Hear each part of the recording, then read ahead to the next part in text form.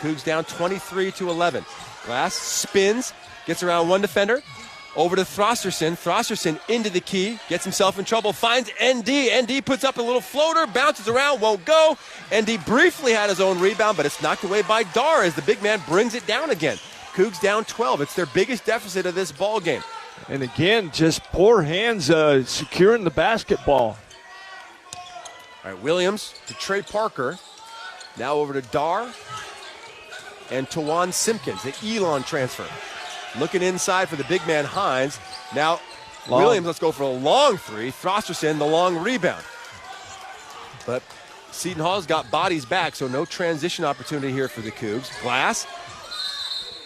We got Hines was tangled up with Okafor, and it's a good thing the big fella gets called for the foul because Ace Glass threw that ball at Okafor's shins, and I think it would have been a turnover had there not been a foul. Jerome Morton's going to check back into the ball game here as Parker Garrett takes his seat. He missed his first two shots, but he provided a little bit of a defensive spark for the Cougs as well.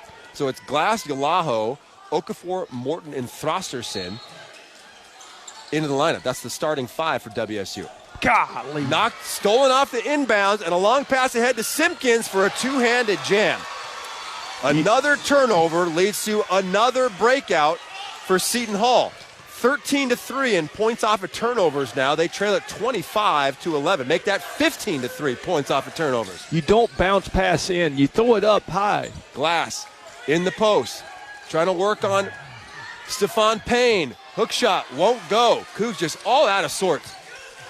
Williams comes away from some full court pressure. Now gets it ahead to Parker. Parker's going to back it out, and Seton Hall will set. Yeah, we're they're being more aggressive than us. Cougs have only 4 field goals through more than 12 minutes of play, shooting 31%. Simpkins inside to Payne. 2 on the shot clock. I don't know if he knows it. Nope. Offense. They call an offensive foul first with the shot clock winding down. So if there is one positive development here so far, it's that 2 of their big men, Parker and Hines, each now saddled with 2 personal fouls with 7:25 remaining here in the first half. The Cougs trail it 25-11 in the third place game in Maui. We'll be back with more on the Cougar Sports Network. As proud Cougs, we always find our way back home. At McVay Brothers, we want to help all Cougs improve the value of your home. Hello, I'm Mike McVay from McVay Brothers Roofing, Siding, and Windows, a proud supporter of Cougar Athletics. The team of professionals at McVay Brothers take great pride in helping our customers remodel their homes with new entry doors, rain gutters, siding, roofing, and windows. At McVay Brothers, we're working for you. RV buyers, it's a fact. Valley RV Supercenter is America's #1 volume Jayco store. And as their volume leader, Jayco keeps them supplied with all the models. Let's just say they have what you're looking for. Jayco Class A, B, and C motorhomes, fifth wheels, toy haulers, and travel trailers, including the best-selling trailer in the world since 2005, the Jayco J-Flight. And they all come with the best warranty in the industry. Go see them in Kent or visit ValleyRVSupercenter.com, where journeys begin. Toyotathon is on, and there's no better way to get in the spirit of the season than with a new Toyota. Now through December 1st, get 3.99 APR financing on remaining new 25 RAV4 gas, or lease a 25 RAV4 LE gas with all-wheel drive for $289 a month for 39 months with $39.99 due at signing. With approved credit through TFS, tax, title, and license extra. A negotiable doc fee of up to $200 may be added. Call 1-888-48-TOYOTA for details or go to Toyota.com. Toyota, let's go places.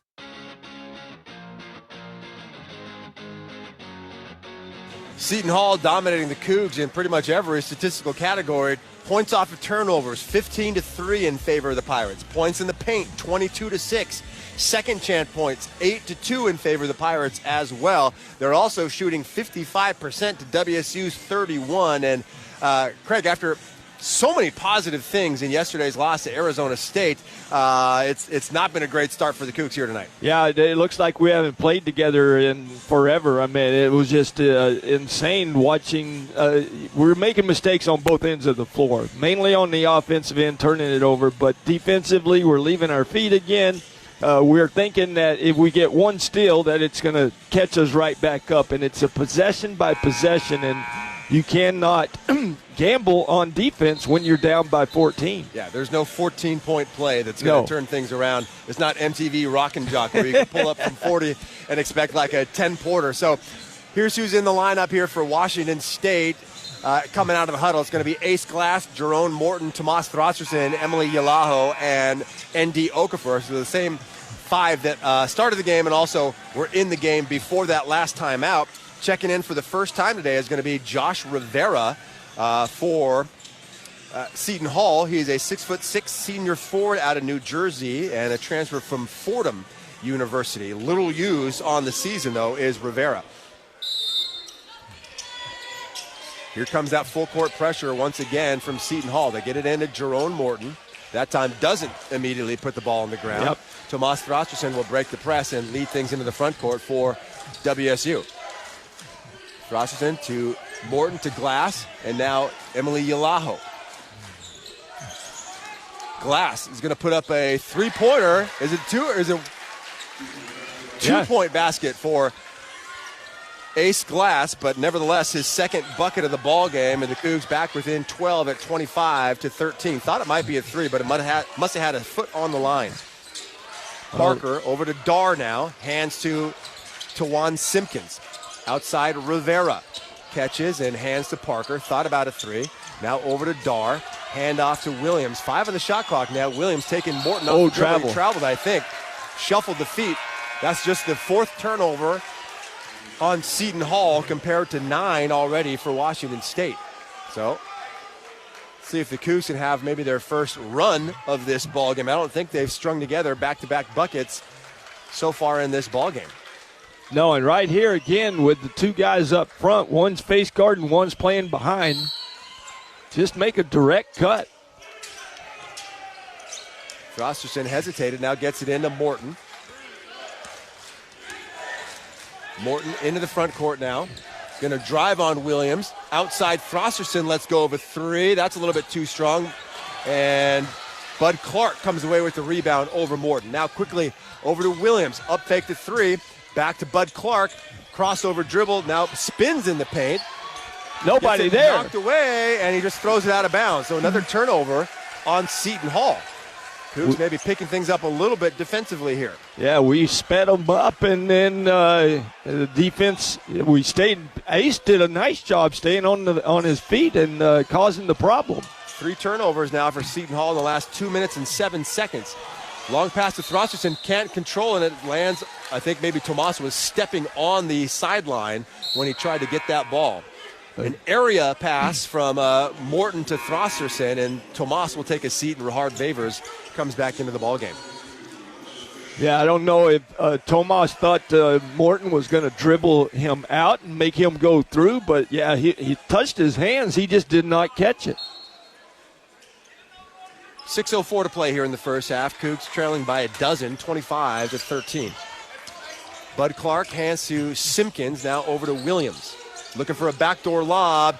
He catches it, lays it up and in, and a foul on Ace Glass.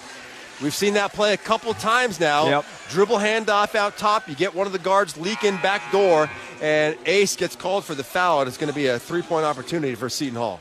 Yeah, like I said, this is all false motion out here on top. And not only that, you're almost 40 feet from the basket. Why are we guarding that far out and having them go back? Because there's nobody on the backside. Right. Glass actually tried to contest for that ball in the air, but as Simpkins caught it, he was able to lay it up and in one motion. He makes the free throw to complete the 3-point play, and it's 28-13. First personal foul on Ace. Cougs only have 3 fouls so far in this ballgame compared to 6 for Seton Hall. Glass all the way to the rim, lays it up high off the glass and gets it to go. He's got 6. He's the Cougs' leading scorer. They still trail by 13 here, 28-15 though. And we heard Coach Riley say the first night after beating Chaminade, you attack pressure, and that's exactly what Ace Glass did. Cougs have been averaging 92 points per contest in this tournament so far.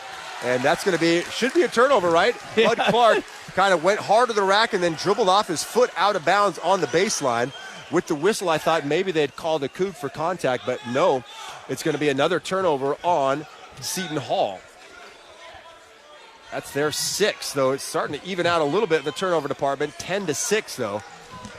WSU still with more turnovers committed. Here's Morton trying to work on Clark. Through a double team. Reverse pivot. Has nowhere to go outside the glass. 18 on the shot clock for Ace. High hedge from Fisher, and he's going to get called for a reach. That's a good rescreen use by Ace Glass. Came off the first screen, didn't have it, turned around. ND was still there, and he uses the other side to screen. And the Cougs, the first team in the bonus there, is at 17 fouls on Seton Hall.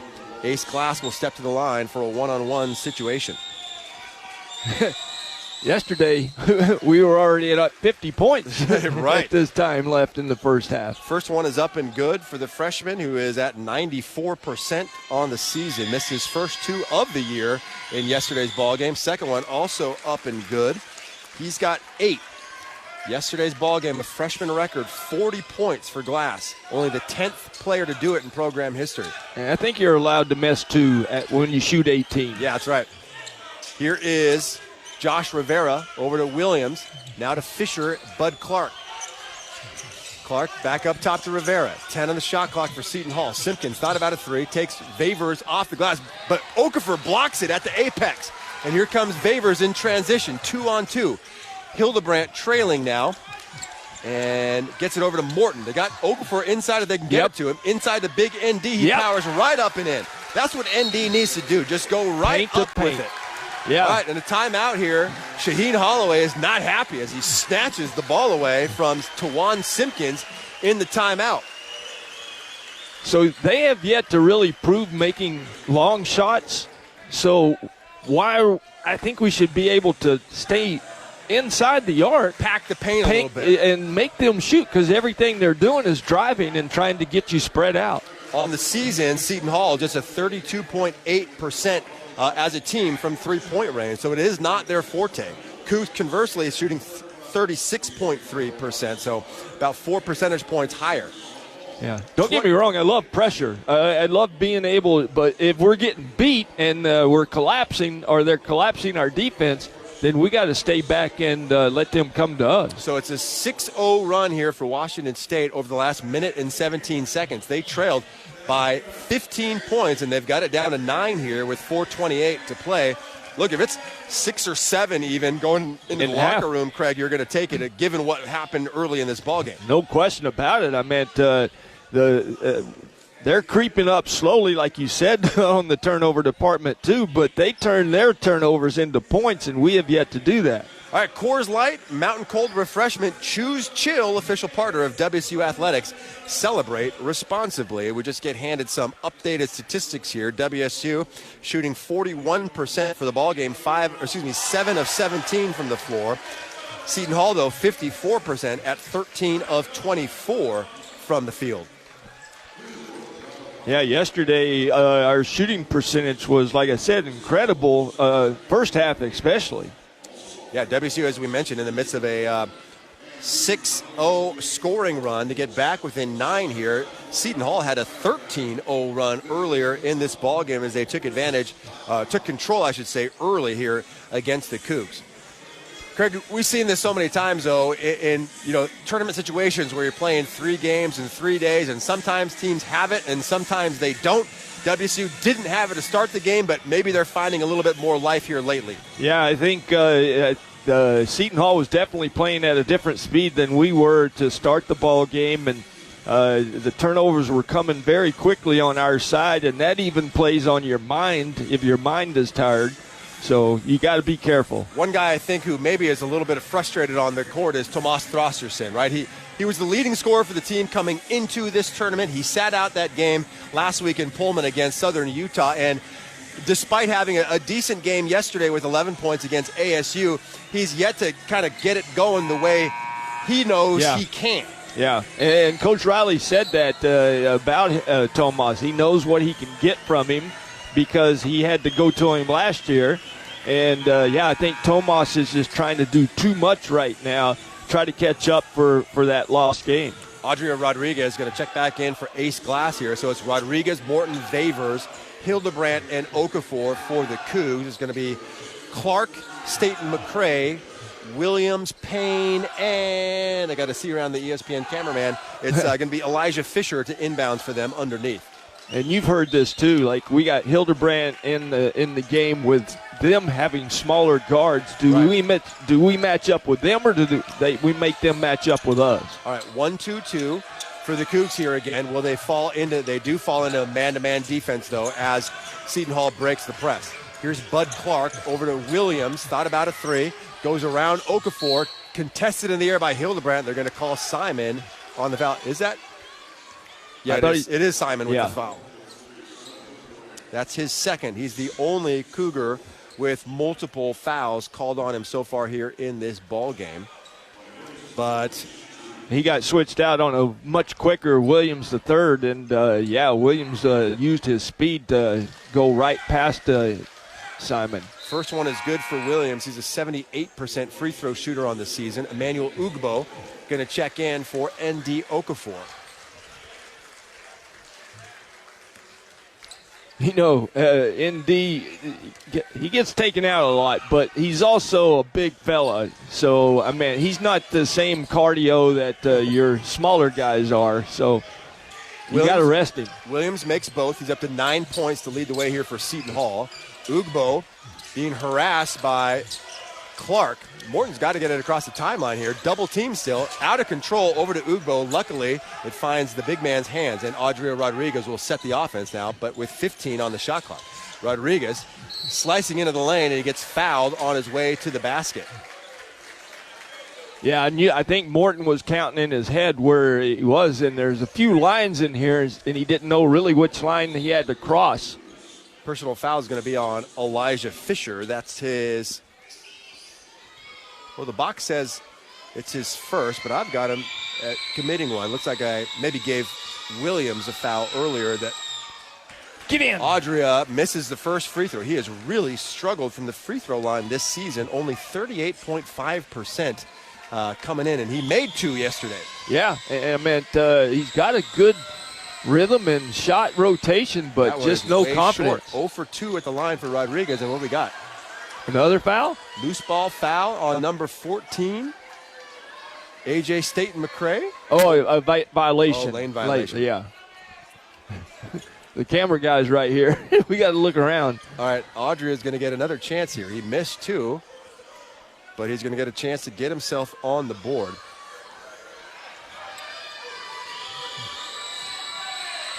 And the next attempt is up and good. So Adria's first point of the ball game. It is 30-20. You know, the mark of a good free throw shooter always finishes on his toes. Yep. And that time, Adria did finish on his toes. Cougs down by 10, 3:38 to play here in the first half. Cougs switching everything up top, and that means Hildebrandt now guarding the much smaller Bud Clark. Staten McCray lets go of a three, and he knocks it down. He's got 9 points now, tying Mike Williams for team-high honors. It's 33-20. Vavers lets go of a deep three, and that goes.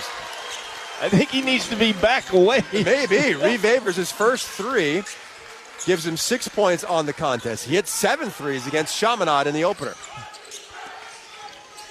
33-23, each team trading threes on their last possession. Bud Clark outside. Staten McCray, step back three over the outstretched arm of Vavers. That won't go. Hildebrandt with the rebound.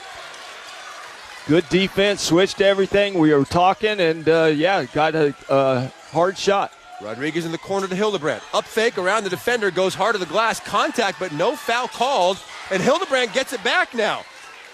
Ugbo to Vavers, left open at top of the key. Another three for Reed. And the Cougs showing some life here. 2 threes by Reed Vavers, and they're back within 7 at 33-26. And this is exactly what we did against the Silver Swords. Reed came in and knocked down threes to change our mind. Cougs have trailed by as many as 15. They're only down by 7 right now. Bud Clark off a screen from Payne. Trying to work on Ugbo. Skip pass over to Williams. Good. Knocked away by Rodriguez, but off Rodriguez's hands. It looked like it might have hit Williams' foot on the way out of bounds. They say no. Garrett and Throsserson check back in for Rodriguez and Morton. And when you're asking your big guys like Hildebrandt and Ugbo to guard the guard, That time, Ubo did a really nice job being aggressive but containing. Clark down the lane.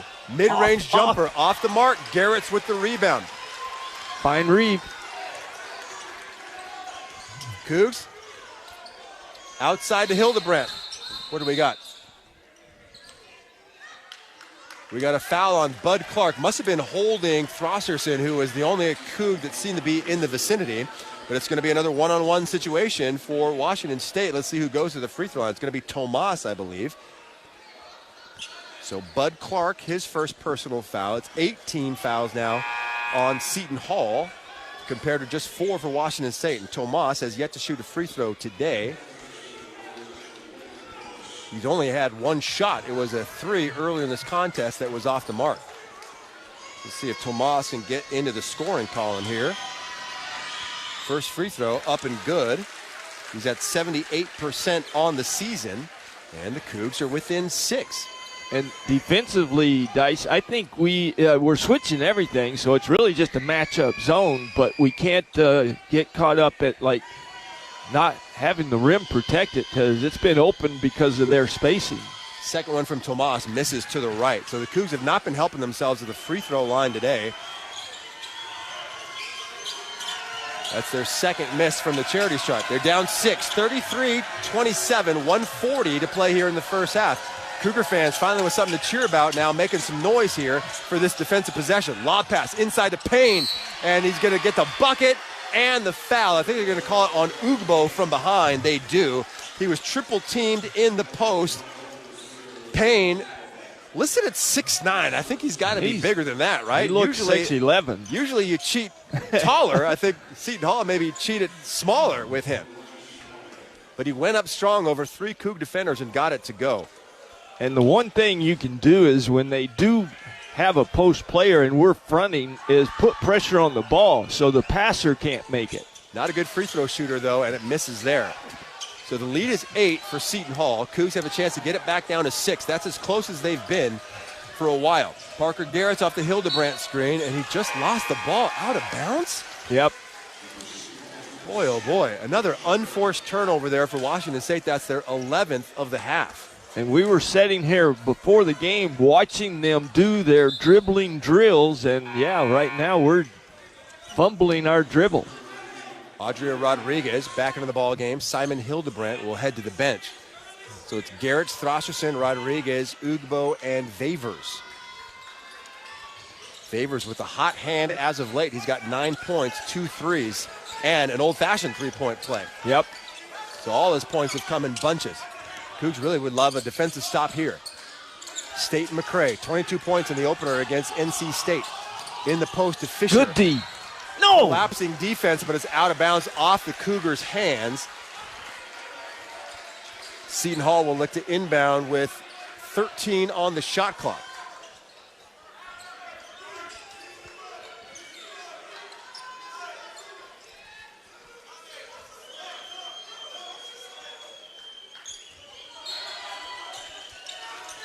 Clark to inbound. Screen the screener. They get it right to Fisher, cutting down the lane on the screen. The screener play. Cougs fell asleep. That's one of the older plays in the book. Yeah, and you jump out on the guy that's going away from the rim. Ugbo outside. Favors lets go of a 3. That's off the mark. Garrett's battling for it, but Clark comes down with the rebound and throws a long pass ahead to Williams, who saves it Yannick Noah style between his legs. Adrian Rodriguez now into the front court. He can go all the basket if he can. Won't go. Gets his own rebound, though, and now will back it out. So 31 seconds here. Cougs would love a bucket on this possession. Up top, Ugbo. Up fakes Rivera. Now gets into the paint, puts up a little bit of a floater. Too strong.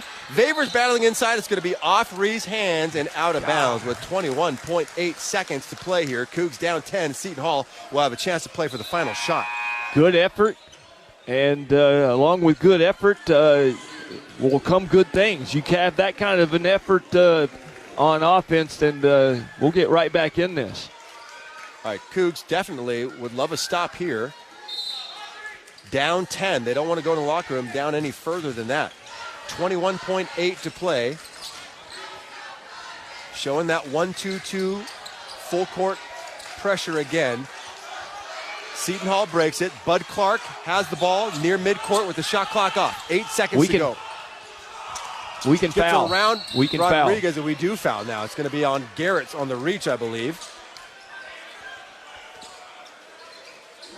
Yeah, they're not in the bonus, so we can. Right. Good call. 6th team foul for Washington State. First on Garrett's. So 3.9, no gambles. Got to talk on defense here on the out of bounds underneath. Yep. Lob pass to Payne, won't go. Batted around. Shoot it. Okafor's got it. Can't get a shot off before halftime, but the Cougs come up with a key defensive possession, and they're going to the locker room trailing by 10. They did trail by as many as 15, Craig, so even though they had it down to 6, it could have been worse. Yeah, it could have been a lot worse, and the way we started the ball game with all those turnovers again and empty possessions, boy, we shoot ourselves in the foot. All right, the halftime show's coming up after this. Cougs trail by 10 here in the third-place game at the Maui Invitational. We'll have some of those first-half stats for you on the Cougar Sports Network after this. Hampton and Pullman is just a short drive from the Wazoo campus. They've got you covered for all your lodging and dining needs with the new addition of their on-site bar and restaurant, Crimson Bar and Bites. You will feel right at home with their spacious rooms, famous Hampton waffles, cozy outdoor patios, Cougar gift shop, and the friendliest staff in town. Visit HamptonByHilton.com to reserve a room for your next trip to the Palouse. Coug owned and Coug managed. It matters where you stay. Hampton and Pullman. Hilton for the stay. Toyota-thon is on. Get in the spirit of the season with a new Toyota. Now through December 1st, get 2.99 APR financing on remaining new 25 Tacomas. Excludes TRD Pro and Trail Hunter. Or lease a 25 Tacoma SR5 for $259 a month for 39 months with $39.99 due at signing. With approved credit through TFS. Tax, title, and license extra. A negotiable doc fee of up to $200 may be added. Call 1-888-48-TOYOTA for details or go to Toyota.com. Toyota. Let's go places. Your audio home for all things Cougar Athletics is the Washington State Cougar Podcast Channel. Just search for Washington State Cougars on your favorite podcast platform to follow and subscribe to the official podcast home of the Cougs. Hear our original WSU Athletics podcast, plus replays from the Cougar Sports Network, including football pregame and postgame show coverage, full football game broadcast, and coaches shows. Find it all by searching for Washington State Cougars on your favorite podcast platform to start listening today. Look, I'm not going to tell you how to live your life, but if you're a WSU fan and you haven't switched your phone service to Cougs Mobile, you're passing up a slam dunk. Here's the deal. You get exclusive game day perks, and Cougs Mobile contributes to WSU Athletics every time you pay your monthly bill.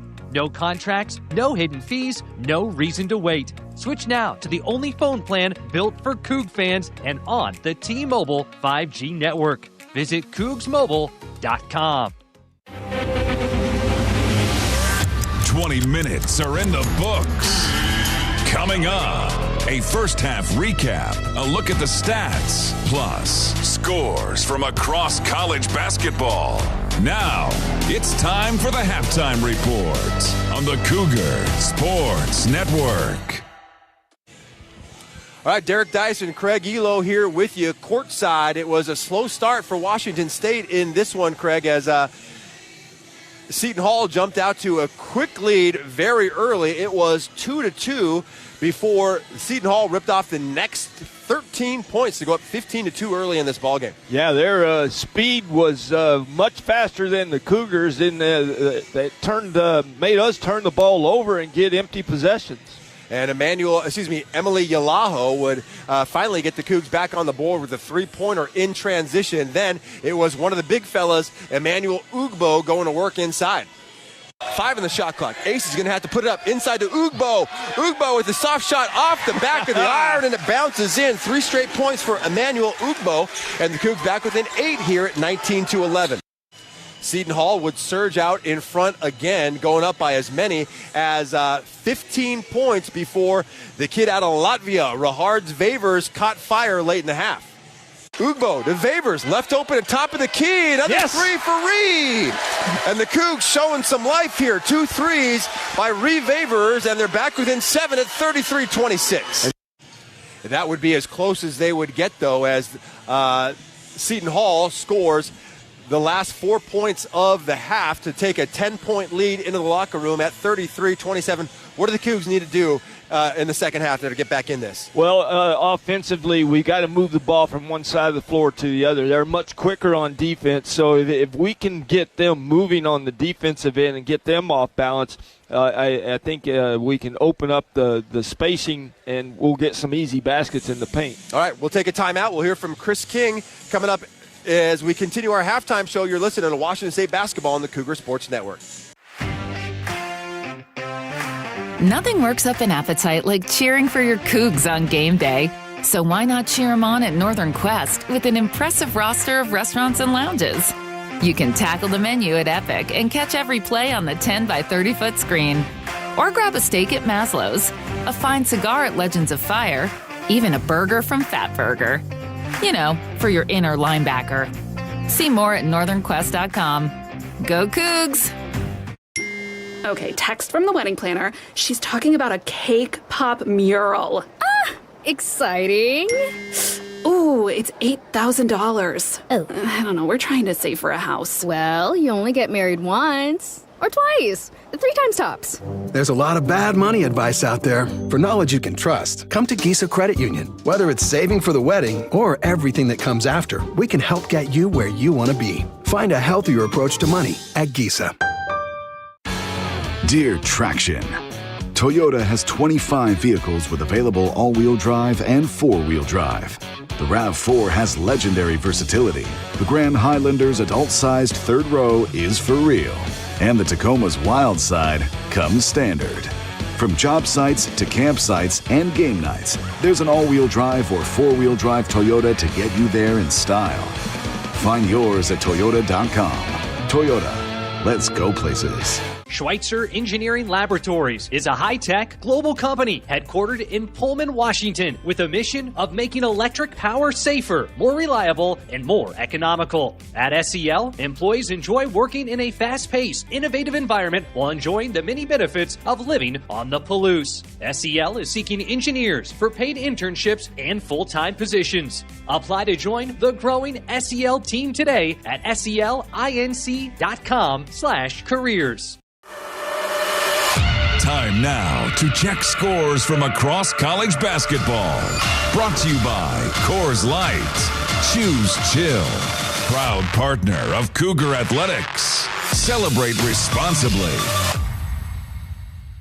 Halftime coverage rolls on. Washington State taking on Seton Hall in the Cougs' third and final game as part of the Maui Invitational. Chris King joining you with the Cougar Sports Network update, and it is a busy week for our coverage. It's not just hoops today. We'll have the Cougar Football Hour later tonight from 6 to 7 Pacific Time. Our final edition of the Cougar Football Hour of this season will take place live from the Lumberyard in downtown Pullman. Of course, we'll be joined by the head coach of the Cougs, Jimmy Rogers. We'll recap last week's tight loss to top 25 ranked James Madison. Then we'll look ahead to what's coming up on Saturday, Senior Day, Oregon State the opponent. Of course, for the Cougs, you win that game, you become bowl eligible. That's a big one. So we'll have that preview with Jimmy Rogers on the Cougar Football Hour. Also joining us this week, GM of the WSU football program, Ricky Ciccone, stopping by, and senior defensive end Buda Paletti, a guest as well. You can listen in right here on the Cougar Sports Network. Multiple ways to follow along. If you can't listen in live, you can stream the audio live or on demand through the WSU Cougars Game Day app. It's a free app.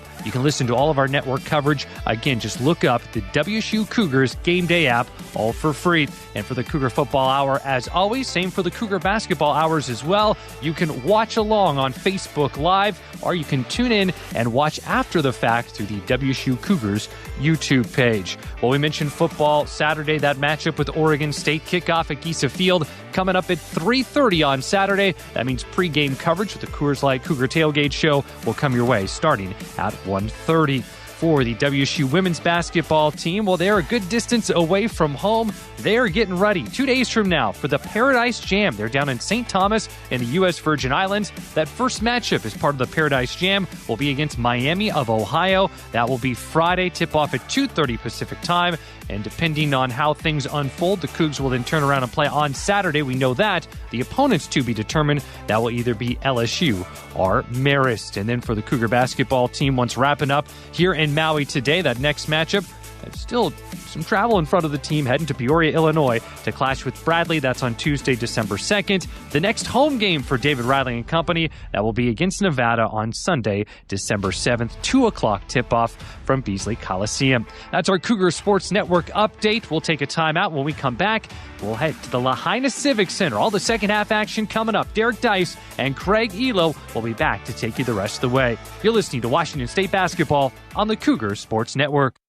Download the WSU Cougars mobile app today, which features the latest news. Plus, it's your way to stream all of our Cougar Sports Network radio broadcasts. Listen to Cougar football, volleyball, men's and women's basketball, baseball game broadcast, plus coaches shows, all for free with WSU Cougars Game Day app. Take our broadcast with you wherever you go. Available now by searching WSU Cougars Game Day in the Apple App Store or Google Play. Get game day ready at Rosars. Rosars is a proud sponsor of WSU Athletics and your headquarters for keeping snacks stocked up for game time. You'll find the largest craft beer selection, local and imported wines, and all the makings for your favorite cocktails. And while you're there, stock up on your favorite deli snacks, pizza, rotisserie chickens, and ribs. Don't just watch the game, experience it with your favorite game time foods. Get game day ready at Rosars. This Washington State University sports broadcast is brought to you in part by Pullman Regional Hospital, the official hospital of Washington State Athletics. Rural communities face unique healthcare challenges. By providing hands-on opportunities for WSU students in health sciences, nursing, pharmacy, and the LSNS Floyd College of Medicine, Pullman Regional Hospital is helping to shape the future of local healthcare. Learn more at pullmanregional.org. Pullman Regional Hospital and Washington State, partners in excellence. As proud Cougs, we always find our way back home. At McVeigh Brothers, we want to help all Cougs improve the value of your home. Hello, I'm Mike McVeigh from McVeigh Brothers Roofing, Siding, and Windows, a proud supporter of Cougar Athletics. The team of professionals at McVeigh Brothers take great pride in helping our customers remodel their homes with new entry doors, rain gutters, siding, roofing, and windows. At McVeigh Brothers, we're working for you.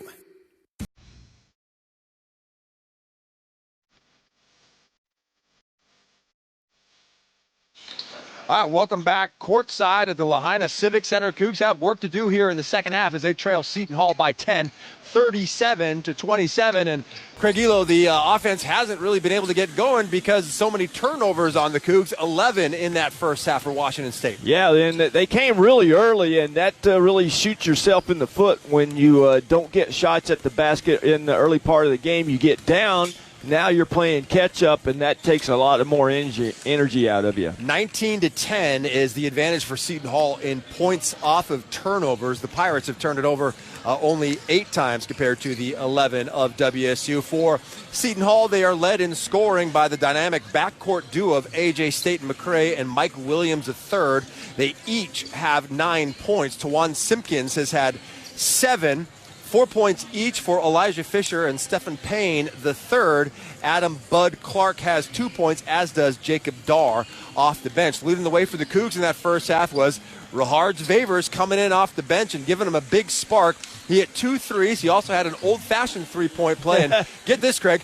The Cougs in three-point plays on the season are 14 of 14. So that means every time they've made a basket and gone to the free throw line, they've made the ensuing free throw. A kind of a weird but fun stat for Washington State. Yeah, man, that means that we just can go inside and get more of those. Ace Glass III has 8 points for the Cougs, coming off that 40-point game yesterday. Nobody else has really been able to get going. Emmanuel Ugbo, Emily Yalaho have 3 points each. N.D. Okafor has 2. Tomas Throsterson has 1 point coming at the free throw line, and Audrey Rodriguez also has 1 point at the free throw line. Simon Hildebrandt and Parker Garretts have played but have not scored. The Cougs, not a great shooting percentage, 39% overall, 27% from 3, and then 67% from the free throw line.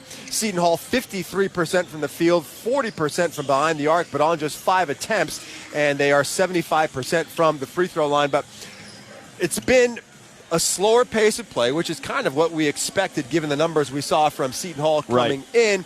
The Cougs have got to continue to buckle down on defense, but also find some more success on the offensive end. How do you think they do it? Yeah, well, we do the way that Coach Riley has the first break, part of the break is look at the post, make sure that you can't go into him, then there's staggered screens, and we got to set better screens because that staggered screen on the offside will either occupy everybody at the top or we can dump it into the post who's running block to block, and we have yet to do that. All right, one more timeout. We'll be back with second half action after this on the Cougar Sports Network. Whether you're cleaning up to host a backyard game day party or just powering through your fall projects, you can count on the performance of Steel. From blowers to chainsaws, Steel tools are built to go the distance. With legendary quality and real dealer support, you'll find the right tool and the right team for every job. Steel, proud supporter of your Washington State Cougars. Coors Light is cold lagered, cold filtered, and cold packaged for a smoother finish. It's got that crisp, refreshing taste that makes every moment cheering on your team even better. Plus, the mountains on the bottles and cans turn blue when your beer is Rocky Mountain cold. So you never have to guess if your Coors Light is ready to drink. So crack one open, take a sip, and enjoy the game. Coors Light. Choose chill. Celebrate responsibly. 2024 Coors Brewing Company, Golden, Colorado. Brown family honors the legacy of founder Andrew Brown's late grandfather, William Bittner Brown. Every decision made from farm to glass reflects their commitment to premium Northwest wine and spirits. Whether you're visiting one of Brown's tasting rooms or opening a bottle in your own home, Andrew and his wife, Courtney, welcome you to their extended family where good friends, good food and wine, and good times are always on the agenda. Stop by one of our tasting rooms, Spokane, Walla Walla, Seattle, Bellevue, Tacoma, or Portland, and get 20% off a glass this season when you mention WSU. On game day, Pullman heads to the Lumberyard Food Hall. Enjoy burgers and drinks from Timber, island favorites from Island Grill, and bold Colombian flavors from Mi Rinconcito Colombiano. And when the sun goes down, dancing every Friday and Saturday night, 18 and older after 10 p.m. There's something for everyone at the Lumberyard Food Hall in downtown Pullman.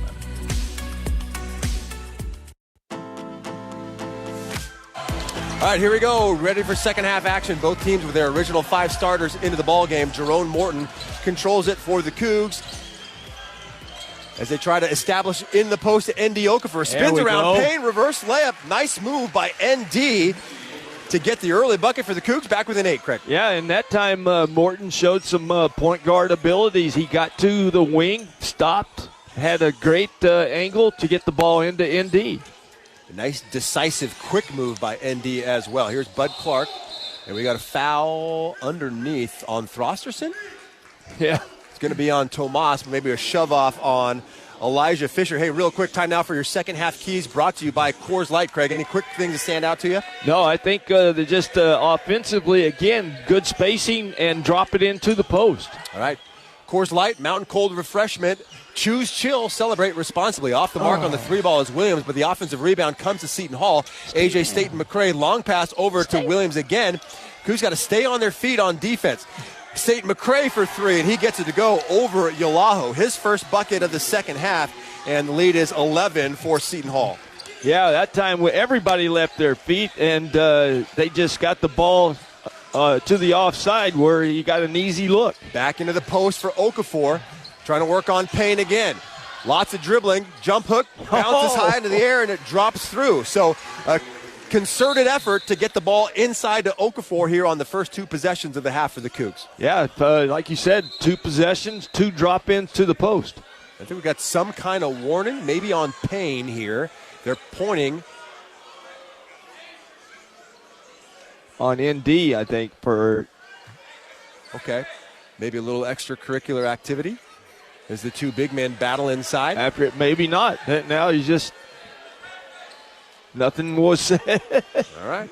No explanation. Cougs down 9 here, 40-31. We've played 70 seconds of this second half. Inbounds to Clark. Cougs kind of showing token man-to-man pressure. Clark, a 5'10 junior guard out of Philly. Now hands to Staten McRae. Around Throsterson. And ND had good position on the help side defense. He didn't have to swing at it, but he did, and he gets called for the foul. That's his first.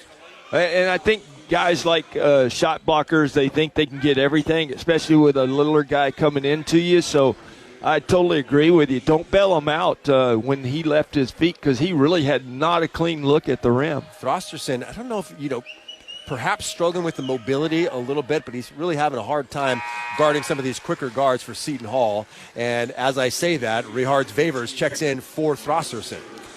And I agree with you. I'm watched Tomas on defense, and he's standing way up strong or high. And when you're guarding somebody smaller and quicker, you got to get down and low. Second free throw is off the mark, but Yalaho and Okafor, as they battle for the rebound, it bounces off them and out of bounds.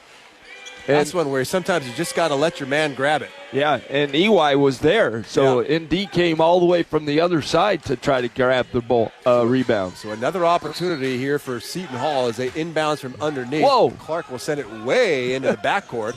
About a 70-foot baseball pass. 18:30 to play here in Maui. Cougs trying to leave with a third-place finish in this tournament. Clark, lob inside, knocked away by the Cougs. Favors has it, and will now needs to find a guard. He hit it to Okafor. Now Okafor with a head of steam into the corner. He's going to try to back down on Payne and go to work here once again. Outside to Ace Glass. Ace rises for three, rattles home.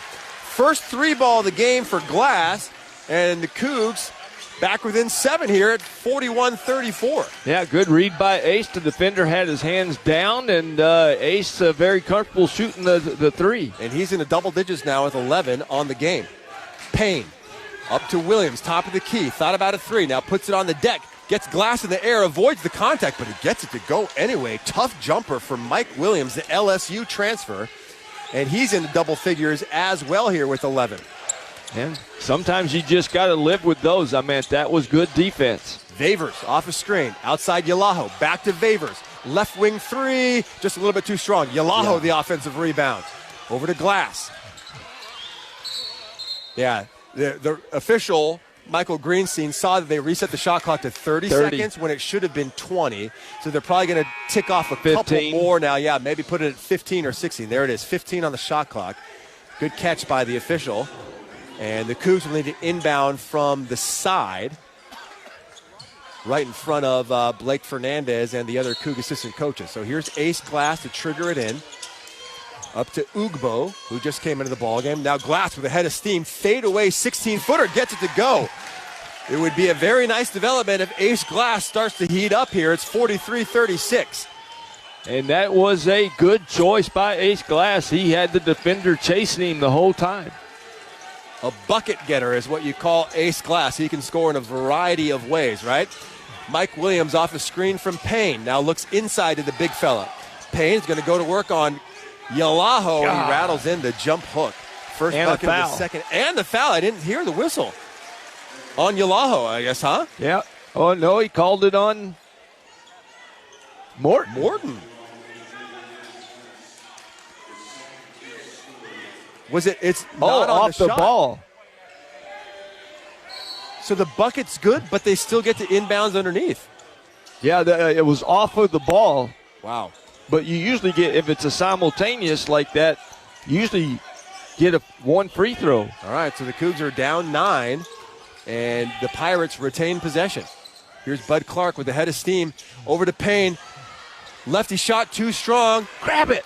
Favors didn't know where it was, and then on the loose ball, Bud Clark gets whistled for the fall. It kind of trickled right behind over Ree's shoulder, and he didn't know where the ball was for a second, and then when he turned around to grab it, Clark was there for the reach. So a foul on Seton Hall. That's their first of the half. Glass trying to work on Mike Williams. Up top to Yalaho. Backward to Glass now. Glass off the screen. Gets around a double team baseline, still dribbling. Ugbo sets for three. That won't go. Yalaho with the offensive rebound. Who's the foul on? EY? Yep. Yeah, it's got to be on EY. Battling inside. All right. That is the first team foul for EY. Long pass ahead there for Staten McCray. And takes Morton right to the rack for 2. A.J. Staten McCray up to 13 points in this ball game to lead the way for Seton Hall. The Cougs now back down by 11. They had it down to 7 just moments ago. Can't give up the middle. Vavers drives, left-hand layup, and good. Reeve Vavers only scores buckets in bunches. He only likes the three-point variety, whether it's from behind the arc or drawing contact going to the rim. Ree will have a free throw coming when we return from the break. It's 47-38. Seton Hall with 15:42 to play here on the Cougar Sports Network.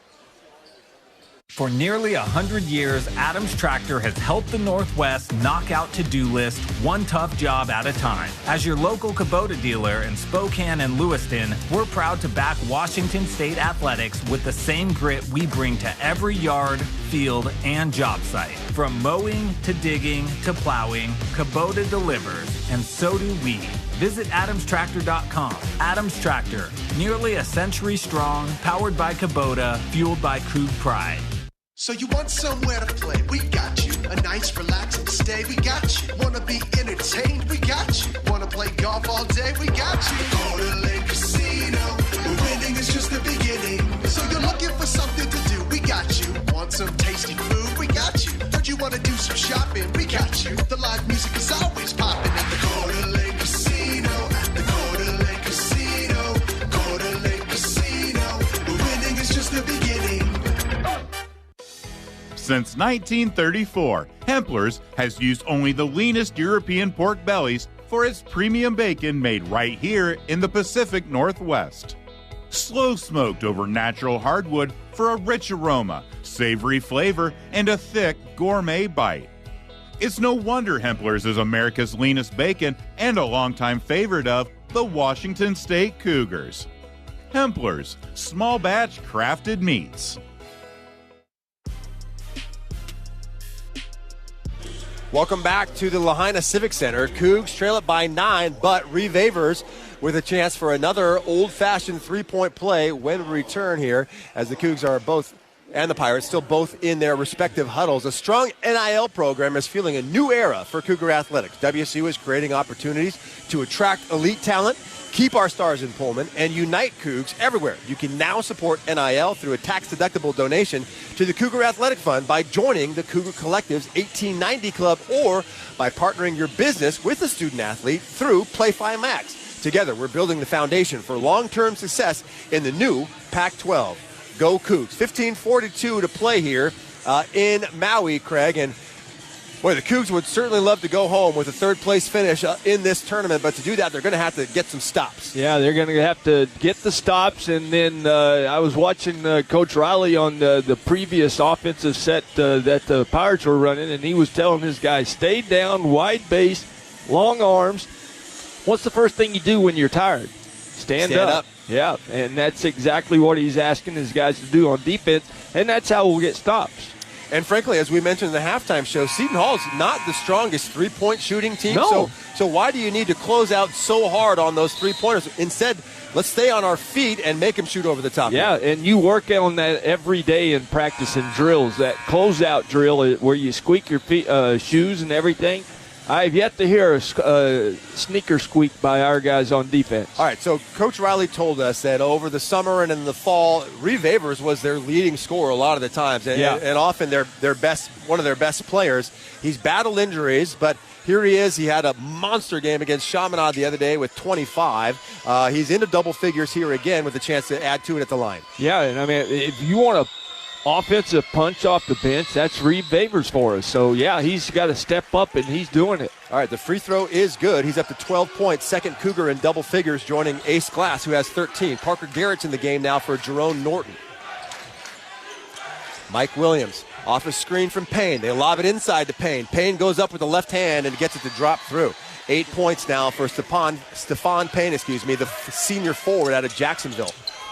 Glass loses the ball momentarily. Now he's got Ugbo on the right wing. Mismatch. He's going to try to back down on Trey Parker here. Now skip past the Yalaho in the corner. Yalaho spins, gets off his feet, found Ugbo, but too strong on the pass. It's out of bounds off of Ugbo's hands.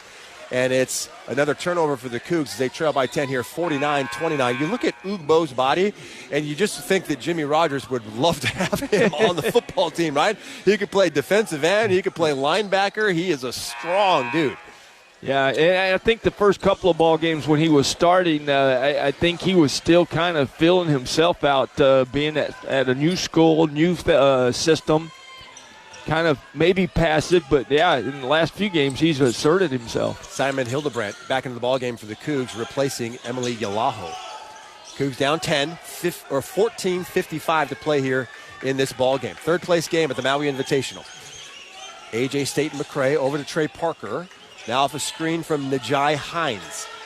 Over to Staten McCray. Deep left wing three, and he hits it. If there's one guy you do need to run out to in the three-point line, it's that guy. And he hits another one for Seton Hall. And Staten McCray now up to 18 points. Reeve Avers lets go of one from deep. Parker Garrett's battling for the rebound. How about another offensive rebound here for the smallest guy on the court? Outside to Garrett's now. Off a screen from Ugbo. Ugbo will think about a three. It's blocked by Hines. Gets it back, though. Garrett's with 9 on the shot clock. Skip pass over to Audrey Rodriguez.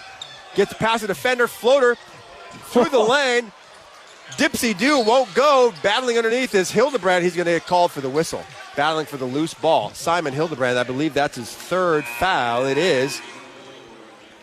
And it's going to be the fourth team foul here on the Cougs. Yeah, Parker hustling, and most of the time your point guard's not going to be blocking out the guy he's guarding. And, Parker taking advantage of that and getting his extra possession. Cougs showing that 1-2-2 full court press here once again. Seton Hall took about 9 of their 10 seconds to get it across the timeline. Here's now Simpkins over to Fisher, up top to Parker. And we got a offensive? No, they're going to call Ugbo for fighting for a shove. I thought it might be another offensive moving screen on Hines. Cougs down 13. They've trailed by as many as 15. They certainly don't want it to get back to that point. And so Simpkins gets it in now to Trey Parker. Over to Fisher. Back to Simpkins, being guarded by Parker Garrett. Back into the post for Fisher. Tried to get Hildebrandt off his feet, can't do it. A.J. Staten McCray nowhere to go with it. Loose ball on the ground. Hildebrandt fighting for it. He's got it momentarily. No, it's knocked away by Hines. Everybody's scrambling for it, and that's a shot clock violation. So it works just the same. Turnover on the Pirates. Yeah, boy, what a scramble underneath there. That ball was loose for about a good 6 seconds. And that time Hildebrandt stays down and doesn't go for the shot fakes. And it works to perfection. He got the ball right between his legs. He couldn't gather it, but, ball on the floor, shot clock. Cougs stuck at 39 points here. They've been averaging 92 for the tournament. Audrey Rodriguez over to Emmanuel Ugbo.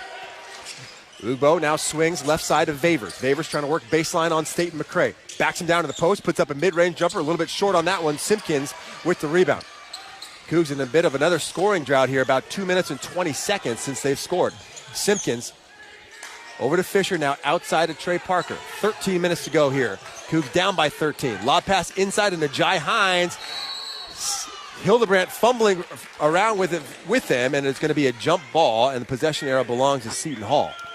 Good rotation, though. The pass came from the top, and Hildebrandt went on the pass and was standing right there when Hines caught it. Parker's going to inbounds from underneath. Cougs going to need some stops to get back into this ball game.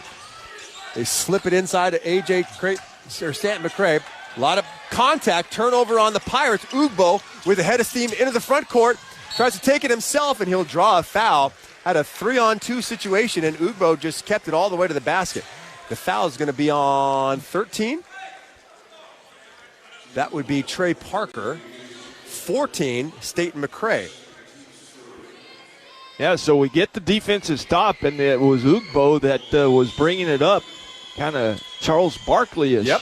Yeah, coast to coast. He'll go to the line here for a pair. First one by Ugbo is up and good. He's got 4 points, 2 of them coming off the free throw line. Remember, Ugbo missed the opener of this tournament because he hurt his ankle in last Wednesday's game at home against Southern Utah, but he came back last night against ASU, played 14 minutes, and scored 5 points. He'll have 5 points again tonight if he can make this free throw. And it is up and good for Ugbo. And the Cougs within 11 here, 52-41, showing that 1-2-2 press again. Pirates get it across the timeline now, 12:35 to play, 52-41 Seton Hall. Simpkins and over to Trey Parker, off a screen from Hines, slips to the basket, up strong on Hildebrandt, gets it to go. Najai Hines, his first points of the ball game. He set the high screen, slipped to the basket, they found him for the bucket. Rodriguez over to Ugbo. Now to Rihards Vavers. Up top to Parker Garretts, to Rodriguez. And they find Ugbo inside. They don't get it to him. 12 on the shot clock now. Garretts got away with the travel, actually. Vavers now trying to penetrate baseline. Inside to Ugbo. Up fake. He's got to go up with it and won't go. Garrett's battling for the rebound, but Hines comes away with it. So an empty possession for the Cougs. Long pass ahead to A.J. State and McCray. Draws some contact. Now we'll kick it out to Hines. Hines is going to leave it for Trey Parker. Shaheen Holloway saying, slow down. Let's set the offense. 16 on the shot clock for Seton Hall. They lead it by 13, 54-41. 11 and a half minutes to play here in Maui. Now 6 on the shot clock. Seton Hall in no hurry. Inside to Hines. It hit him right in the nose. He's going to go to work off of Hildebrandt and gets it to go right at the shot clock. Back-to-back buckets for Najai Hines. And Seton Hall goes back on top by 15. We've got our under 12-minute timeout. Cougs, are they reviewing? Whatever the case, we're going to take a timeout anyway. You're listening to Washington State basketball on the Cougar Sports Network. Toyota-thon is on. Get in the spirit of the season with a new Toyota. Now through December 1st, get $2,000 customer cash on new 26 Tundras. Or get 2.99 APR financing plus $1,000 TFS APR cash. With approved credit through TFS, excludes TRD Pro. APR cash must be applied to deal. Plus, you get 2 years no-cost maintenance. A negotiable doc fee of up to $200 may be added. For complete details, go to Toyota.com. Toyota, let's go places. On game day, Pullman heads to the Lumberyard Food Hall. Enjoy burgers and drinks from Timber, island favorites from Island Grill, and bold Colombian flavors from Mi Rinconcito Colombiano. And when the sun goes down, dancing every Friday and Saturday night, 18 and older after 10 p.m. There's something for everyone at the Lumberyard Food Hall in downtown Pullman. Coug fans, don't miss a single play this season while camping on the Oregon coast, in the Sonoran Desert, or in the wilderness of Yellowstone in an RV from Valley RV Supercenter. Valley RVs can come with all the technologies you'll need so you never miss a down, wherever you are. Better yet, why not work on your pregame skills at an away game or in the Palouse, where tailgating was perfected. We're a proud Coug supporter. Come see us in Kent or at ValleyRVSupercenter.com, where journeys begin.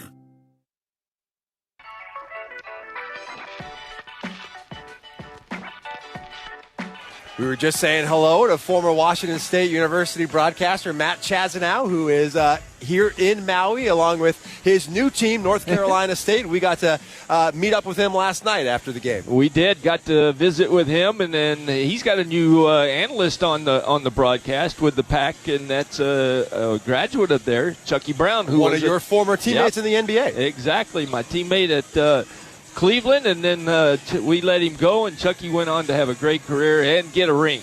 Well, ready to book your next global getaway? Earn more rewards more often with Atmos Rewards by Alaska Airlines and Hawaiian Airlines. It's the #1 airlines reward program, according to U.S. News and World Report, and your invitation to explore over 1,000-plus global destinations. You and I will both be headed back using Alaska Airlines to get back to the mainland after this ball game. But Craig, Seton Hall, 5 of their last 5 from the field. Cougs, 0 for their last 5. They had it down to 6. It's now back to 19. Yeah, and then on that last possession, too, we're very close to a shot clock violation again, so our defense is doing well, but we got to get better at getting stops and turning our offense on. And they were reviewing that play to figure out if Najai Hines got the shot off before the shot clock expired, but it looks like they will keep the points on the board. So the Cougs still trail 56-41 here with 11:18 to go in this third-place ball game at the Maui Invitational.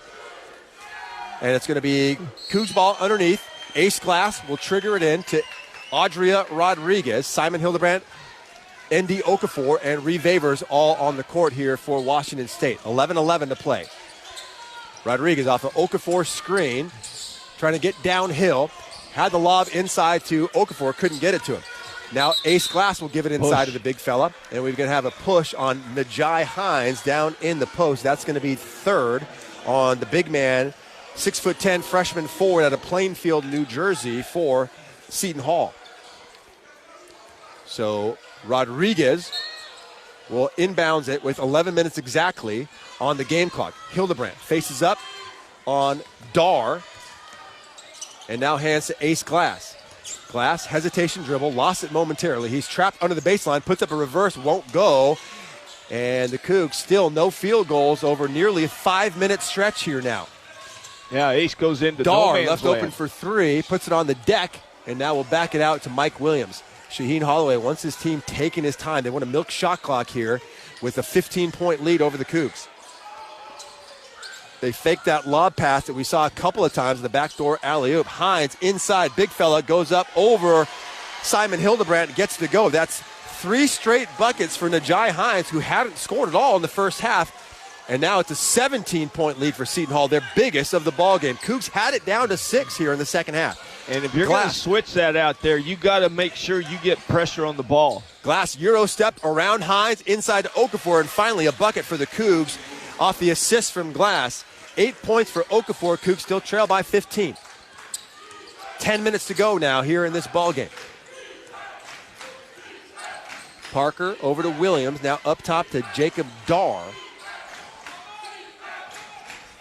Now it's Parker barking out instructions. He gets Simpkins on a slip to the hole. And a foul. I think it's going to be on ND. The big fella trying to block the shot. And that's going to send Simpkins to the free throw line. Foul actually was on Hildebrandt, not Okafor. That's the 4th on Simon. Haven't been able to get Hildebrandt really going at all in this ball game, Craig. No, and I meant when they come off the bench with Hildebrandt, he's usually playing against quicker and faster guys, and he has a little bit of a trouble with that. Now, if he gets physical with the big guys, that's his ball game. Yeah. First one is good by Simpkins, the Elon transfer out of Brooklyn. Second one now up, and that will rattle home. So he's up to 9 points in the ball game. The lead is back to 17, 60-43. 9:38 to play here in Maui. And Yalaho back into the ball game for Reeve Avers. Here's Glass. Been held in check with 13 points, and he draws a foul here on Trey Parker from about 30 feet from the basket. That's going to be the 5th team foul. Seton Hall already in the bonus against Washington State. And they're really good about making the rule clear. I mean, if you're above the three-point line out top and you make contact, there's going to be a foul called. Here's Rodriguez of a handoff from Okafor. Now inside of the big fella, ND spins and puts up a baby hook over Najai Hines, and that's his 8th point here in the second half. ND in a double figures with 10. It's a 15-point ball game. Still time to make a run here, Craig. No question about it, and it all starts on the defensive end, though. All right, Seton Hall running that weave out top, and now here comes the screen from Hines. They get the switch on the big man going to the basket, but they can't get it to him. Now Williams trying to break down Hildebrandt inside to Hines, and he traveled. Yeah, he did. He shuffled his feet as he caught the ball. Michael Greenstein all on top of it, calls the travel. Cougs now have a chance to get a little bit closer here in this ball game. It's 60-45, 8:50 to play. And I like the position that EY had on the post defense. He played behind and was using that just forearm bar to keep him out. Glass off a screen from Yalaho. Terminates the dribble. Now Okafor hands to Rodriguez. 15 on the shot clock. Audria into the lane, reverse pivots. It's knocked away by Parker. Another turnover on the Cougs, and Parker goes in but can't hit the layup. Dar, though, is there for the follow. Turnovers continuing to kill the Cougs. They're down 17. Simon Hildebrandt, corner three, a little bit short, battling for the rebound. They're going to get ND on a push-off, I think, underneath. Yeah. Second foul on ND Okafor. And it's a one-on-one situation here for Seton Hall as they're in the bonus with more than 8 minutes to play in this ball game. Not a good sign for David Riley's club. No, and that was a quick shot. There was no fast break whatsoever, and then a quick shot. And I think Coach Riley was telling Glass to keep your dribble, back it out, and not give it up so quickly. Craig, Case Wynot came in and gave the Cougs some decent minutes in the opener against Chaminade. Hit 2 big threes. He didn't play at all in yesterday's ball game and has yet to play today. Is it just a matter of maybe with Emmanuel Ugbo being back in the rotation, he's the odd man that gets squeezed out? Yep, I totally agree with you. And I think Case is a guy that can put up quick numbers if you need it. But with, like you said, Ugbo back, that's kind of why not seat on the bench. Yeah, Ugbo is on the bench right now as well, and he's tending to his injured right ankle. He's got a brace on it, but you see him on there just kind of doing circles with his ankle to try to loosen it up. Dar's first free throw is up and good.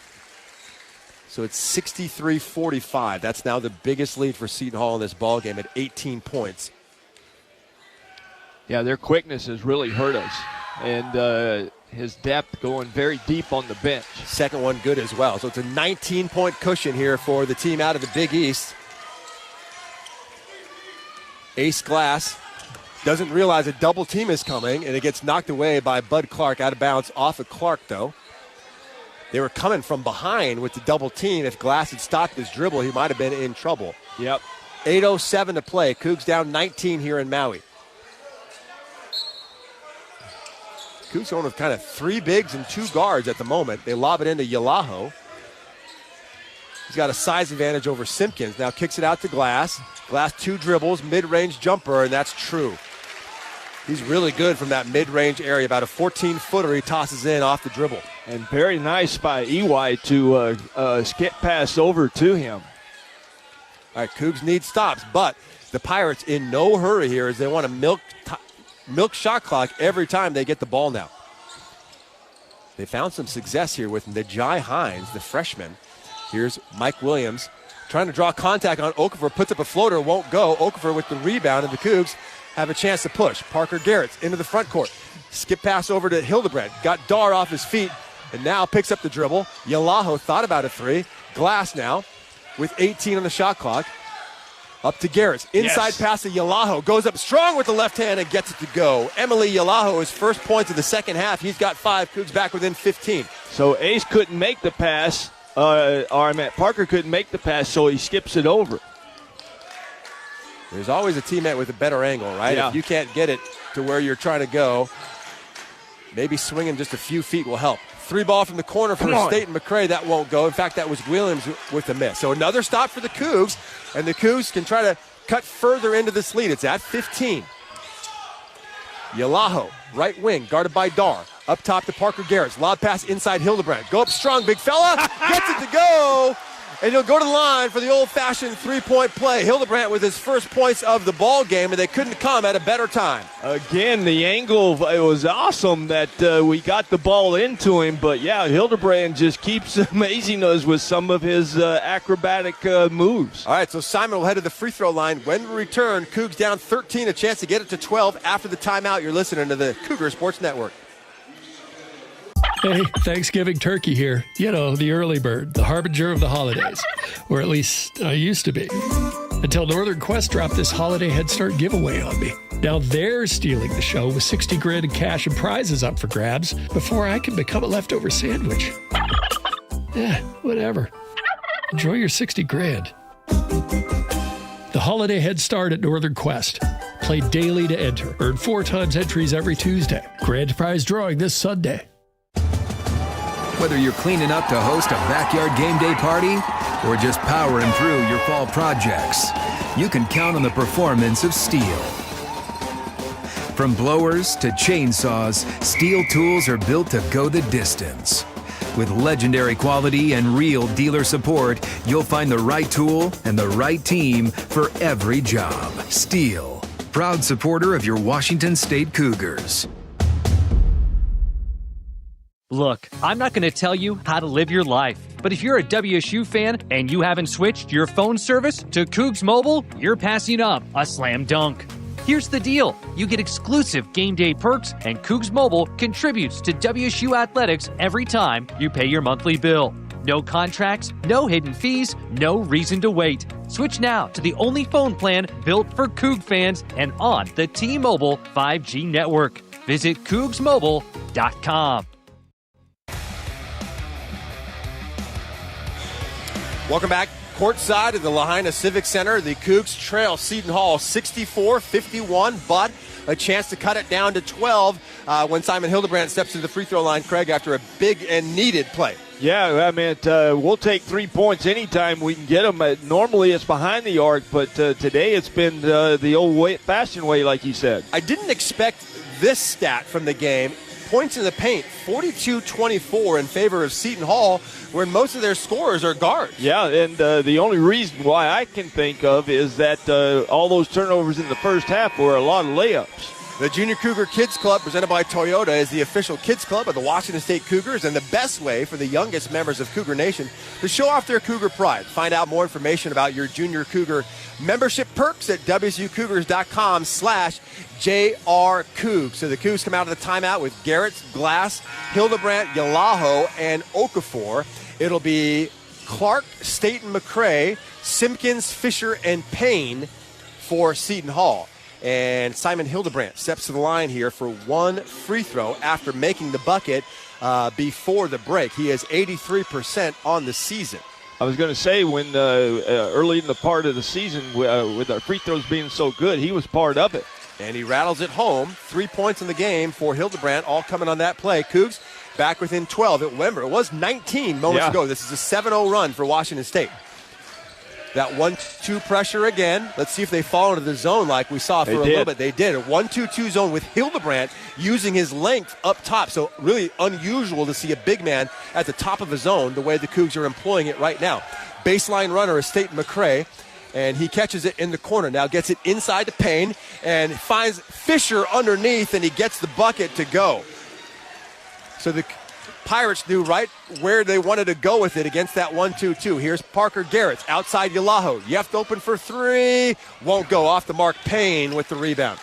14-point lead here for Seton Hall. 66-52. Lob pass inside Staten McCrae. Cougs caught sleeping on defense. You just can't have that, Craig. No, and we are going with three bigs, like you said, and earlier the first two games we were small. Staten McCrae up to 20 points now for Seton Hall. Glass around defenders, loses it out of bounds, but it's going to be off of Tawan Simpkins, out of bounds for the Cougs. But another example of Glass getting a little bit too deep in the paint, and he can't get shots off or even passes off sometimes against those bigs.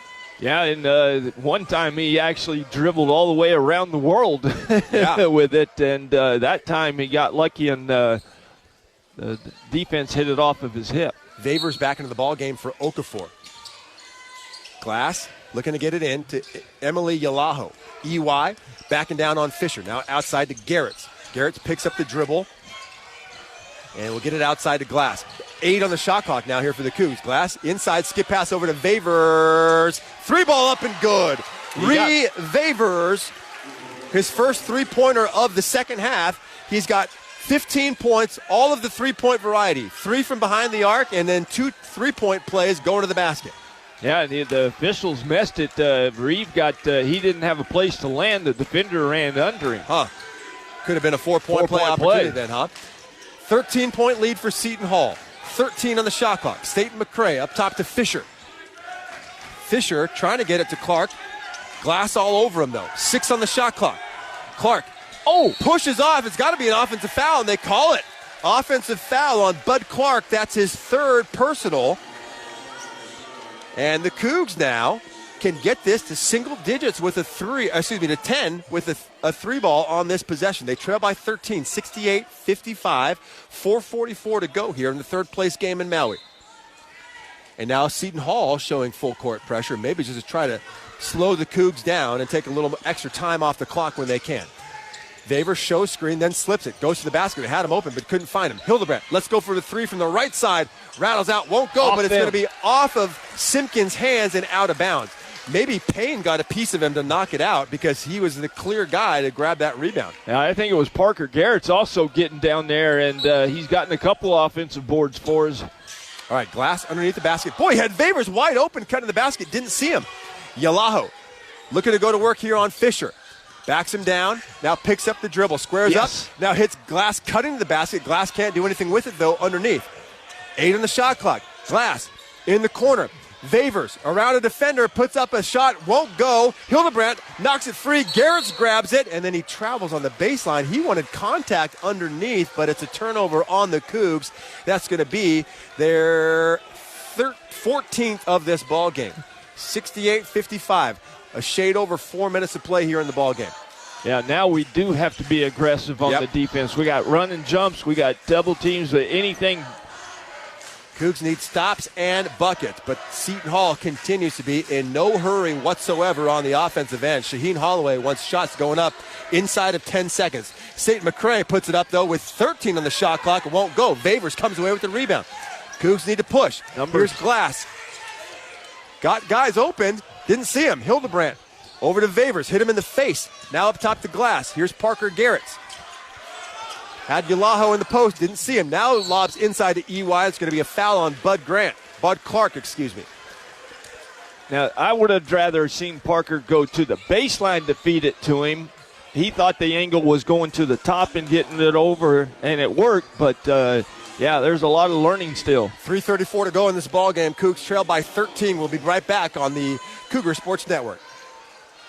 Boost Collaborative is a proud sponsor of Cougar Athletics and is a proud supporter of people with disabilities on the Palouse. For over 50 years, Boost Collaborative has been there to help families and their toddlers meet developmental milestones. For youth and adults with disabilities, Boost provides job placement, on-the-job training, and follow-along support. Now you can play a part in Boost's success through your donations and purchases at Palouse Treasures Thrift Store in Pullman. Boost Collaborative, empowering people with disabilities on the Palouse. Go Cougs!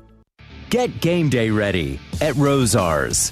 Rosars is a proud sponsor of WSU Athletics and your headquarters for keeping snacks stocked up for game time. You'll find the largest craft beer selection, local and imported wines, and all the makings for your favorite cocktails. And while you're there, stock up on your favorite deli snacks, pizza, rotisserie chickens, and ribs. Don't just watch the game, experience it with your favorite game time foods. Get game day ready at Rosars. Your audio home for all things Cougar Athletics is the Washington State Cougar Podcast Channel. Just search for Washington State Cougars on your favorite podcast platform to follow and subscribe to the official podcast home of the Cougs. Hear our original WSU Athletics podcast, plus replays from the Cougar Sports Network, including football pregame and postgame show coverage, full football game broadcast, and coaches shows. Find it all by searching for Washington State Cougars on your favorite podcast platform to start listening today.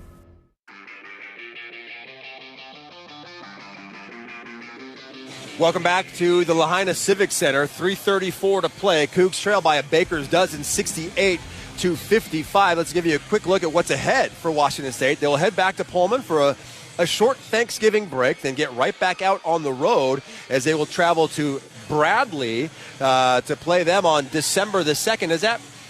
Remind me where Bradley is. It's Peoria, Illinois. That's right. I knew it was somewhere in Illinois, but I think we had a game against them in Moline. No, we played them home and home.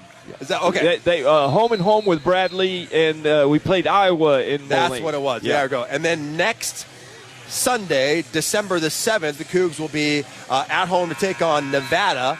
And then a week from then, December 14th, they'll be in L.A. to take on the USC Trojans, who won this tournament here in Maui earlier today, defeating Arizona State in the earlier game. All right, on the court for the Cougs, Parker Garrett's Ace Glass, Ree Vavers, Emily Yalaho, and N.D. Okafor. And EY is heading to the line here for what should be a one-on-one situation after he was tangled up with Bud Clark before the timeout. EY, 83% from the line on the season. He's got 5 points so far here today. First one is up and true. All net, no rim on that one for EY. He and Ace Glass, I think, have been really money from the line here so far this season. Yeah, and I don't know why we can't get EY the ball on the post even more. That one is good as well. So he's got 7 points. The lead is 11 now for Seton Hall. Cougs, again, need stops and buckets and in short order. Both teams in the bonus here, but not the double bonus. Surprised the Cougs not sticking with a little more of a full court press to try to pick him up. 3:20 now to play. 16 on the shot clock for Simpkins as he backs it out. And here's Williams now being guarded by Ace Glass. Garrett's gambled for a steal, didn't get it. Shot goes up by State McCray, no good. Okafor with the rebound. Here's Garrett's into the front court for Glass. Cougs need early offense. Glass, you're going to get called for a travel. He tried to spin with Fisher in his way. He might have stepped on his foot. Glass went down and gets called for the travel. He used the drag screen really well by ND, and it's just when he got over to the other side, a defender jumps in his way, and that spin away, Cougs have 3 players in double figures. Vavers and Glass with 15 each. Okafor has 10. State McCray leading the way for Seton Hall with 20, and Williams has 11. Here's Williams with the ball. Yeah, Cougs, you'd think would be gambling a little more and pressuring a little higher defensively, trailing by 11 here with under 3 minutes to go. But they seem content to try to just play straight-up defense here. Here's Payne. Now hands to Williams. Back to Payne, over Glass, and gets it to go. And he'll go to the line for a 3-point opportunity here as well. Ace Glass gets called for the foul on the much bigger Payne. Might have been better advised to just let him lay it up. Yeah, you concede sometimes, and that's exactly what should have happened. That on the double team, our hands were down.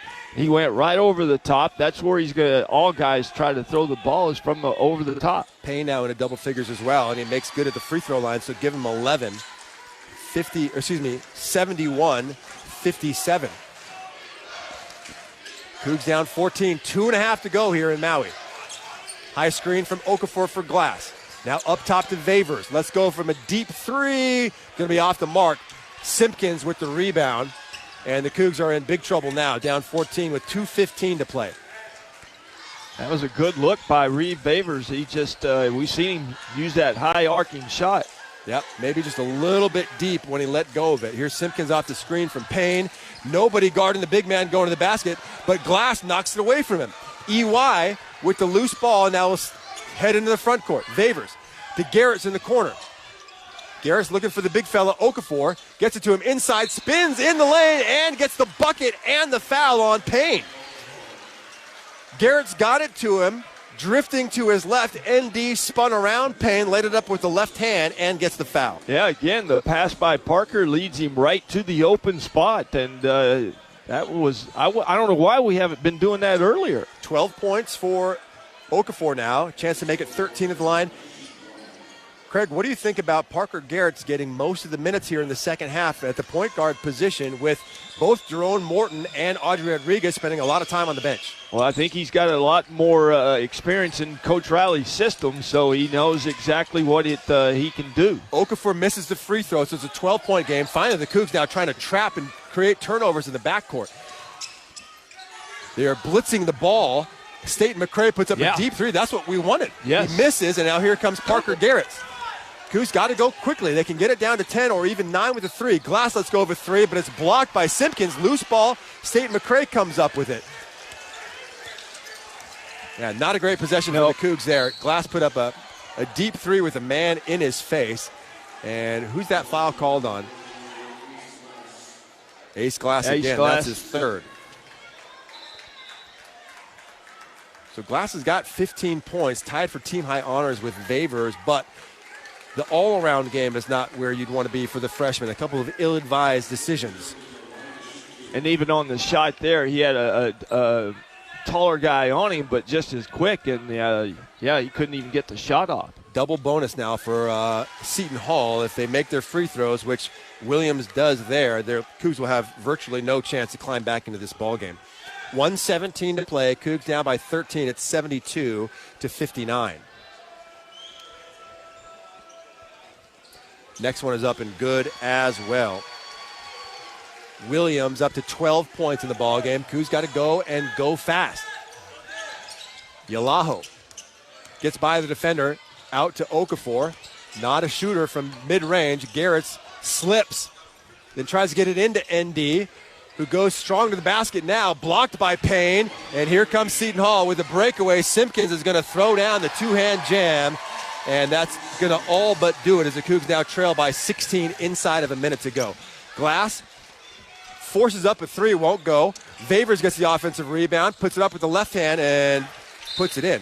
The first score of a two-point variety in this ball game for Favors. He's got 17 and lead the Cougs now, but they trail it by 14 with 46.4 seconds. Do you empty the bench now, or do you still try to cut into this with less than a minute to play, Craig? I got to say empty the bench, give these guys a little bit of rest, and the effort was just not there today when we got matched up against a quicker team.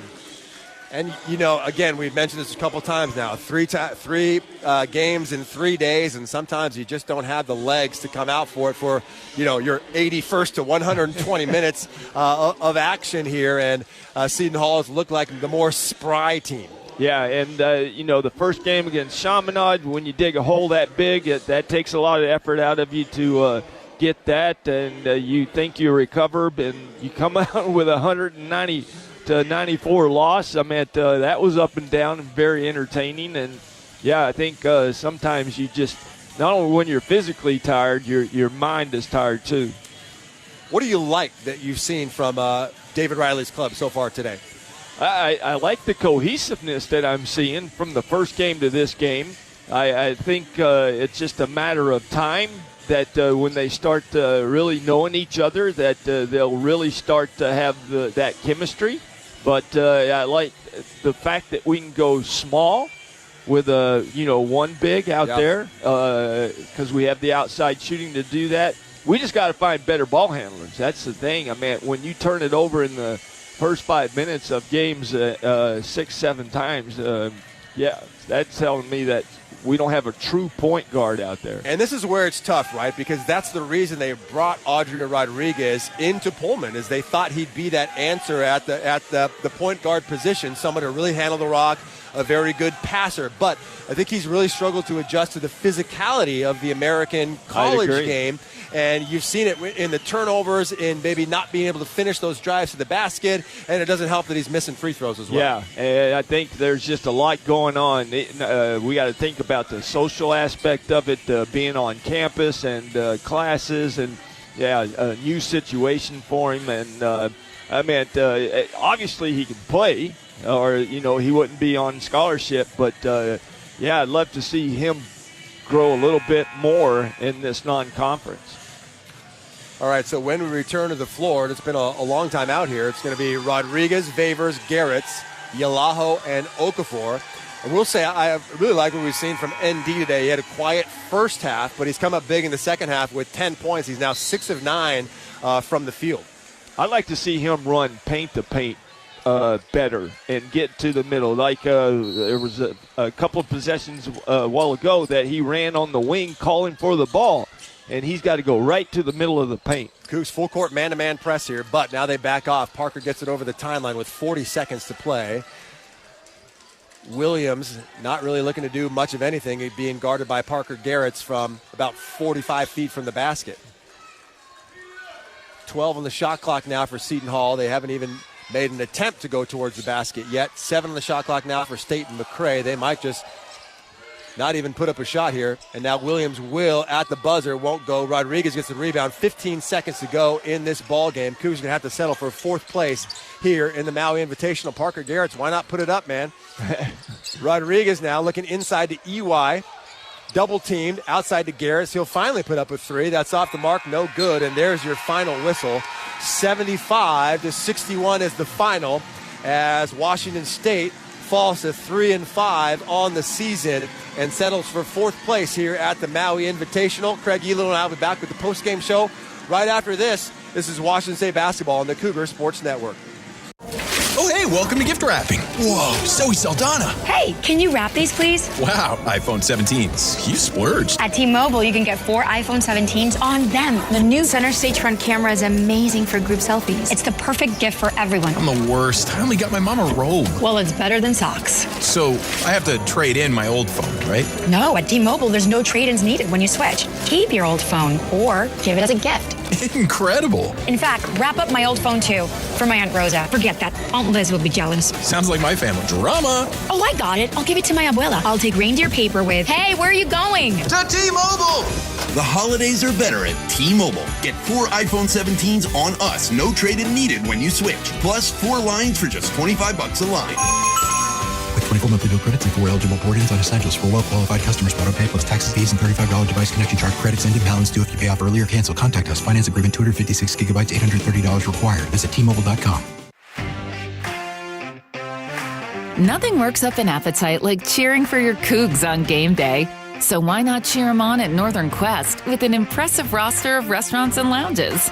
You can tackle the menu at Epic and catch every play on the 10 by 30-foot screen. Or grab a steak at Maslow's, a fine cigar at Legends of Fire, even a burger from Fat Burger. You know, for your inner linebacker. See more at northernquest.com. Go Cougs! Everybody knows you shouldn't retire until you're 65. Buying a house? 20% down or nothing, bud. It's easy. Put your money into savings and never touch it. There's a lot of questionable money advice out there. For financial knowledge that can help you reach your version of success, come to Gisa Credit Union. We can walk you through everything you need to feel confident about your finances. There's a healthier approach to money. Find it at Gisa Credit Union. Gisa is an equal opportunity lender. You are listening to Washington State basketball on the Cougar Sports Network. Time now for the post-game show. Coming up, we'll have the post-game thoughts of head coach David Riley and more. Now, back courtside. Here again, Chris King. All right, Derek Dyson, Craig Elo here with you in Maui. It looks like David Riley is probably going to go into the locker room with his team before coming out for a post-game interview. But, Craig, this game was tied at 2, and then Seton Hall went on a 13-0 run, and the Cougs never truly recovered. No, again, it was shooting ourselves in the foot with the turnovers, and, Seton Hall made us pay. They had a much more experienced team out there than it showed, and even though there are 11 new guys on that roster, I think that their experience in career, because our guys, we have a few foreigners on the team that, I think that makes a huge difference. Cougs got it down to 6 at one point in the second half. It was a 10-point lead for Seton Hall at halftime. It ballooned again. The Cougs got it down to 7, I believe, at 43-36 in the second half, and then Seton Hall pulled away from there. Yeah, man, again, when you turn the ball over that much and you got a team that can really push it and make you pay for those turnovers, and that's exactly what Seton Hall did. They were physically and quicker than us today. 15 turnovers from the Cougs. Although Seton Hall ended up with 14, so that evened out over the course of the game. But points off of turnovers decidedly in the Pirates' advantage at 27-17. And then that other stat, points in the paint, 50-28 as the Pirates dominated down low. Yeah, and that's why they shot 56% from the field, 30 of 53. They got a lot of touches in the paint. All right, we'll go through some more of the final stats for you after the break. You're listening to the Cougar Sports Network. Dear Traction, Toyota has 25 vehicles with available all-wheel drive and 4-wheel drive. The RAV4 has legendary versatility. The Grand Highlander's adult-sized third row is for real. And the Tacoma's wild side comes standard. From job sites to campsites and game nights, there's an all-wheel drive or 4-wheel drive Toyota to get you there in style. Find yours at Toyota.com. Toyota, let's go places. Coors Light presents To Chill or Not to Chill. When your friend skips your favorite song on the playlist. End of friendship. Or choose chill because that song lives rent-free in your head anyway. And you planned ahead by bringing Coors Light to the party. And the sound of that ice-cold can cracking open was music to your ears already. Coors Light. Choose chill. Celebrate responsibly. 2024 Coors Brewing Company, Golden, Colorado. On game day, Pullman heads to the Lumberyard Food Hall.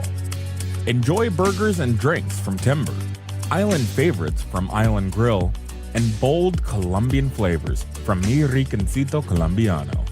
And when the sun goes down, dancing every Friday and Saturday night, 18 and older after 10 p.m. There's something for everyone at the Lumberyard Food Hall in downtown Pullman.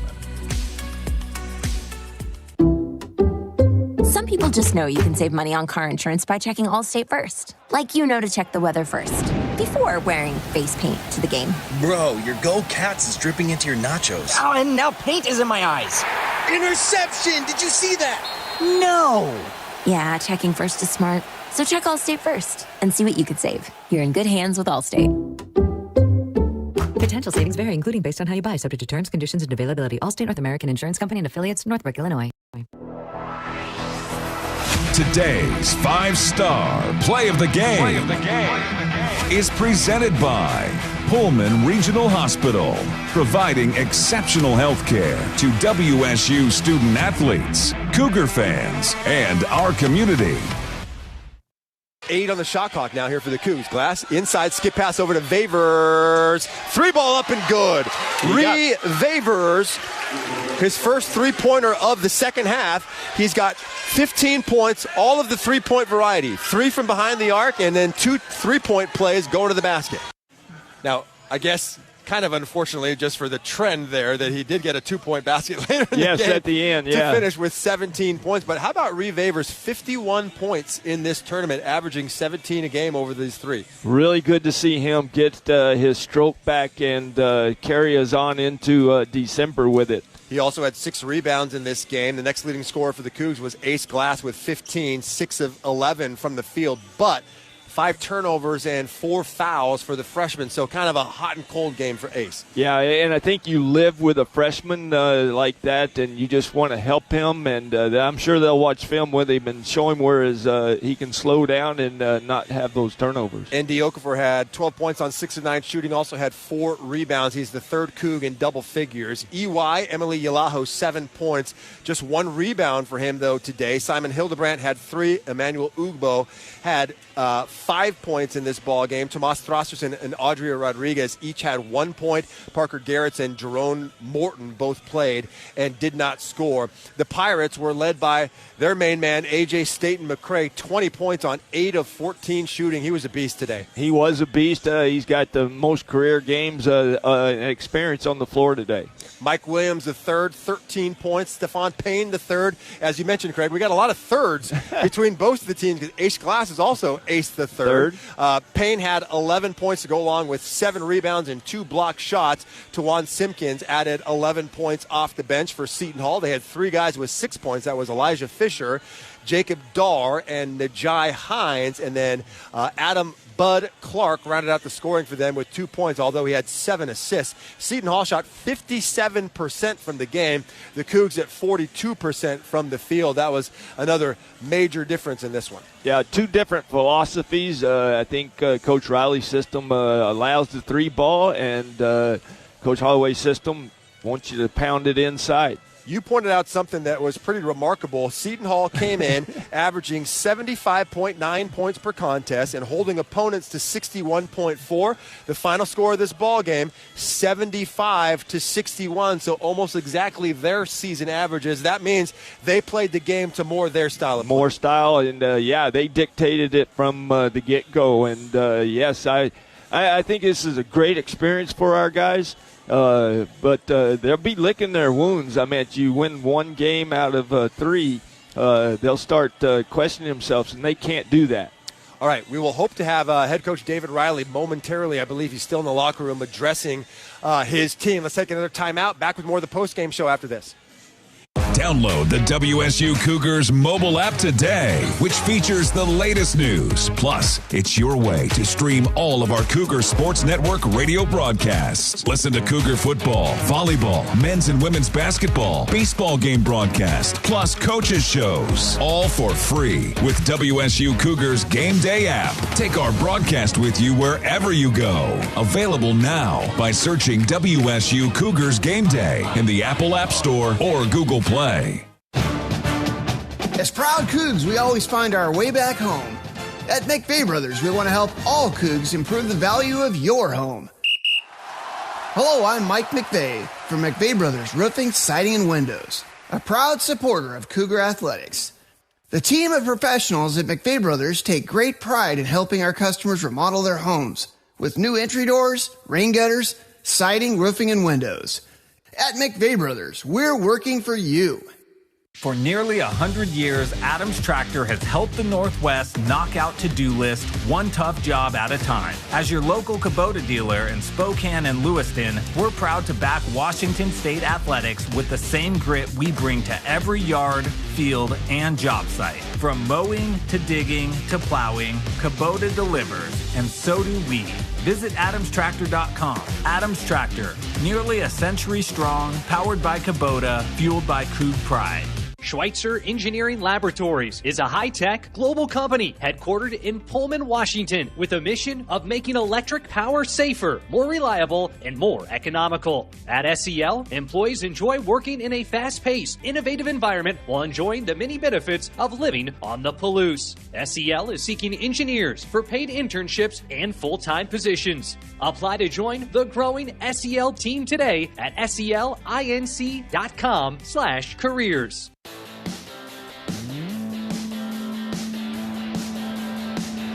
All right, welcome back courtside here in Maui. We're joined by the head coach of the Cougs, David Riley. And, Coach, an unfortunate outcome for you guys today, falling by 14 points here to Seton Hall. And it was really that early 13-0 run that put them up 15-2 in the early going. A few turnovers by your club early kind of set you on your heels and weren't really able to climb back in it after that.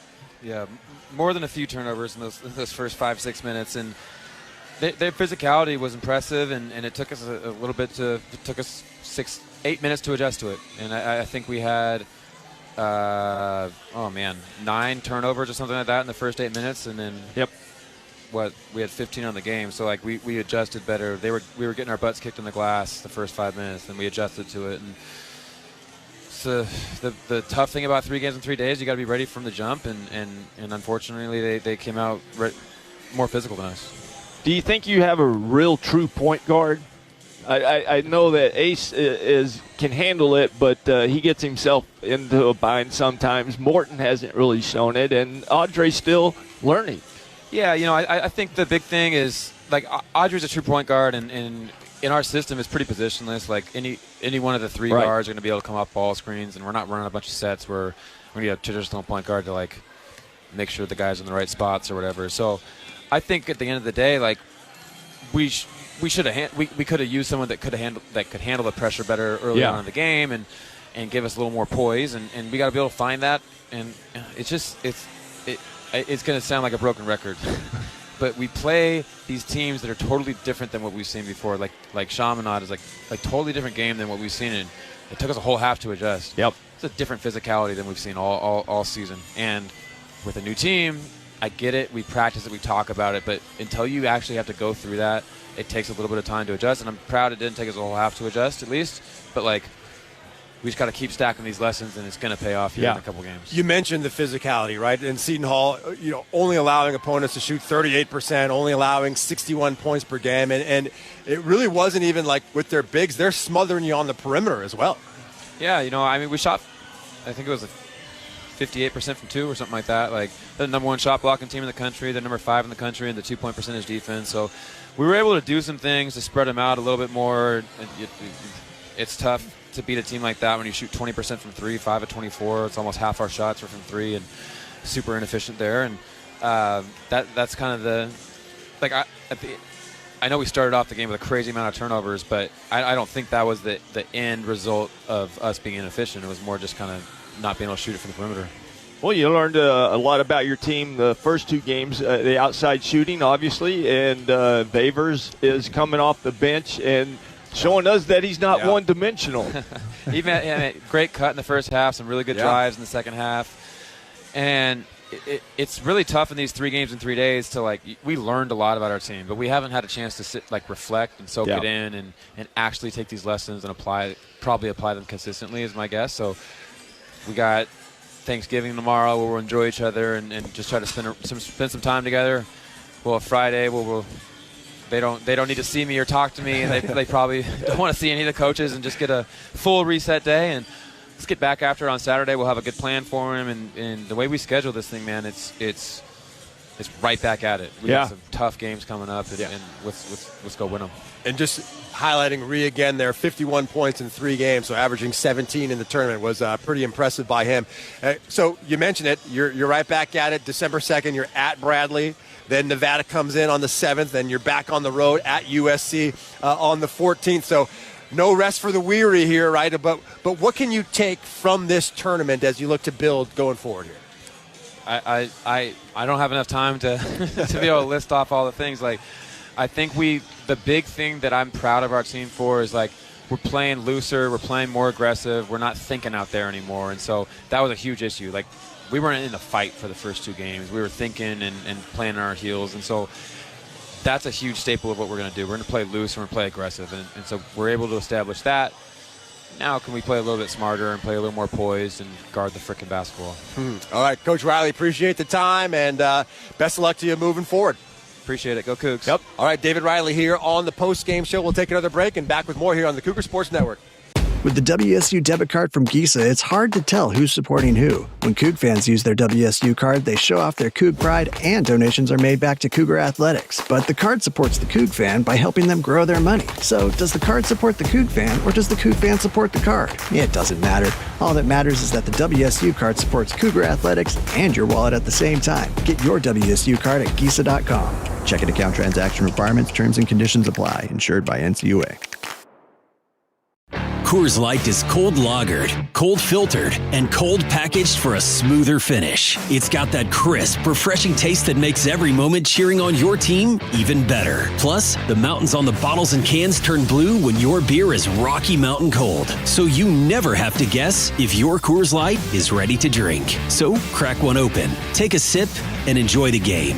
Coors Light. Choose chill. Celebrate responsibly. 2024 Coors Brewing Company, Golden, Colorado. Hey, Thanksgiving turkey here. You know, the early bird, the harbinger of the holidays. Or at least I used to be. Until Northern Quest dropped this holiday Head Start giveaway on me. Now they're stealing the show with $60,000 in cash and prizes up for grabs before I can become a leftover sandwich. Whatever. Enjoy your $60,000. The holiday Head Start at Northern Quest. Play daily to enter. Earn 4 times entries every Tuesday. Grand prize drawing this Sunday. Look, I'm not going to tell you how to live your life, but if you're a WSU fan and you haven't switched your phone service to Cougs Mobile, you're passing up a slam dunk. Here's the deal. You get exclusive game day perks, and Cougs Mobile contributes to WSU athletics every time you pay your monthly bill. No contracts, no hidden fees, no reason to wait. Switch now to the only phone plan built for Coug fans and on the T-Mobile 5G network. Visit CougsMobile.com. A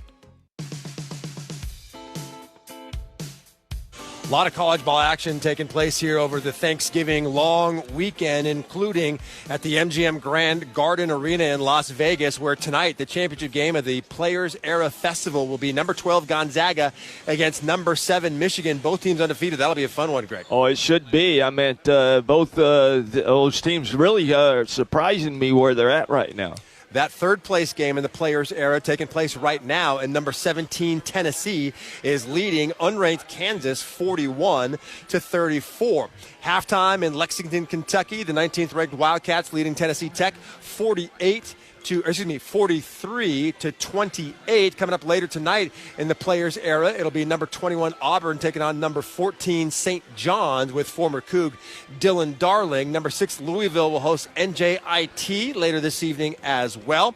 The fifth-place game here at the Maui Invitational will be Texas taking on number 23, North Carolina State. You can watch that game on ESPN2 later this evening. Earlier today in the Players era, number 3 Houston, Kelvin Sampson's club, took care of Notre Dame 66-56. The Cougars an impressive outfit. They really are, and I think that bunch, Coach Sampson had his back from last year's team, is really going to help. Number 15, Iowa, all over Syracuse today, 95-64 in the Players era. Number 20, Texas Tech blows out New Orleans 82-50, and it was number 24, Vanderbilt, with an 83-78 win over Western Kentucky in the battle for Atlantis. The WSU women will be back in action on Friday at Paradise Jam in the Virgin Islands, taking on Miami of Ohio at 2:30 Pacific time Friday. Then they'll get either Marist or LSU in Saturday's game at either 2 o'clock or 4:30 Pacific. And then, of course, the big one for Jimmy Rogers and the Cougar football team as they'll host Oregon State on Saturday at 3:30 Pacific time. The Beavers, of course, won that first meeting this season 10-7 down in Corvallis. They really need it for bowl eligibility and just to keep their season going, Craig. Yeah, I think that will be a big game, and Oregon State and us are the leftovers, I guess, for the Pac-12, but a rivalry that, Corvallis isn't too far from us, so recruit the same guys, basically. There you go. All right, that's it for our scoreboard. We'll have our final thoughts on this 14-point loss for the Cougs when we return. This is the Cougar Sports Network.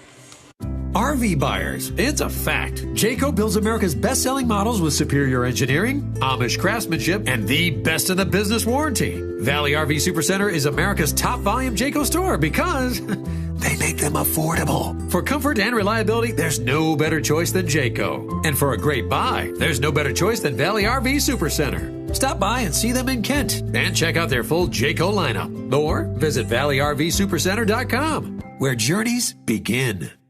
Your audio home for all things Cougar Athletics is the Washington State Cougar Podcast Channel. Just search for Washington State Cougars on your favorite podcast platform to follow and subscribe to the official podcast home of the Cougs. Hear our original WSU Athletics podcast, plus replays from the Cougar Sports Network, including football pregame and postgame show coverage, full football game broadcast, and coaches shows. Find it all by searching for Washington State Cougars on your favorite podcast platform to start listening today.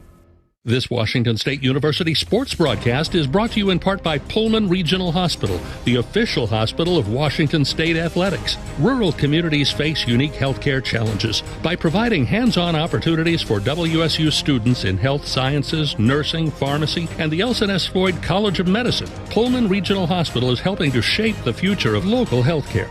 Learn more at pullmanregional.org. Pullman Regional Hospital and Washington State, partners in excellence.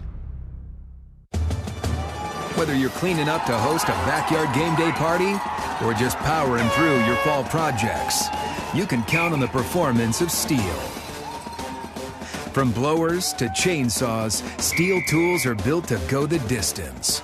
With legendary quality and real dealer support, you'll find the right tool and the right team for every job. Steel, proud supporter of your Washington State Cougars.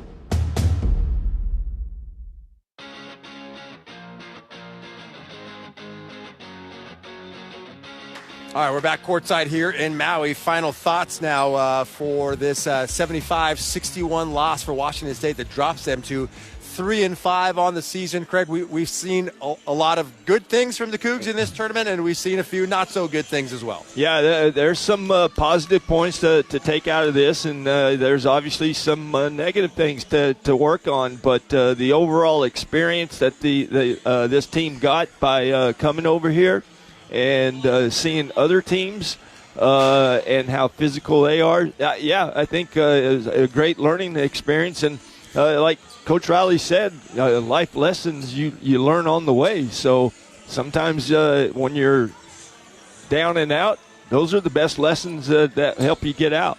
And obviously we know this team can score despite running into a very good defensive team today in Seton Hall, where they really need work is on the defensive end. The defensive metrics are not great. Cougs giving up a lot of points here on the season. So if they can, improve even incrementally, I think, on the defensive end over these next several games, I think they can like their chances because we know they can score. Yeah, we can definitely score. You're right. And defensively, we got to just get better fundamentally. Defensive stance, wear your hands, play defense with your feet. Good rotations. If you're gonna show hard or trap with the big guy, you got to have better rotations from the weak side. So all that stuff can be taught, and you learn it either watching film or in putting it on the practice court. And I think Coach Riley knows he's got 10, maybe even 11 guys that he can trust out on the floor. But I think there are still a lot of internal battles for starting positions or just, extended minutes for a lot of these guys that are going to continue to play out, right? A Rahard Favors and a Tomas Thraserson, maybe an Emmanuel Ugbo and a Emily Yalaho. Yep. These things are still undecided. And I think Ubo and EY are very close similarity in physical stature. I see Ubo talk a little bit more vocal on the floor, and that might help having somebody out there that can really, you can hear him say, hey, you get over here, you get over there. EY is a little more inside, or not introverted, but definitely a lot quieter. Sure. I'm glad you asked Coach Riley because I wasn't sure how to phrase the question, but you came out and said it straight out. Do you have a true point guard? And I think that might be the biggest issue for the Cougs right now is figuring out, is it going to be Audrey Rodriguez? Is it going to be Jerome Morton? Is it going to be Parker Garretts? Who's going to guy that's going to handle the rock for you and not turn it over? Yeah, and make good decisions. And I meant Morton did it in the very first play of the second half. He went to the wing. He was going to use the ball screen that was coming over. They jumped up on the high side of him, and he went right down to the post onto the block. So those kind of things are what a point guard will do. All right, Cougs will be next in action on December 2nd, back out on the road in Peoria, Illinois to take on Bradley. Their next home game at Beasley Coliseum will be on December 7th versus Nevada. If you are in the Spokane area, you'll get a chance to see them in the 509 Classic against Eastern. That game will be played on December 17th at the Spokane Arena, and $10 from every ticket bought in the Cougars designated section will go towards the Cougar Collective NIL fund, so your ticket will help enhance the NIL opportunities for Cougar players here as well. Want to thank Zane Saggio in the studio, who is our host today, Yahir Mendoza, who is in the studio for us the last 2 days. Got to thank my partner in crime here, Craig Elo, as always, and I got to thank Chris King as well for letting me come to Maui for this really, really tough assignment of covering the Cougs here in Paradise. So mahalo to all of you for listening. I'm Derek Dice saying good afternoon, and as always, go Cougs.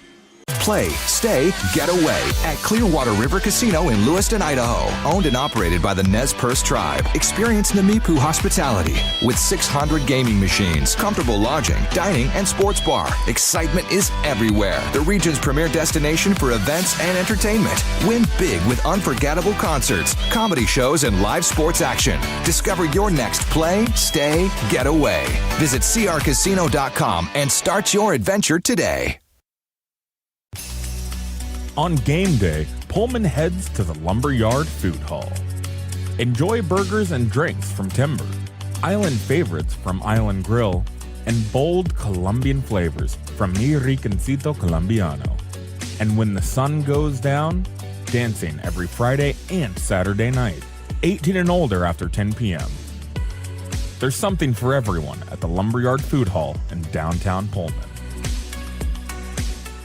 This Washington State University sports broadcast is brought to you in part by Pullman Regional Hospital, the official hospital of Washington State Athletics. Rural communities face unique healthcare challenges. By providing hands-on opportunities for WSU students in health sciences, nursing, pharmacy, and the LSNS Floyd College of Medicine, Pullman Regional Hospital is helping to shape the future of local healthcare. Learn more at pullmanregional.org. Pullman Regional Hospital and Washington State, partners in excellence. Coors Light presents To Chill or Not to Chill. When your friend skips your favorite song on the playlist. End the friendship. Or choose chill because that song lives rent-free in your head anyway. And you planned ahead by bringing Coors Light to the party. And the sound of that ice-cold can cracking open was music to your ears already. Coors Light. Choose chill. Celebrate responsibly. 2024 Coors Brewing Company, Golden, Colorado. This Washington State University sports broadcast is brought to you in part by Pullman Regional Hospital, the official hospital of Washington State Athletics. Rural communities face unique healthcare challenges. By providing hands-on opportunities for WSU students in health sciences, nursing, pharmacy, and the Elson S. Floyd College of Medicine, Pullman Regional Hospital is helping to shape the future of local healthcare. Learn more at pullmanregional.org. Pullman Regional Hospital and Washington State. Partners in excellence. Hi, I'm Andre Gabriel. I'm Dara Peters. And I'm Tasia Sniffen. We're cheerleaders on the WSU Spirit Squad. Meet Krista Gross, the realtor who supports students like us with NIL sponsorships and resources to help us succeed. She's dedicated, relentless, and always puts her clients first, just like a true Coug. With award-winning service and a passion for helping people, Krista is the ultimate coach for home buyers and sellers. Support her because she supports us. You can find her online at KristaGross.com. That's Krista with the K, KristaGross.com. Go Coug! You've been listening to Washington State basketball on the Cougar Sports Network. Cougar basketball has been brought to you by Coors Light. Choose chill. Proud partner of Cougar Athletics. Celebrate responsibly. This broadcast has been an exclusive presentation of the Cougar Sports Network, a division of Cougar Sports Properties and Playfly Sports. Coverage of Washington State basketball is intended solely for the private use of our audience. Any rebroadcast, internet streaming, or other use of the accounts and descriptions of this game without the written consent of Playfly Sports or Washington State University is prohibited. This has been a presentation of Playfly Sports.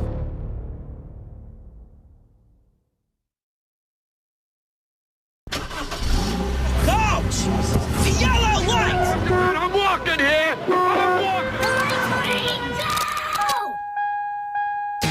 It is the Jason Rantz Show. Victoria Taft filling in today before Thanksgiving.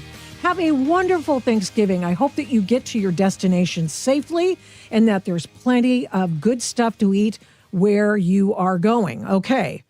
In fact, I'm going to make just a turkey breast and a pork loin roast and a gazillion sides that I saw in a magazine the other day. And I thought, I'm just going to make this stuff because I never make sides. I mean, I do, but I keep it real basic. So I thought, well, I'm going to spiff it up a little bit. So that's what I'm doing tomorrow. So I wish you and yours the very, very best. Let's find out what's trending on this 5 o'clock hour. The National Guard soldiers have been shot in Washington, D.C. 2 of them. This is just days after, of course, the seditious 6 said, you know what? Those National Guard guys could pick up their weapons and shoot civilians. So what happens? The civilians shoot the National Guard. And this has got to stop. This absolute damning of anyone who works on behalf of securing the country has got to stop by the Democrats. We are sick of their information ops. We are sick and tired of their threats. We are sick and tired of their weaponizing one tribe against the other. It's over. You people have got to shut up and sit down for a minute, and that's after you apologize for doing this. You think I'm wrong? Oh, I'm not wrong. I'm not wrong. This is what Elise, what was her, Slotnick, the former CIA person, said the other day on the video, not on her video with the others that were going, you don't have to mind the commands of your superior or the commander-in-chief. You can do what you want if you think it's illegal. That's essentially what they were saying. Pay no attention to that man or woman with more bars and stars than you. Just question authority. Oh, okay, which doesn't go over real well in the military. And but this is one of the reasons why I imagine those National Guard officers in Washington, D.C. were shot today. Out of places like Chicago, it makes me incredibly nervous that we're about to see people in law enforcement, people in uniform military, get nervous, get stressed, shoot at American civilians. It is a very, very stressful situation for these law enforcement and for the communities on the ground. So it was basically a warning to say, like, if you're asked to do something, particularly against American citizens. And nobody, by the way, nobody's asking anybody to do anything in particular against American citizens. She's lying because she's got an information op to run, because what this is all about is 2026 election, and they don't care who they demonize to win some votes. That's what's going on. Would you like to know what happened? Sure. Let's turn to FBI Director Kash Patel. The National Guard and the Department of War were brazenly attacked in a horrendous act of violence. They were shot. They're in critical condition. As you can see behind me, we have assembled the full force of both the federal and state and local law enforcement agencies to bring bear all of our resources to make sure we find the perpetrators responsible for this heinous act. And make no mistake, they will be brought to justice. Since this is an assault on a federal law enforcement officer, this will be treated at the federal level as an assault on a federal law enforcement officer. The FBI will lead out on that mission with our interagency partners, to include the Department of Homeland Security, Secret Service, ATF, DEA. And we're thankful for the mayor's assistance in this matter, the Metropolitan Police Department and their skills in investigating homicides and gun shootings in this city is exceptional. We will work together collaboratively because this is a matter of national security, because it's a matter of pride. President Trump has been informed. We've been in contact with the White House. We will shortchange the American public with no resources to make sure we find and safeguard our nation's capital right here in Washington, D.C., and bring anyone responsible for this heinous act of violence to justice. I would lastly like to add to the American public and the world, please send your prayers to those brave warriors who are in critical condition and their families. They are here serving our country. They are here protecting everyday Americans and citizens around the world in our nation's capital. They are the heroes of this day, and we must remember them on this day and every day, and their families and the... Okay, so that is Kash Patel, who was making an announcement not too awfully long ago, and this is the person in charge of the Metropolitan Police. Jeff Carroll, I'm the Executive Assistant Chief here at the Metropolitan Police Department. At approximately 2:15 this afternoon, members of the D.C. National Guard were on high visibility patrols in the area of 17th and I Street Northwest when a suspect came around the corner, raised his arm with a firearm and discharged it at the National Guard members. The National Guard members, there were other members that were in the area. They were able to, after some back and forth, able to subdue the individual and bring them into custody. Within moments, members of law enforcement in the area were also able to assist and bring that individual into custody. At this time, as the director mentioned, the National Guard members are being treated at a local hospital. DC Fire and EMS responded to the scene to provide first aid for those individuals and transport them to a local hospital. The suspect in this case was also transported for treatment at a local hospital. Yeah, too bad he's still alive, I guess, huh? Well, I'd like to know why he did. I'd like to see what he says his big excuse for taking out 2 National Guard officers in Washington, D.C. was. Let's find out what else is trending in the Seattle area and throughout our great nation. Well, in Georgia, how about this? In Georgia, they have thrown out the election interference case. Remember, they wanted to make a RICO case against President Trump and Rudy Giuliani et al. Why? Gee, that's really interesting. That case has been tossed out. Why? A number of reasons, one of which is they didn't have enough evidence, according to the new prosecutor in the case. And by the way, no friends of Trump in there, by the way. Man, the head of the prosecution team said there was little evidence for some of the claims, certainly nothing to back up a RICO case, a racketeering case. And there were other things that were pretty hinky. And as you'll hear in just a moment, many things were very hinky about that case. The election attorney, Cleta Mitchell, one of the president's lawyers at the time in the 2020 election time. And she was trying to bring their information about, let's see, problems with the voter rolls and the votes cast in Georgia. Remember? Everything goes out at the same time as Pennsylvania did. Isn't that weird? Well, so Cleta Mitchell was trying to get to Brad Raffensperger, And he's the guy in charge of the elections in Georgia.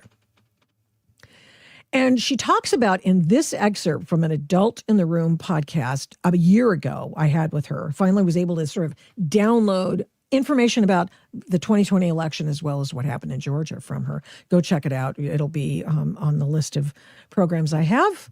Just use your search engine to get that. So Cleta Mitchell was with me, and she talked about the infamous phone call, which was entirely and intentionally misconstrued. And you can hear it all at the Adult in the Room podcast. But here is an excerpt of my interview with Cleta Mitchell about this Georgia case, which was just dismissed today.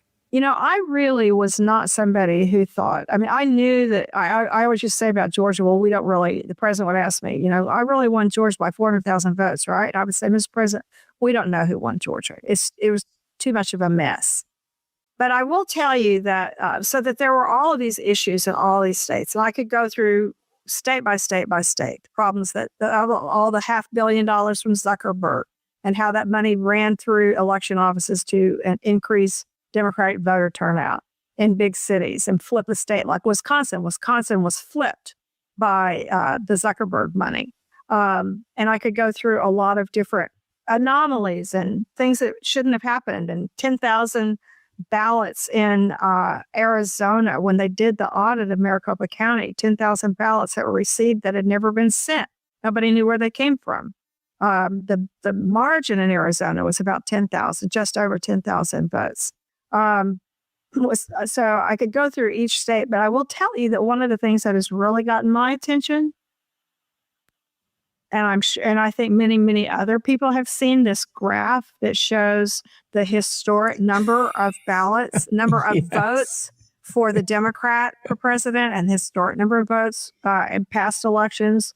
And they go along at about, 75, 76. Remember, President Trump got 75 million votes in 2020, the most of any Republican candidate for president in history. But Joe Biden got 81 million. Because he was so popular. And now when you look at that, that is at least I think President Trump's margin, his vote totals are now up to, I think California is still counting. California's still counting on the day we're recording this. But I think that I think he's about 76 million, close to 77 million. But I promise you, Joe Biden didn't get 81 million votes. I don't know where those other 5 million votes came from. But I'm sure if we did a real review, we would be able to figure out there were ballots cast in states that did not correlate to the number of voters. There were votes counted that didn't correlate to the number of voters or the number of ballots issued. So no one has gone through, because we've never really been allowed to look at all of that data. And in Georgia, hundreds of thousands of election records were destroyed, even though federal law requires that they be retained for 22 months. So, I just now realize the extent to which I know that I guess I probably have a much better understanding now of why President Trump, who is a numbers guy, why he looked at that number and he knew that number couldn't be right. And in the middle of COVID, Biden campaigned from his basement. You telling me he got 81 million votes? No, I really don't think that's possible. So you were on that infamous phone call that is probably the outgrowth lawsuit from which will probably be the other perfect phone call. Right. And he has said that to me, President Trump said, that was a perfect phone call. I was thinking, maybe not so perfect, Mr. President, but maybe we shouldn't have that phone call. But we, as I mentioned, we had not been able to get a judge appointed for a month. And the electors from Georgia were getting ready to be certified in 3 days or 5 days. Let's see, it was on the 2nd of January. So, 4 days. And so we had made every overture possible to the Secretary of State for a month, saying, there are these problems. There are these anomalies. We need to sit down and discuss this. And of course, Brad Raffensperger was such a darling of the left-wing media that he was being just heaped with praise, and he's like a puppy getting his ears scratched, and he just was preening for that. So he would not meet with us. He would say, "Your data is wrong." That's what we would get back. And we would say, "That's what we want to do, is to sit down and compare our data, our 1,100 pages. We have all of these illegal votes and voters who we know should not have been able to vote, but their votes were counted." And we finally we're saying, look, if you're right and your data is correct and ours is wrong, show us, and then we'll tell everybody, okay, our data is wrong. Save everybody a lot of headaches. Right, John Eastman might still have his job by now. Right. But if you're wrong, then you need to do something, because you are in charge of the elections and making sure they're conducted according to the law. Well, he would never do that. And so finally the president, in the phone call, the president says, we just need to find 12,000 votes. And so the media, of course, the crazy left-wing media, takes that completely out of context, as though the president is asking Raffensperger to manufacture 12,000 votes. No, we already had way more than 12,000 votes.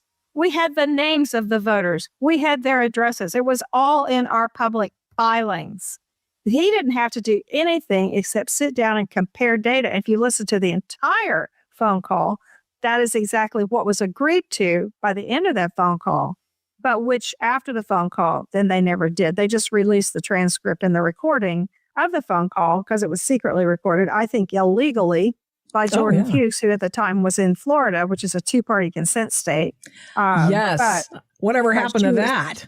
Well, she was granted immunity by the special grand jury in order to testify because she had broken the law. And my view is the entire grand jury originated from that phone call. So why is all of everything that came from that phone call not what we would call fruit of the poisonous tree? But anyway, that's where that came from. But the point was, we had ample data showing that the election had been marred by irregularities, improper votes, et cetera. And in Georgia, as in most states, if you can show that there are more votes that were cast in violation of state law, you don't know who they voted for.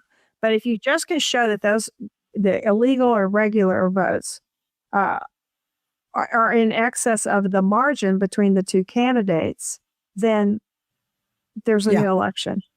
And Georgia was getting ready to have another election on January the 5th. Is that the Senate one? The Senate seats? Mm-hmm. 2 Senate seats. They could have easily had the presidential on there again. I know it's unusual, but they could have done that. In 2016, a Twitter troll by the name of Douglas Mackey put out a dumb meme that told people on Twitter to text their vote for Hillary. He didn't create the meme. He tweeted one and he retweeted another one. And it was a play on the old joke about how, have you ever seen the posters? In my lifetime, I've seen these posters. Republicans vote on Wednesday, Democrats vote on Tuesday, or vice versa. Both parties, or, stupid people from both parties did. And this guy was a total Twitter troll. And I used to follow him because I thought he was hilarious. But it was dumb. And we don't know if anybody ever actually, quote unquote, fell for it. We're not going to fall for that old banana in the tailpipe trip. But a lot of reporters called it. And Hillary Clinton's committee got on it and they commandeered the number and they said, hey, it's fake or whatever. Well, somehow Douglas Mackey ended up under investigation. And after all the intervening years, he was 2 days after Joe Biden got into office, arrested for his meme, for restricting rights from other people. Here is part of his story told to me by Douglas Mackey. We went through his entire case as best we could in an hour and a half. That's the limit he gave me. You're not going to hear all of it now, but you'll hear an excerpt of it. Some of the more entertaining things and interesting things about the case. And once again, here's my interview with Douglas Mackey. So 2 days after Biden is inaugurated, they pull the trigger on your prosecution. And then 5 days after that, they arrest you. And then when they arrested you, did they put you in shackles? Yeah, so they put me in handcuffs. And then when I get to the courthouse, they put me in the leg irons. Oh, For geez. my arraignment. And of course, all this whole time I had to wear a mask. Oh, yeah. I had to be arraigned to be a laptop because apparently we couldn't be in the same courtroom as the judge, for the paranoia of the COVID virus. So that's what happened. I was in the mask and the leg irons. And then I got arraigned by the judge. He said, you have to, first of all, turn over your guns to a friend or whoever else. You have to sign a $50,000 signature bond. It's basically saying that, if I skip on bail or whatever, then they will seize $50,000 from me. And that's basically, that's what happened. It's just crazy, the arrogance of these federal prosecutors. It really is scary. And they really try to turn the screws into you. Sure. They have a lot of power and they use it. They use it for not always for good. In fact, if you're a target, a defendant, you are not in a good place. So let's talk about their evidence here. Here is a meme. You, as the Ricky Vaughn, as I knew you, you tweet that out. Okay. And then you tweet this out. Ooh, Yeah, I think that one was a retweet. Oh, that's a retweet. Oh, gotcha. Okay. Yeah. So who did you make the meme? Where'd you get it? So I didn't make these memes. They actually were on 4chan, which is where I found them. Oh, yes. The evil 4chan. The evil hacker known as 4chan. And so they were on 4chan. There were a lot of these threads called Trump General Threads. So I'd go there and click on the thread, and there would be all kinds of memes or links that I could then take and share on Twitter. So that's what I did. And these memes were not just on 4chan, they were floating around all over the place, Facebook, which, really put the lie to their claim that this is a conspiracy when you've got memes floating around the internet and people are sharing them because they think they're funny, and you're going to call this a criminal conspiracy. Right. So everybody who retweeted the meme, I suppose they could have rolled up and said they were part of a conspiracy. I mean, that'd be stupid, but this was your prosecution was dumb. They basically did that. They called them unindicted co-conspirators. And how many unindicted co-conspirators were there? So it started out, there were 4 listed in the indictment. But there's this issue about rules of evidence where in order for you to get third-party statements into evidence, then they have to be, you can't just have like hearsay, third-party statements. So they needed to label all of these individuals unindicted co-conspirators. My attorney said at trial, of course, he fought this. He said, you have to strike this, blah, blah, blah. Right. And the judge just said, no, all of these people are unindicted co-conspirators. So you could say there were dozens or 100. It was really one of the craziest things I've ever seen. And honestly, and my attorney thought that look, there were so many ways where we thought this case should have, whatever, been overturned. But that was one of them where he said, how can you allow all these statements into evidence of third parties that you can't cross-examine? It's hearsay. It's hearsay. You can't cross-examine them. They're not right. known, so you can't cross-examine them. And they say, well, these are unindicted co-conspirators. Oh. Okay. So, I've always wanted to go through this case. And I just am shocked that something this stupid could have been done in American courts. Yeah. So you didn't do the meme. You put it out there on Twitter, as did everybody, at that point in time. It's closing in on an election. You do it. And can I ask you, did you ever call that number to find out where it went or the text? I never did, but some people did. And initially nothing happened. But then the Hillary Clinton people got a hold of it and they put a message saying, this is not a real way to vote, whatever. Blah, blah. Okay, fair enough. I mean, yeah, why not? Yeah. But, and then how many people ultimately And how many people dialed or texted Hillary to that number? Do you know? It had to have come into evidence, right? Do. Oh yeah, this is a big issue at trial. 4,900 people. Okay. Texted the number. Most of whom were reporters trying to find out what happens when you text it, right? Right. That's exactly right. Because when we looked at the timeline, and when I tweeted the meme, a few people texted it, a couple dozen, let's say. Then this Loyola guy, this professor, got a hold of it and started complaining about it loudly. And then maybe up to 200 had texted the number. And then it went on Wired, it went on CNN. Of course. And that's where the next 4,700 people texted the number, was they saw it on their TV. And so what do you think the New York Times did reporting this case? They said they reported the number, the biggest number possible, to show that said these people were tricked. They said they were tricked. 4,900 Democrats. Now, if you look at the indictment, the prosecution, first of all, never even tried to claim that 4,900 people were tricked. They never even tried to claim that they were Democrats. But the New York Times went and put that as their headline. Twitter troll tricked 4,900 Democrats into not voting, into texting their vote. There was no evidence, and the prosecution didn't even claim that. All they claimed that once you agree to post the meme, that it's a crime, regardless of how many people texted it. And then at trial, of course, no evidence came out that anybody was tricked, or that the people that texted it were Democrats or whatever. So the New York Times, just another blatant lie in their headline. So this was the circle that we've seen over and over and over. Someone sets the narrative, the media pick it up, then they overblow it, and then all of a sudden we have, Houston, we have a problem. And we must find a person to blame for this. So did you ever find out who designed that meme by any chance? No, we never found out. Really? Oh, even the government didn't find out. Really?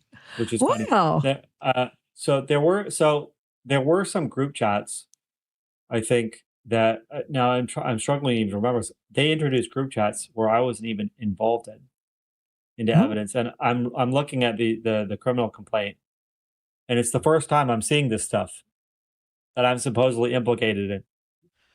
So there might have been they were talking about, I can't even remember, but there actually might have been some stuff in evidence about who created it, some random account, but I can't even remember.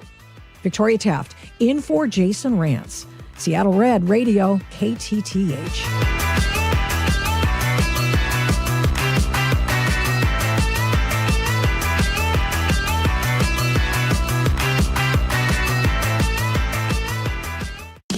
Seattle, this is Mark Levin, and I could not be more excited or more proud to be part of Seattle Red. I know being a proud conservative in Seattle isn't always easy, but now you have an ally. Seattle Red is the bold voice Seattle and the Pacific Northwest needs, reaching more people across multiple platforms and changing hearts and minds. I'm doing my part with the Mark Levin Show every weeknight from 8 to 11. Join us at Seattle Red on 770, seattlered.com, and the Seattle Red app. $5,000. That's the average amount of money people in the U.S. are now spending on gas in a year. $5,000. That's crazy. If you drive, you have to download Upside, the free app that gives you cash back every time you get gas. That's right. You can earn real cash back with Upside just by buying the gas you're already buying. You can literally start earning cash back today. I use Upside every time I fill up, and I've already made around $200-$300. You're putting gas in your car anyway. Why not get real cash back? If you like free money, download Upside. I'm saving the cash I earn from using Upside to help pay for a vacation later this year. Download the free Upside app now to earn cash back every time you buy gas. Use promo code BOOST25 to get an extra 25 cents per gallon on your first tank. You can cash out anytime right to your bank, PayPal, or a gift card for Amazon and other brands. Just download the free Upside app and use promo code BOOST25 for a 25 cents per gallon bonus on your first tank. That's code BOOST25 for a 25 cents per gallon bonus. Just how good is Pure Talk's current deal for unlimited wireless? Well, you might say it's the deal of your lifetime. Because right now, for just $29.95 a month, Pure Talk is offering unlimited talk, text, and data for life. Not your phone's life, your life. This is Pure Talk's top-tier plan. It comes with a crazy fast 5G network along with a 30-gig hotspot. And at just $29.95 a month, there has never been a better opportunity to lock in a ridiculously low rate for as long as you live. And save thousands and thousands of dollars along the way. This plan is normally $65 a month, but if you switch today, you will save over 50% every single month for the rest of your life. See what I mean? It really is the deal of your lifetime. Dial pound 250, say Mike Rowe. Offer ends 12/7. Some restrictions apply. Details at puretalk.com. Mitch here at Leathers, Washington's most exciting home furnishings resource. Leathers' tariff-free sale is going on now. Hundreds of pieces of gorgeous furniture will be sold at pre-tariff and below prices. Save hundreds to thousands of dollars. Over $1 million of inventory. In stock and ready for the holidays. 40 to 70% off on bedroom, living room, dining room, wood, fabric, and leather. These crazy tariffs are not going away, but these almost liquidation prices are. So don't putz around. Hurry into Leathers' tariff-free sale in Issaquah now. Are your investment dollars working as hard as they should be? You've spent years building your future. Don't let outdated advice put it at risk. Hi, I'm Jeff Jr., founder of Trajan Wealth. We're a veteran-owned firm proud to bring a new standard of financial care to the Seattle area. Our nationally recognized advisors are fiduciaries, ethically bound to put your interests first. That's the highest standard of care in the industry. As a privately held company, we answer to you, our valued clients, not shareholders. For households with $500,000 or more, let us build you a customized plan. From Bellevue to Tacoma, get advice you can count on. It's time to take a fresh look at your financial plan. Call Trajan Wealth 206-203-4400. That's 206-203-4400. Trajan Wealth. Plan smarter, dream bigger. Advisory services offered through Trajan Wealth, LLC, an SEC-registered investment advisor. Coach Jimmy Rogers and the Washington State Cougars are back home for Senior Day this Saturday to face the Oregon State Beavers. Washington State hosting Oregon State in the regular season finale Saturday afternoon at Giesa Field. Kickoff is set for 3:30 p.m. with pregame coverage starting at 1:30. Washington State versus Oregon State. Catch all of the excitement right here on the Cougar Sports Network. Bonneville International radio station contests are open to participants 18 years of age or older that are residents of Washington State unless otherwise specified. Employees or agents of the station, Bonneville International Corporation, other area radio stations, or any entity associated with the contests are not eligible to win unless the station otherwise specifies at its own discretion. Persons who have won in the last 60 days from a station contest or event may not be eligible. Full general contest rules are available on ktth.com or in person at the station during regular business hours.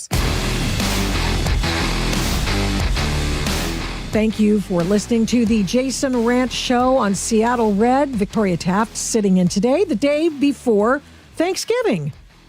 Terrific to be here. And since we got to do a long form interview, I wanted to share, some of them from my Adult in the Room podcast, which I've already shared with you. But one of the more appalling things we have found out recently is how the homeless industrial complex, if you will, has been infiltrated by the far left using American tax dollars to destabilize communities, your tax dollars, and use our money to capacity build resistance, protests. Who knows what else? Well, actually, they do. The folks who did this in their infiltrated study. Very interesting. And one of the students, or the groups involved in this is, it sounds like Antifa. And it's the Stop the Sweeps people. And if you've ever seen any video on Stop the Sweeps, in Portland, Seattle, and other cities, they have Stop the Sweeps. And it's all Antifa related. And they keep people in their tents to keep the chaos going. Anyway, that's just one of the many, many groups involved in this hijacking of American tax dollars to do this, to get the money, use it for politics, which is not what they're supposed to be doing it for. The last time I checked, they're supposed to be helping the homeless. And you know what's happened? The homeless is like doubled. A lot of money in it. Okay. So I have always enjoyed, if you will, keeping track of what Antifa has been doing. And I recently talked to a guy who was a former Antifa member, if you will, from Eugene, Oregon, where all crazy leftist radical groups come from. And I talked to Ty King recently on the Adult in the Room podcast, and you go check it out for yourself, hear the whole thing. But I found out a few basic pieces of information from him that I wanted you to hear. Here is part of my interview with Ty King, a former Antifa member. What was the time frame again for you? 2018 to 2020. I think August 2020 was about when I was just like, yeah, I've had enough. Oh, really? Really? I'd believe that you'd had enough by then. That was the George Floyd riot time. What were they doing in Eugene that disturbed you? Picking fights with people that they didn't need to pick fights with, watching, everybody just turn on everybody. You could go out there and you could watch a white man call a black man the N-word and be surrounded by a group of black people. And instead of getting chastised, everybody just joins in. So it's like, okay, so we're not here to protect black people. Looking at what was happening in the LGBT community, I was always like, I'm going to fight for my non-binary friends. I'm going to fight for my trans friends, leave trans kids alone. And then I started educating myself because, hey, I want to look at what the other side's saying. So I'd listen to people like Blair White, Ariel Scarcella, Buck Angel, all those types of figures and look at the evidence they are presenting. And I'm like, we are butchering children. If we're really about this, we wouldn't support this. And then, of course, that makes you a freaking ultra Nazi to them. Of course. It's just so much over a long period of time because there's so much. There's no introspection, it sounds like, right? None whatsoever. And that's what the drugs help to disconnect people from because they're all on drugs. You call Antifa the white boy jihad. And that was the first time I heard that. And it was so spot on as far as I was concerned, because these are people who still involve themselves in things that they have to drug themselves up to do the awful things they do and then stand back. And of course, now they've got blood on their hands and or on their hearts, dark hearts, and are sort of sucked in forever. What did you do? Like, what did I do in terms of? Yeah, I mean, like, you're there, you're hanging with these people. You're thinking you're going to educate them, but you had to, in order to ingratiate yourself, you had to do some stuff for them and with them, right? Oh, yeah. Well, I mean, I did, because I had different groups of people, right? I had my neighbors that I rolled with, and I went with them on a lot of occasions. And then I'd occasionally meet up with people from downtown. There's a whole downtown sphere aspect to it where a lot of the funding comes from the local bars, and they have people under them essentially that go out and they participate at the higher levels. They took a liking to me. I had a friend who I went out with who I think she was probably working under them and not telling me, but I would walk around with a bucket, taking donations and stuff like that. You just become their useful idiot, basically. But in terms of like violence, I always dressed up. I had my black mask. I wore my black clothes, my jacket. I always had a giant machete. I had brass knuckles. I had a hunting knife. I might have a pocket knife. I'd have pepper spray and always go out there. And did you go out at night or in the day? Or was that all day long? Both, but I definitely went out at night. Mm-hmm. What were you guys doing? Direct actions and such, right? For me, it was just more so sitting there, just kind of looking intimidating, like trying to show force, like, hey, if they're going to be out there with their weapons, we're going to be out here with ours. Even though realistically, when we had a night where the feds popped off and everything went down, guys like me, we ran for the hills. So it's like.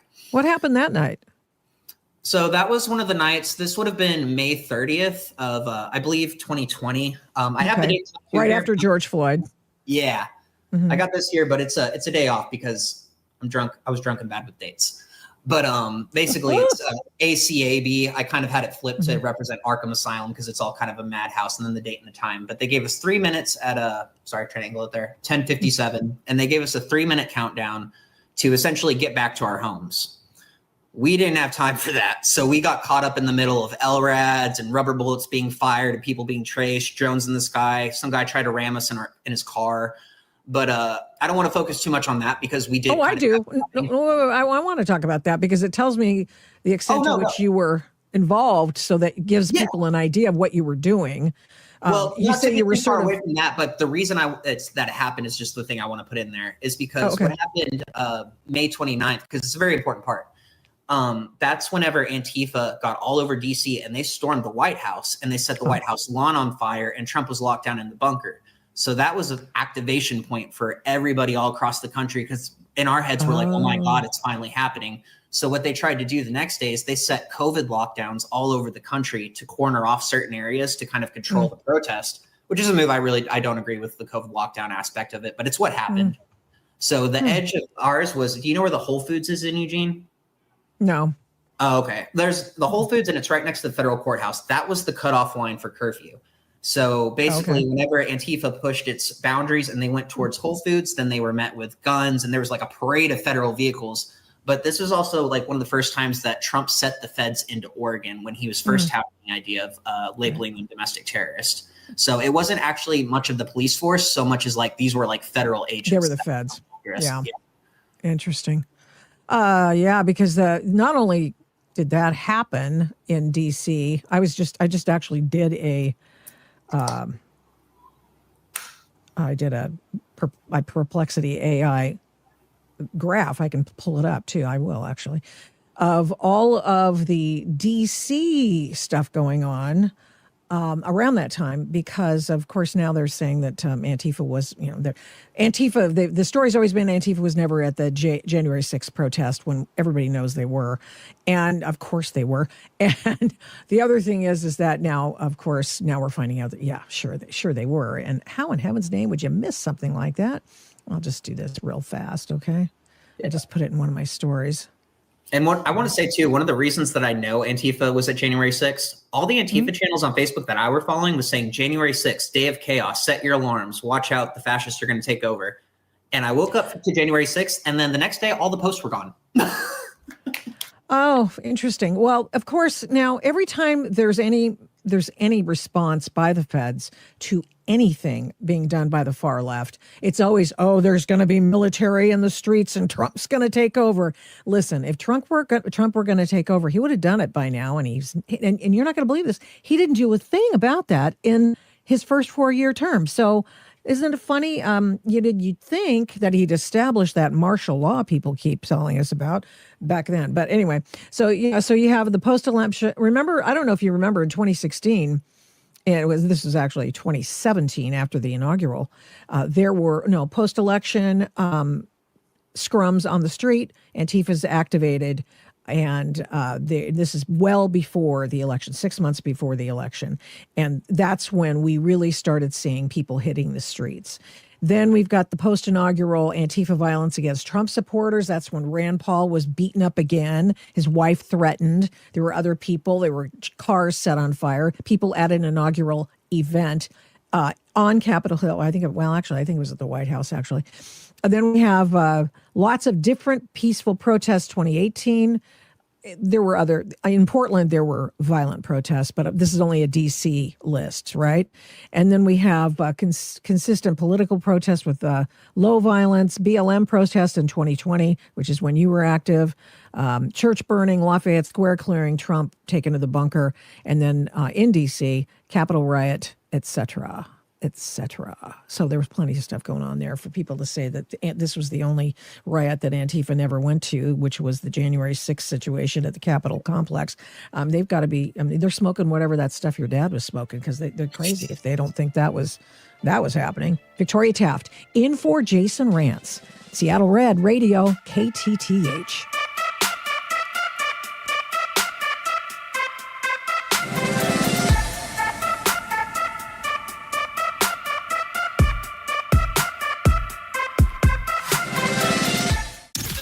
The liberal left spin machine lives on the left-wing media outlets. You know the ones. You have been tweeting about Epstein for a while. That's also where you can find Jason Rantz. The problem is you started just a few months ago. No, I didn't. Yes, you did. Inside the liberal media lion's den. So let me shift defending our conservative values. The same way he does every day, 3 to 7, on the Jason Rantz Show.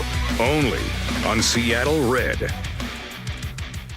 $5,000. That's the average amount of money people in the U.S. are now spending on gas in a year. $5,000. That's crazy. If you drive, you have to download Upside, the free app that gives you cash back every time you get gas. That's right. You can earn real cash back with Upside just by buying the gas you're already buying. You can literally start earning cash back today. I use Upside every time I fill up, and I've already made around $200-$300. You're putting gas in your car anyway. Why not get real cash back? If you like free money, download Upside. I'm saving the cash I earn from using Upside to help pay for a vacation later this year. Download the free Upside app now to earn cash back every time you buy gas. Use promo code BOOST25 to get an extra 25 cents per gallon on your first tank. You can cash out anytime right to your bank, PayPal, or a gift card for Amazon and other brands. Just download the free Upside app and use promo code BOOST25 for a 25 cents per gallon bonus on your first tank. That's code BOOST25 for a 25 cents per gallon bonus. Hey, it's Jason Rantz. Sunset Chevrolet does something a little crazy in the world of car dealerships. They tell you the truth. And here's the truth about pricing. Every Chevy dealer pays the exact same price from the factory, to the penny. No secret discounts or hidden edge. That is 100% true. So how, then, does Sunset Chevrolet keep selling for so much less? It's simple. Low overhead. Sunset Chevrolet is in Sumner. And that means they're not paying Seattle or Tacoma prices for fancy showrooms or big city rent. Lower costs mean lower prices for you. Simple automotive economics. And that's part of why Sunset's the #1 volume Chevrolet dealer in Washington year after year. And when you buy from Sunset, you don't just get a great price. You get protection for life, oil changes for life on every qualifying new Chevy. No other dealer can get you a new Chevrolet for less, and none give you more. You just get more at Sunset Chevrolet in Sumner, online at sunsetautofamily.com. And people do like that. You're listening to Leaf Filter Radio, and the guru of gutter protection himself, Chris Cunahan, is here to take your most pressing leaf-related questions and bring you a special Black Friday offer. Hey, everybody, Chris here. I understand we have Ron on the line. Ron, where are you calling from? Uh-oh. Ron, are you calling from a ladder? Well, I was. I wanted to ask Chris what I need to do to get my gutters ready to have Leaf Filter installed. Oh, Ron, you don't have to do anything. A Leaf Filter Trusted Pro will come out and clean out your gutters, realign and seal your gutters, and install Leaf Filter, America's #1 gutter protection system. So I didn't need to get on this ladder? Ron, Leaf Filter Trusted Pros are in your neighborhood and ready to help. Just visit leaffilter.com/deal to schedule your free gutter inspection and get up to 30% off. Thank goodness. What was that site? That's leaffilter.com/deal. And now, as a special Black Friday offer, you can get a free gutter inspection, plus up to 35% off. This is our best offer of the season. Unlock it now at leaffilter.com/deal. See representative for warranty details. Mitch here at Leathers, Washington's most exciting home furnishings resource. Leathers' tariff-free sale is going on now. Hundreds of pieces of gorgeous furniture will be sold at pre-tariff and below prices. Save hundreds to thousands of dollars. Over $1 million of inventory. In stock and ready for the holidays. 40 to 70% off on bedroom, living room, dining room, wood, fabric, and leather. These crazy tariffs are not going away, but these almost liquidation prices are. So don't putz around. Hurry into Leather's tariff-free sale in Issaquah now. Mike Rowe here with a fun fact. Did you know that 50% of the air that you breathe inside your home comes from your crawl space? Yeah. Whether your crawl space is wet, musty, or your floors are bouncy, do yourself a favor. Call Groundworks. I spent some time working with these guys, and they're the real deal. Their people are trained and certified to repair your crawl space. Schedule a free inspection with Groundworks, the foundation and waterproofing experts. Licensed in all states where work is performed. See website for details.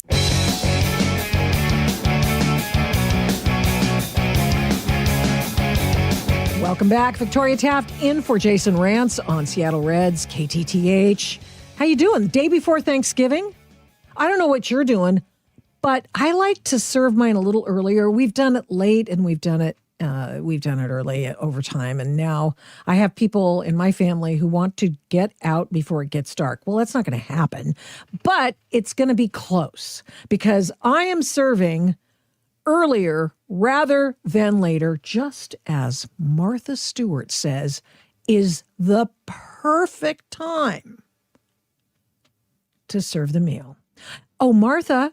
What is the best time to serve Thanksgiving dinner?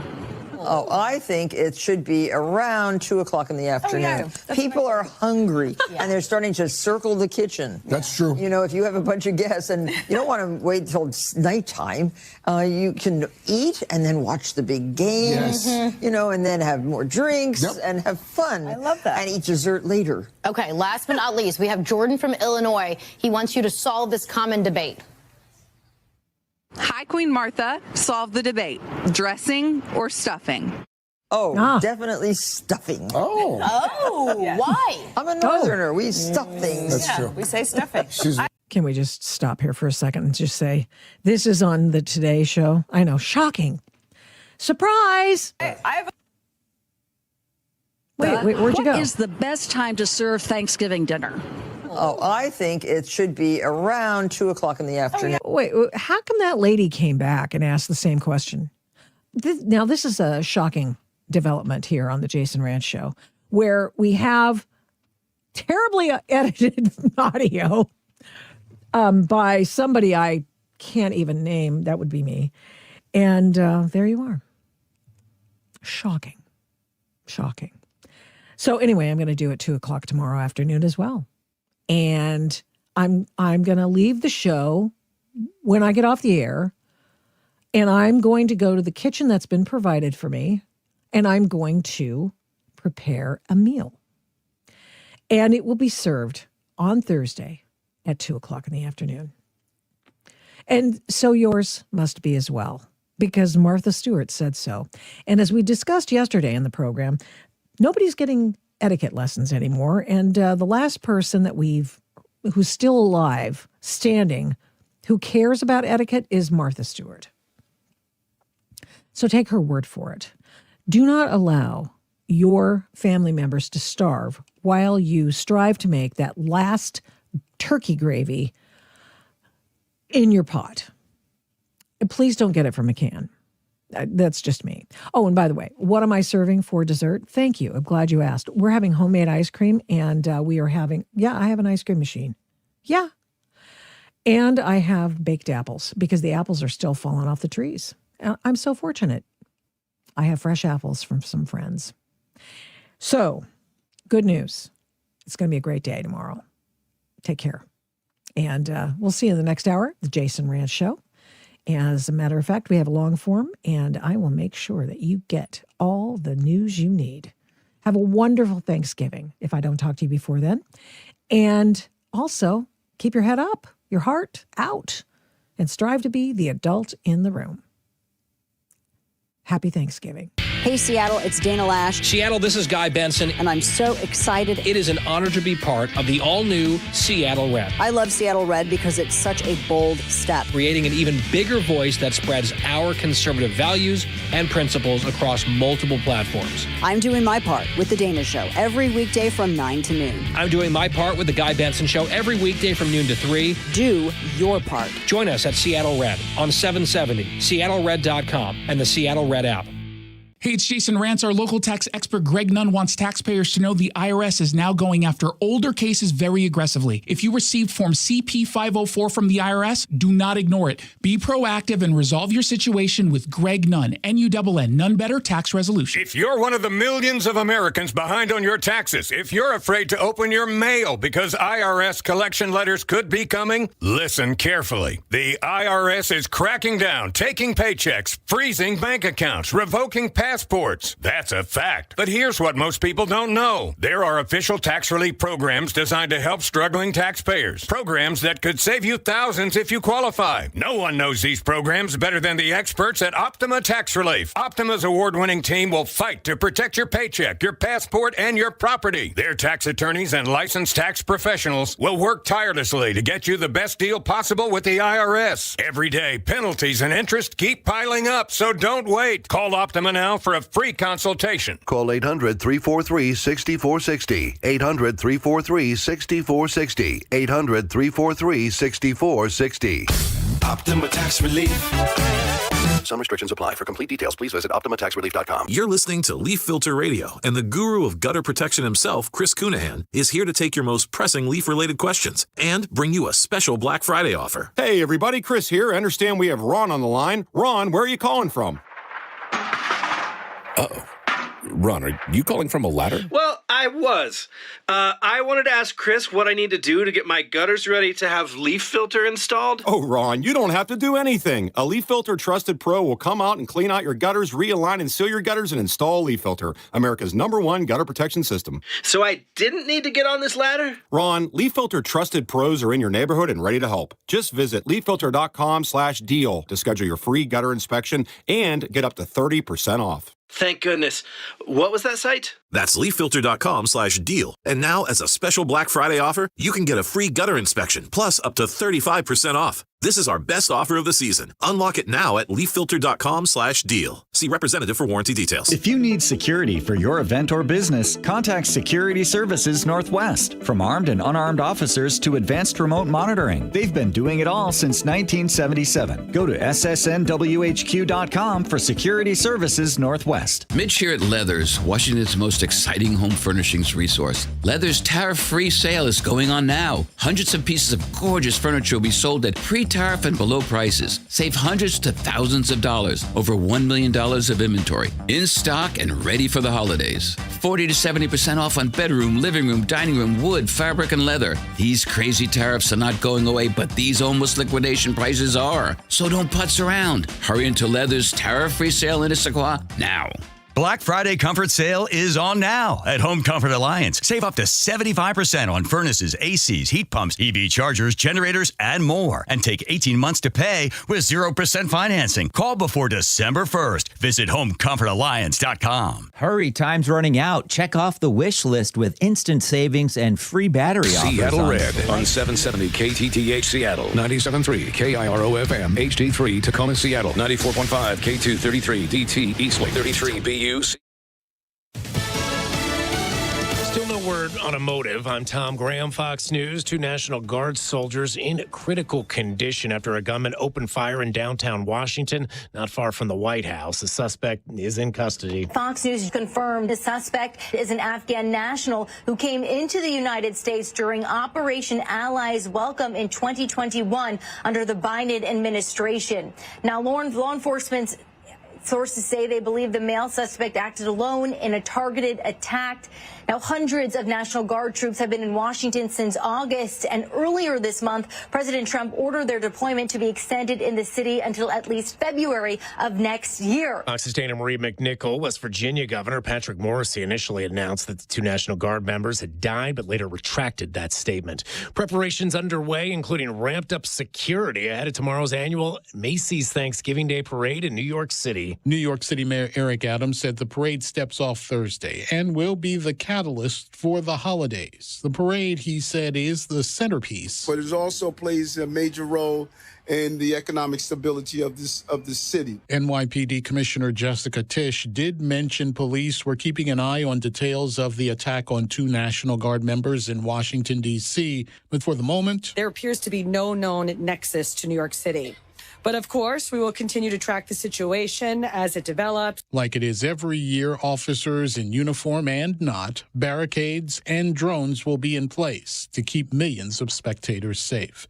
In New York City, Gernal Scott, Fox News. A federal 3-judge panel will allow North Carolina to use a redrawn congressional map aimed at flipping a seat to Republicans during next year's midterms. The new map takes aim at the Tar Heel State's only swing state, currently held by a Democrat. America is listening to Fox News. I'm Charles Payne, and this is the Fox Business Report.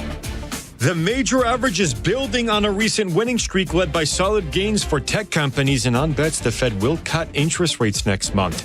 The Dow closing up 314 points, the S&P 500 climbing 46 points, and the NASDAQ rising 189 points. NVIDIA, Microsoft, and Broadcom were among the tech stocks that drove the market's gains. Robinhood posting the biggest gain in the S&P 500 after saying it planned to expand its prediction markets business with the launch of a new exchange. Fewer people filed for first-time jobless help last week than expected, 216,000 versus the expected 225,000.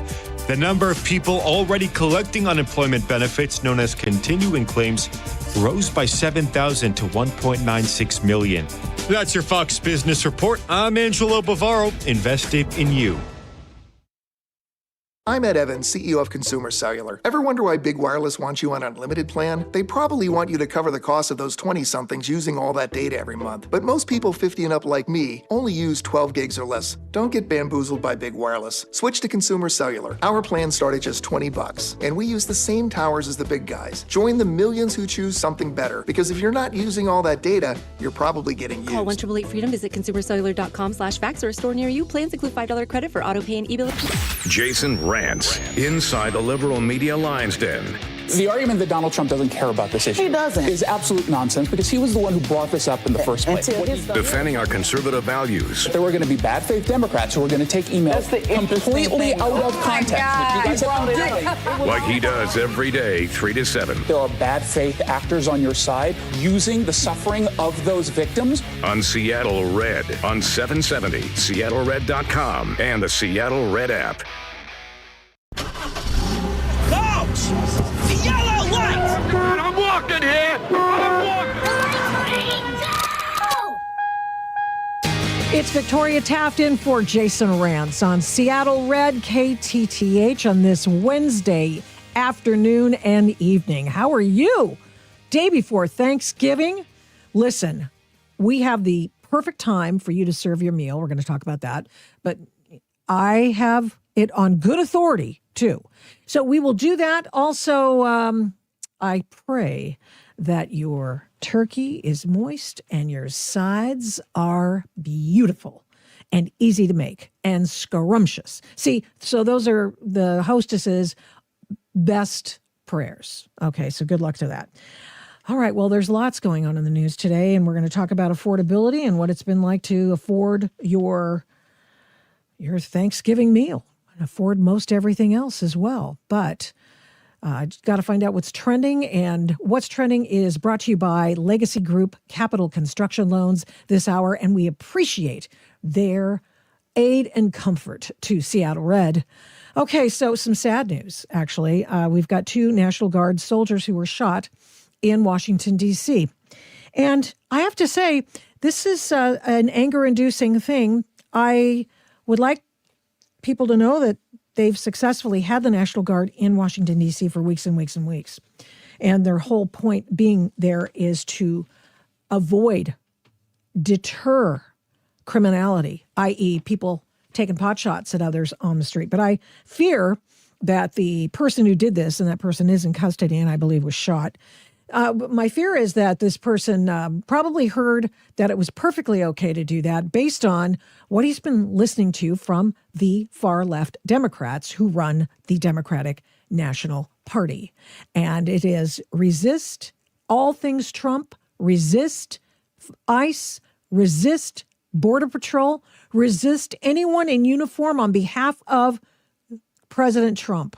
If they're doing anything, it means the militarization of our city's streets. Therefore, we have to resist because he's going to take over. You people are nuts. You guys call people like me conspiracy theorists. I don't know about you, but the conspiracy theories that I have, they keep coming true. You're going to have to find some new ones. You're going to have to find some new ones because you people be cray.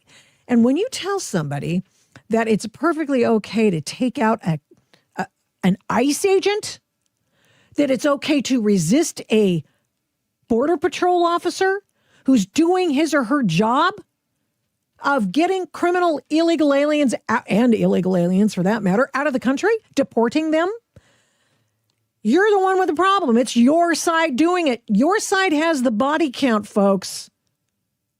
You Democrats running this joint.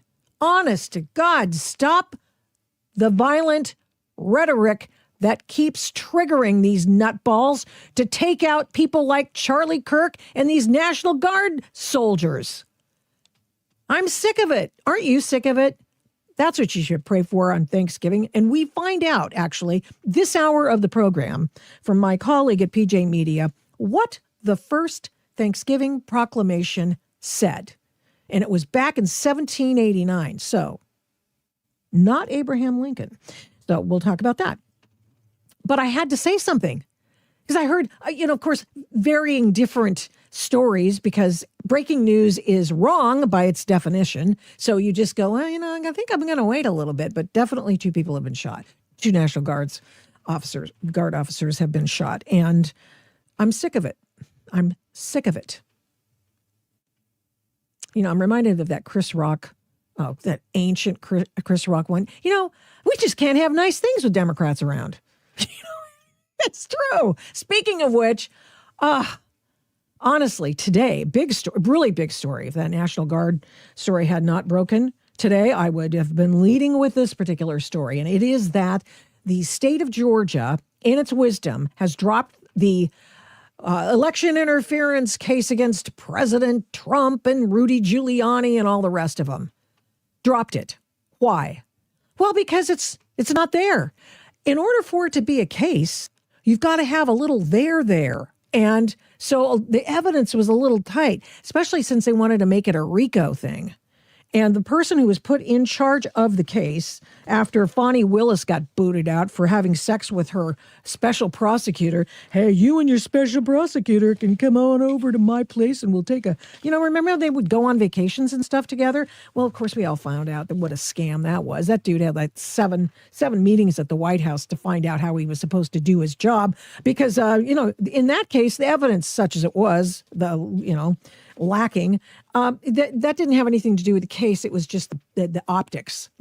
And so what happened was Georgia prosecuting attorney, counsel director, that's quite a handle, Peter Skandalakis.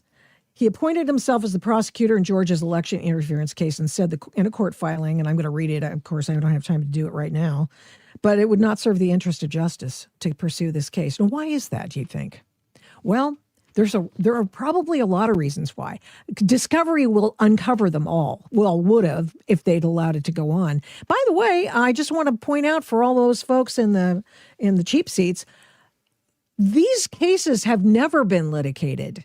The election cases that the Trump administration was bringing, or his private attorneys, they've never been litigated on their merits and on fact basis. They've been booted out because of standing, or they've had to go to U.S. Supreme Court to find out what was going on with respect to presidential immunity and this kind of thing. And of course, everything Trump does is blown totally out of proportion. It's absurd and ridiculous. But there we are.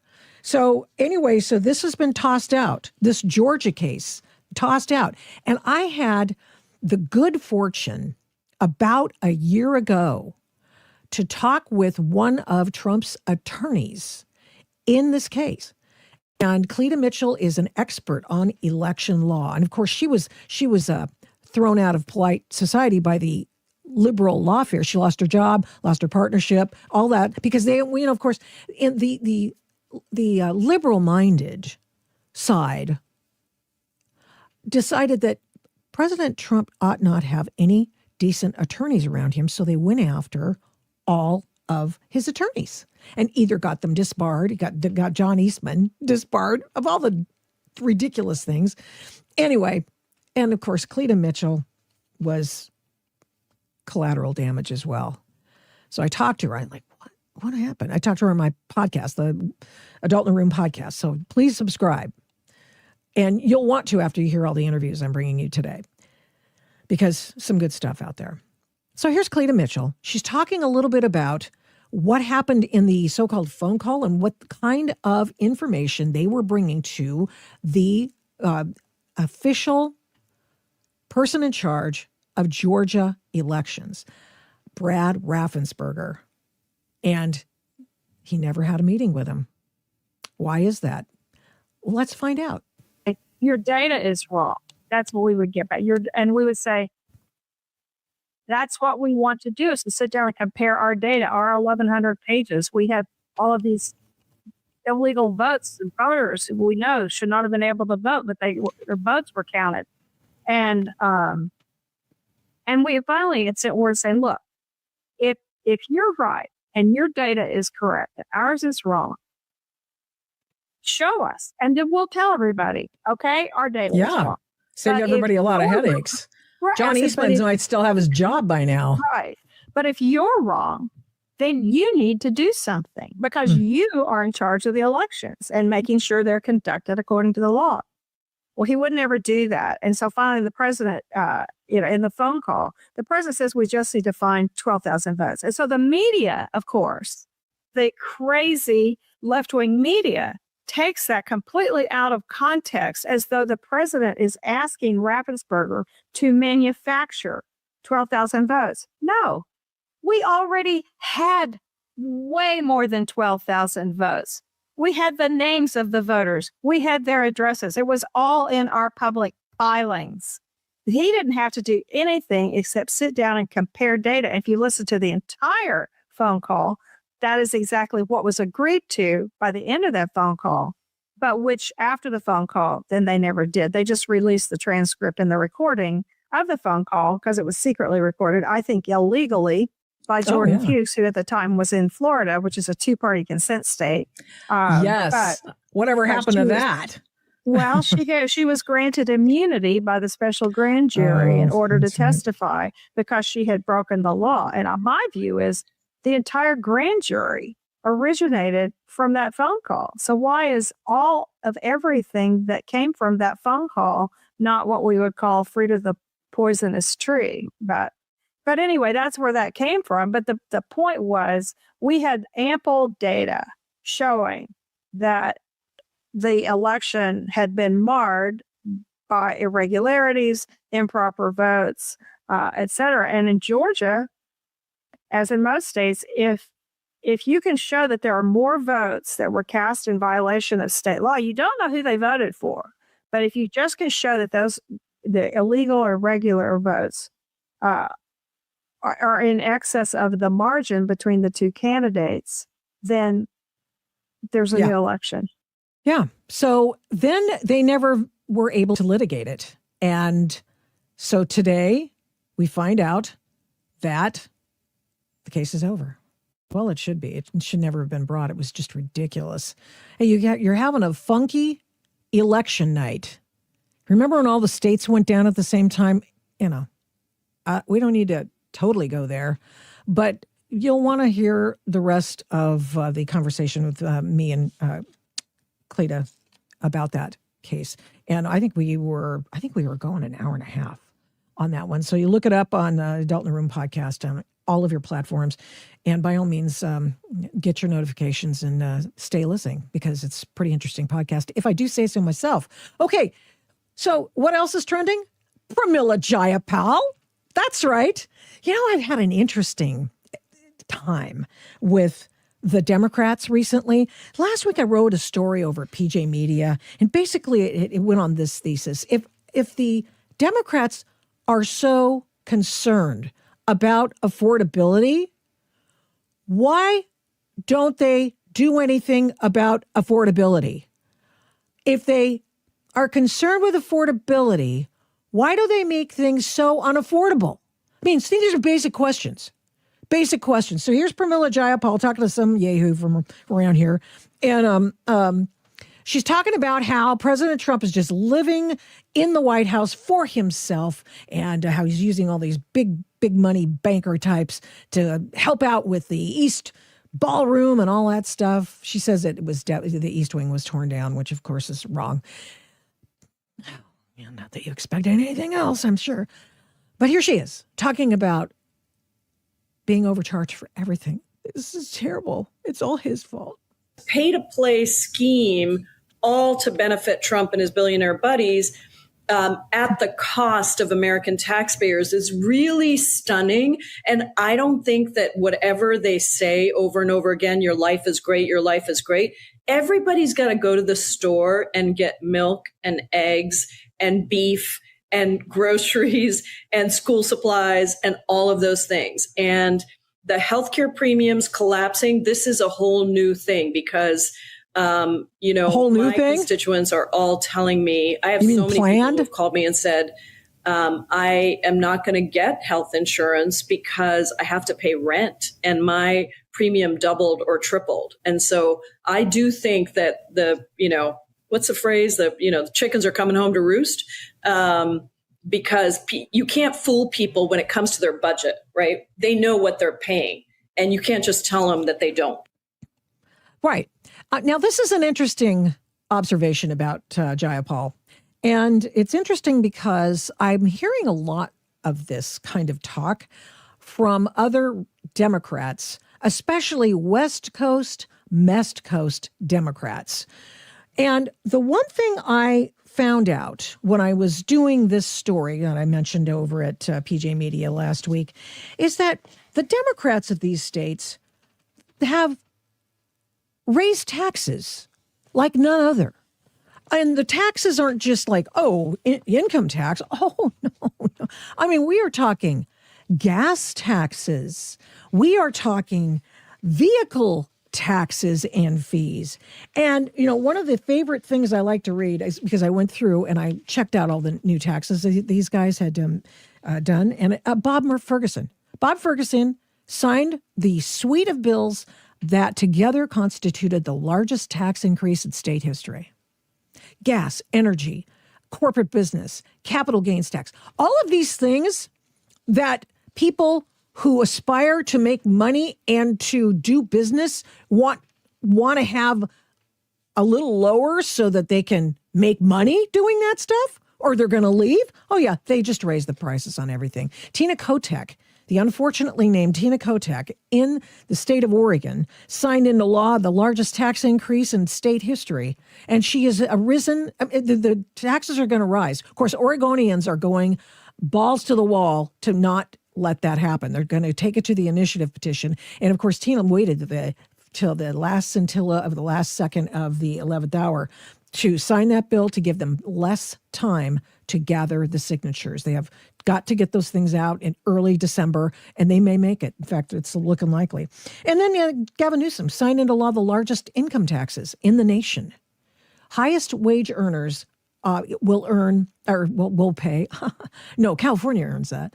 14.4% payroll tax. Payroll taxes on all working people were increased. Business taxes for each employee, head taxes and that sort of thing. And what government disincentivizes hiring people? All of them.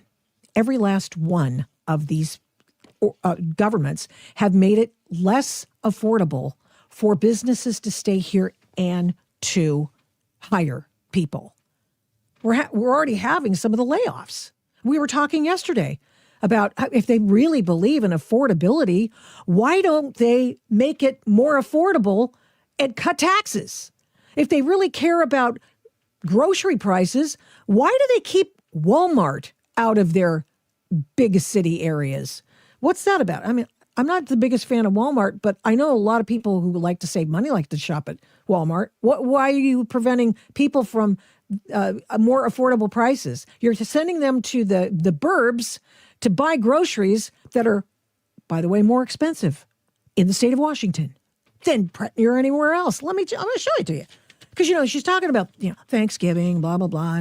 And she didn't mention turkey or anything, but we can extrapolate, right? We can do that. And she's talking about people spend a lot more money now on groceries. Well, let's take a look at that.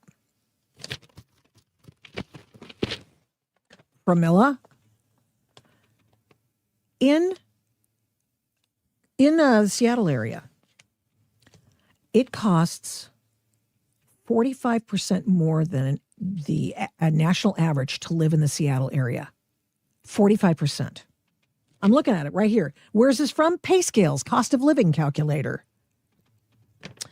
And groceries in the Seattle area, groceries are 11% higher in the Seattle area. Why is that, Pramila? I know you're not a local official anymore, but your kindred are, and all your buddies and the Democratic Socialists are. Tell me, why are groceries so much more expensive in the Seattle area in your congressional district, Pramila? If I wanted to move, let's say, Joe Schmo, me and my water bottle, and I live in Tacoma, and I want to move to Seattle, and they say, let's say annual salary $50,000, I need to make $57,000 in order to stay the same as I was when I lived in Tacoma. This is all hypothetical, but there you go. So, okay, Overall, it's 45% more expensive to live in the Seattle area than across the nation, national average.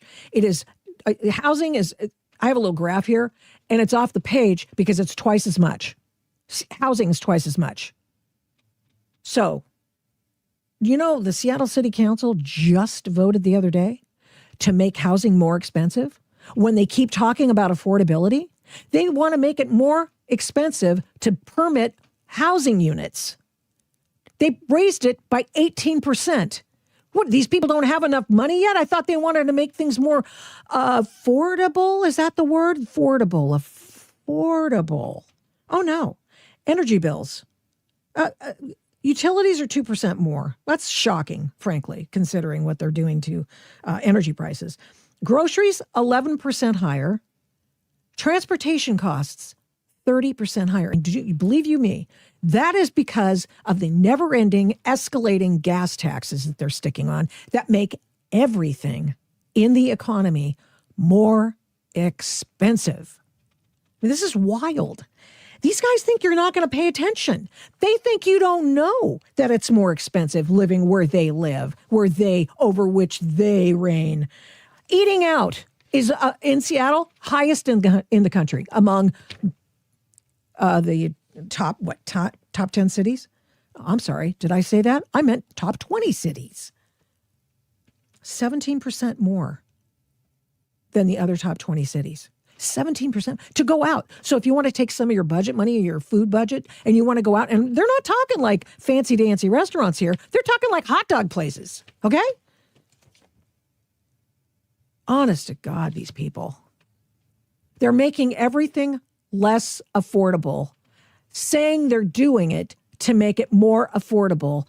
But if it's more unaffordable, it's all Trump's fault. Get out of here. Okay, when we come back, the first Thanksgiving proclamation. And I talked to a friend of mine from a colleague at PJ Media, and Catherine Salgado is going to tell us all about it. And I think you'll learn something, too. And if you have kids in the car, turn it up, because they're going to want to hear it, too. Victoria Taft, in for Jason Rantz. Seattle Red Radio, KTTH.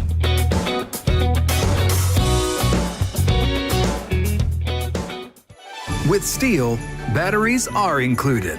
This holiday season, give a gift that's ready to go right out of the box. For everything from cleaning up the yard to cutting up firewood, Steel tools check off the wish list and knock out the to-do list. And right now, buy select battery tool sets and get a free extra battery. Visit SteelUSA.com for holiday deals and gift ideas. Happy holidays from Steel. Offer valid for a limited time only at participating dealers while supplies last. Vanity Fair calls BritBox a delicious streamer. Collider says everyone should be watching. Catch Britain's next best series with BritBox. Stream acclaimed new originals like Code of Silence. You read lips, right? And Linley, based on the best-selling mystery series. Hi, Linley. Take it from here. And don't miss the new season of Karen Piri, coming this October. You don't look like police. I'll take that as a compliment. See it differently when you stream the best of British TV with BritBox. Watch with a free trial today. 770 KTTH is now Seattle Red. It's so important for people to understand. Seattle Red is all about our conservative values and growing our conservative movement. This goes to the point about civilized society and how we have to do things across the Pacific Northwest. And this is not just a Seattle issue. And beyond. You could have the same exact conversation in Everett or Tacoma. Same conservative values, bigger platform. Seattle Red on 770, the Seattle Red app, and SeattleRed.com. Is your home ready for winter? Lake Atitlan Insulation helps homeowners across Puget Sound stay warm and save big with expert insulation that keeps comfort in and energy bills down. And right now, you may qualify for generous energy rebates through Puget Sound Energy, making upgrades more affordable than ever. Local, trusted, efficient. Visit LakeAtitlanInsulation.com and schedule your free estimate today, or call 206-660-4624. Lake Atitlan Insulation, where warmth meets wisdom. I'm Ed Evans, CEO of Consumer Cellular. Ever wonder why Big Wireless wants you on an unlimited plan? They probably want you to cover the cost of those 20-somethings using all that data every month. But most people 50 and up like me only use 12 gigs or less. Don't get bamboozled by Big Wireless. Switch to Consumer Cellular. Our plans start at just $20, and we use the same towers as the big guys. Join the millions who choose something better, because if you're not using all that data, you're probably getting used. Call 1-888-FREEDOM, visit consumercellular.com/facts or a store near you. Plans include $5 credit for auto pay and e-billing. See site for additional facts. If you love to travel, Capital One has a rewards credit card that's perfect for you. With the Capital One Venture X card, you earn unlimited double miles on everything you buy. Plus, you get premium benefits at a collection of luxury hotels when you book on Capital One Travel. And with Venture X, you get access to over 1,000 airport lounges worldwide.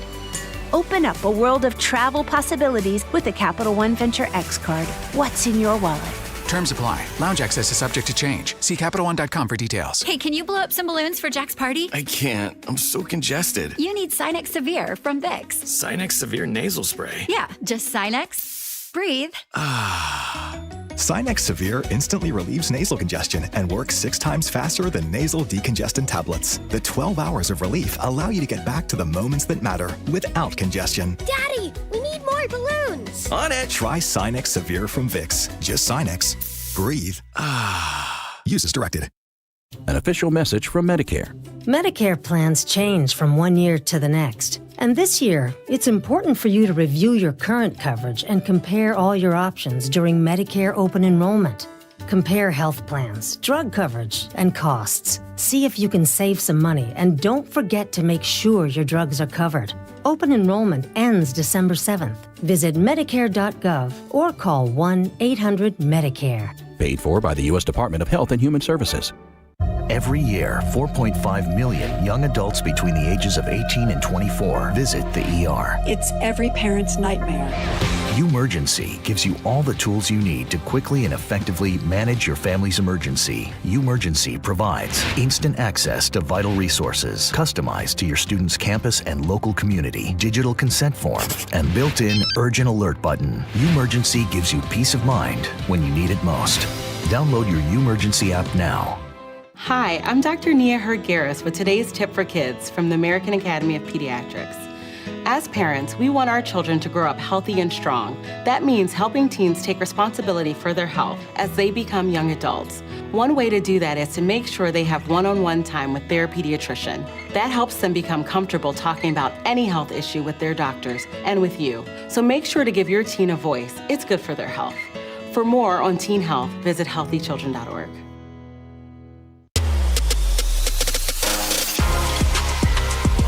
It's Victoria Taft filling in on the Jason Rantz Show right here on Seattle Red KTTH. How are you? We are going into a Thanksgiving holiday. And how do we give thanks properly? Well, that's up to you. But you know what the founders had in mind? Well, I'm going to ask an expert, and that is Catherine Salgado. She's my colleague over at PJ Media. And Catherine, you've just written a story that appears tomorrow, appropriately enough, on PJ Media. And tell me about your discovery of what the founders thanked God for. Yes. Well, obviously, Thanksgiving has roots going back even before America was founded, to the Pilgrims, and even as far back as the Spaniards in the 1500s and Christopher Columbus. But what really established Thanksgiving holiday, the precedent that we know today, was George Washington in 1789 issued a proclamation calling for a national day of Thanksgiving in November. And that proclamation can give us an insight into what the founders thought they were celebrating with this Thanksgiving holiday, why they wanted to have the holiday, and what they wanted their children and their children's children to understand about it. Okay. So if I could read directly from the proclamation. Why, yes, you may, ma'am. He says, "Now, therefore, I do recommend and assign Thursday, the 26th day of November next, to be devoted by the people of these states to the service of that great and glorious being, who is the beneficent author of all the good that was, that is, or that will be, that we may then all unite in rendering unto him our sincere and humble thanks for his kind care and protection of the people of this country previous to their becoming a nation, for the signal and manifold mercies and the favorable interpositions of his providence, which we experienced in the course and conclusion of the late war, for the great degree of tranquility, union, and plenty which we have since enjoyed, for the peaceable and rational manner in which we have been enabled to establish constitutions of government for our safety and happiness, and particularly the national one now lately instituted, for the civil and religious liberty with which we are blessed, and the means we have of acquiring and diffusing useful knowledge, and in general, for all the great and various favors which he hath been pleased to confer upon us. And there are a few points that immediately jump out. First of all, he definitely established this as a religious holiday, a Judeo-Christian holiday. Mm-hmm. He specifically requested people not to cook a turkey, but to go to church or to offer prayers, each according to his own faith. Desires. Sure. Yeah. And so that's a key point that I think has been somewhat lost in recent years. Just as we become a more secular nation, we forget that Thanksgiving was originally, yes, of course, it was about family and it was about gathering together and celebrating, but it was also about thanking God. And of course, we in America rewrote the English anthem, God Save the King, to be God Bless America, and we end it with Great God Our King. We only have one king in America, and that's God. I see. Yeah, it makes sense. It all tracks. But I was listening to you read that, and I thought, I wonder how many people who are maybe Gen Zers or maybe even a little slightly older than that would understand those words. So I know that you've taken those apart, and you've also you're a student of history as well. So tell us a little bit about what he was saying there. Yes. Well, for one thing, aside from the fact that he's citing Providence as bringing them all these blessings, he's talking about what he believes to be a blessing, what he believes to be a goal, and what he wanted Americans to strive for and to be grateful for. So he mentions the fact that they're enjoying tranquility and plenty and peace.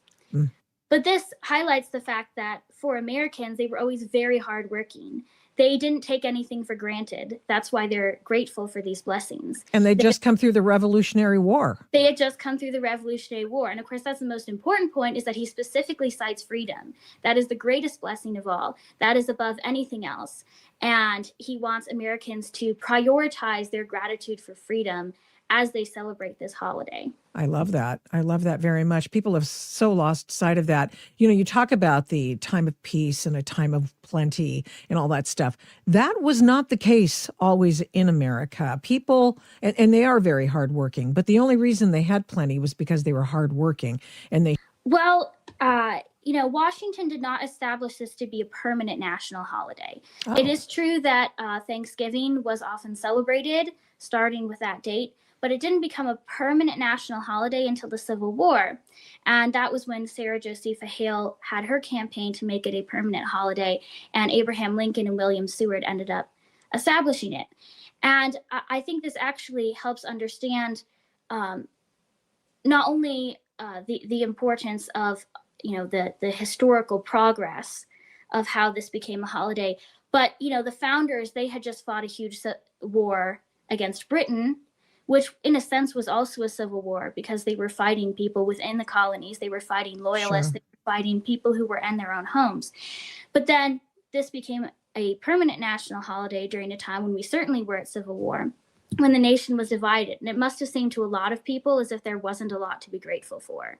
Mm-hmm. And yet that was when Lincoln chose to make this a permanent national holiday, because most of all, we have to be grateful not only for material blessings, but of course, as Washington emphasized, for freedom and the means of securing it.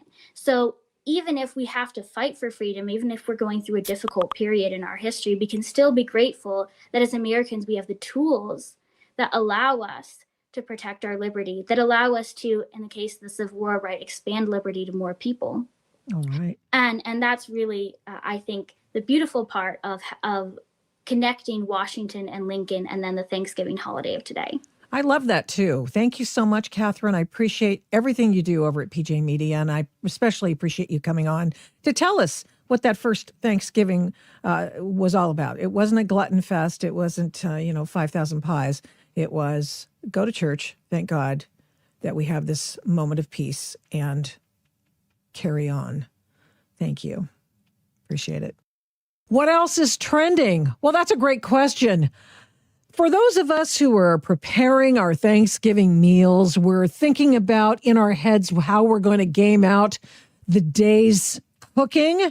Some of us might be using Campbell's soup instead of making our own white sauce, for example, or you're using the Campbell's soup, the mushroom, or maybe even cream of chicken for your wonderful green bean casserole. I don't know. I don't make it. I'm making something else this year. But nevertheless, Campbell's soup, that's the thing. Well, unfortunately for the executive of Campbell's Soup, a vice president, he was fired. I know. It's because he said that the food, the Campbell's Soup, like the chicken, he said, let's see, quoting here, highly processed food for poor people, and that the chicken is bioengineered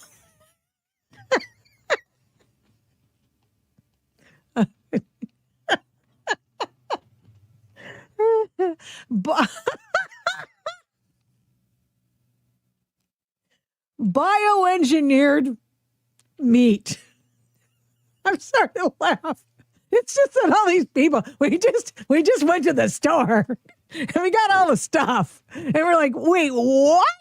The vice president of the company is saying that it's engineered food? It's engineered not in the good engineered way, apparently. After reviewing the recording, which you'll hear in just a moment, although the potty talk has been bleeped out, reviewing the recording, she tried to say, Campbell's confirmed in a statement Wednesday that the company believes the voice in question belongs to Martin Bally, a vice president who, as of Tuesday, no longer works at the company. I'm not laughing. I'm sorry for his fate.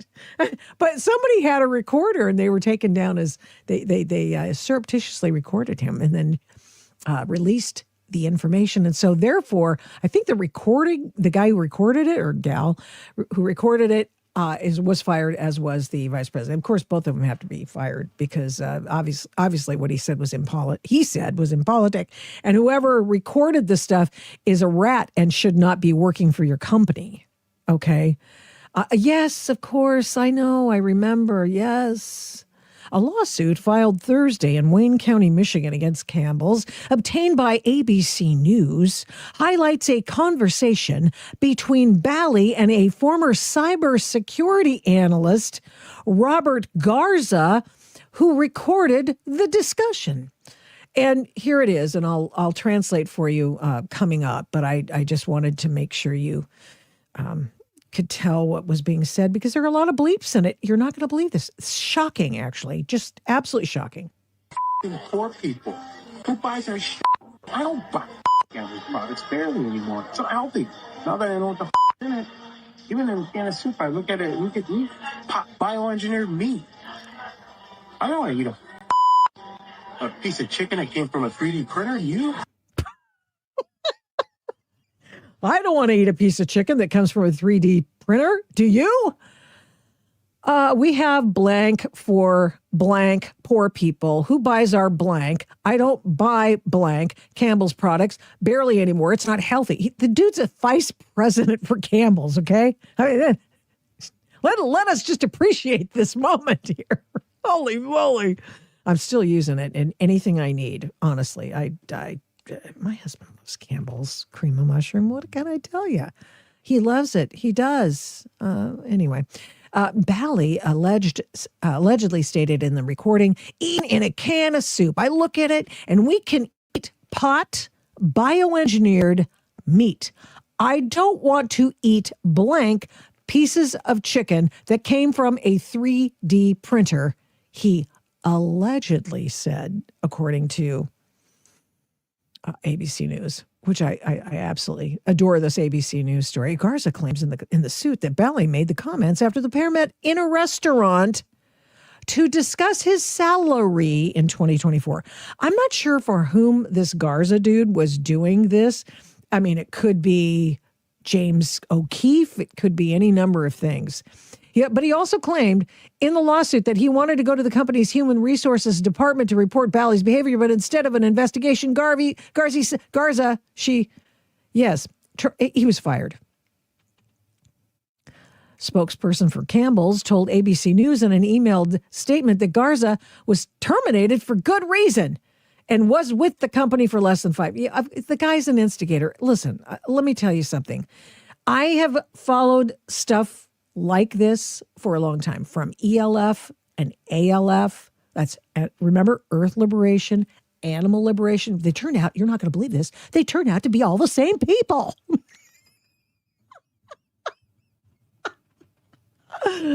But I will say this, they all came in with the idea of turning everything inside out. Freeing the skunks, or I'm sorry, did I say that? Minks, making sure that things were hacked. For example, Antifa in Portland has a hacking mechanism, a subset of their cult. So there you have it. Now, one more time, just for old time's sake, because, we're just hanging here. It's before Thanksgiving and we're all, we've huddled up the larder with the Campbell soup, and here we go. Poor people. Who buys our shit? I don't buy Campbell's products barely anymore. It's so healthy. Now that I know what the in it, even in a can of soup, I look at meat, bioengineered meat. I don't want to eat a piece of chicken that came from a 3D printer. Yeah. Okay, well. Okay, when we come back, Martha Stewart has the best time to serve your Thanksgiving meal. You're welcome. We'll have it for you next. It's Victoria Taft in for Jason Rantz, Seattle Red, KTTH.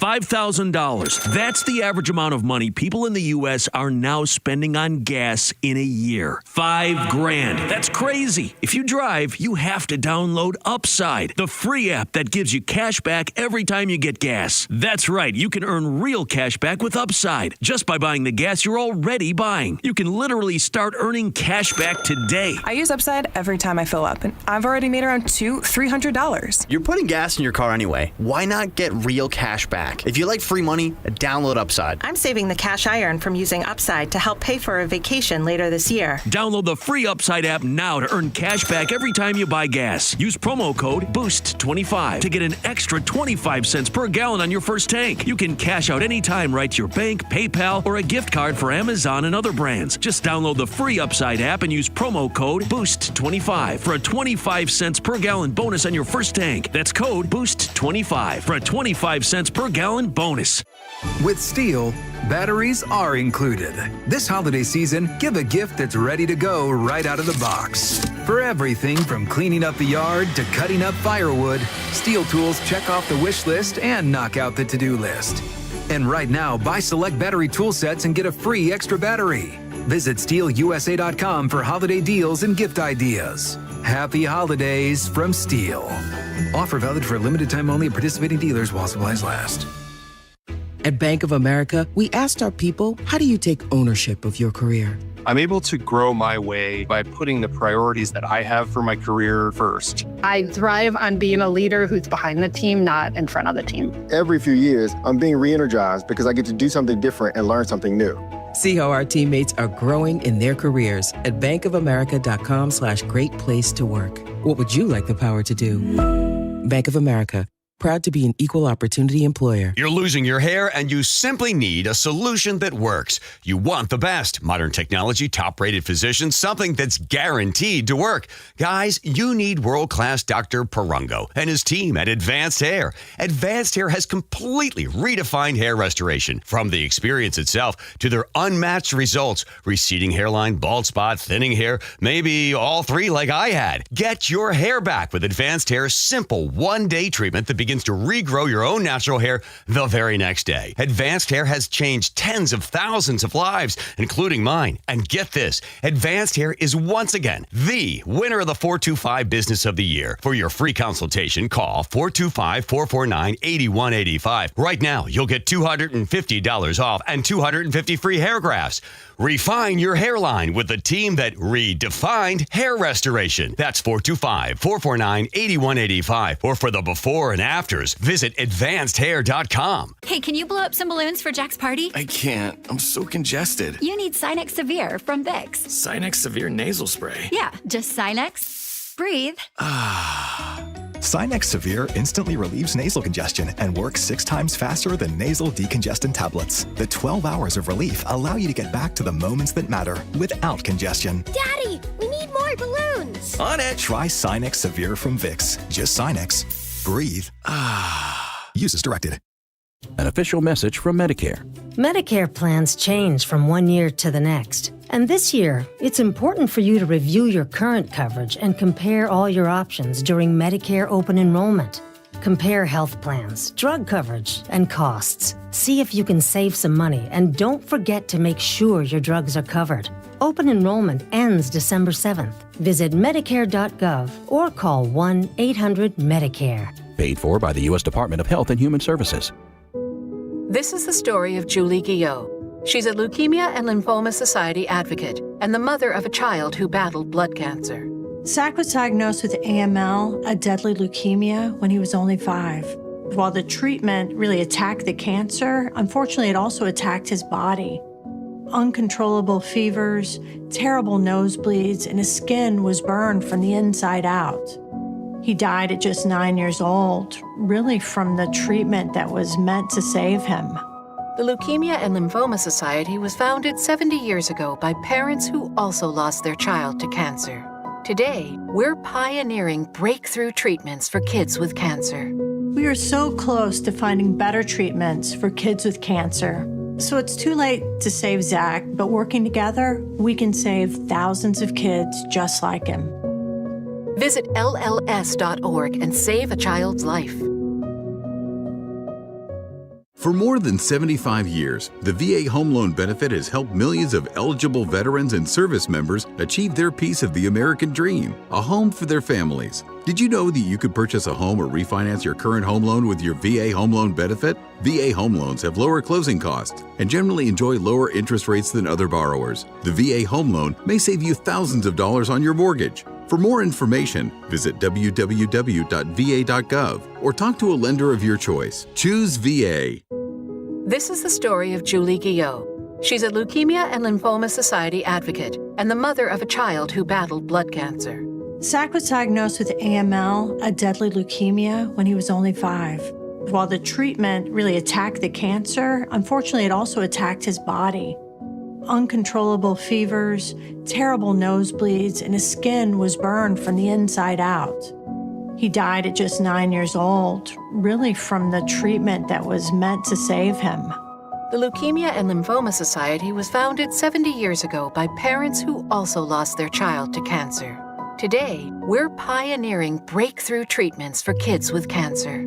We are so close to finding better treatments for kids with cancer. So it's too late to save Zach, but working together, we can save thousands of kids just like him. Visit LLS.org and save a child's life.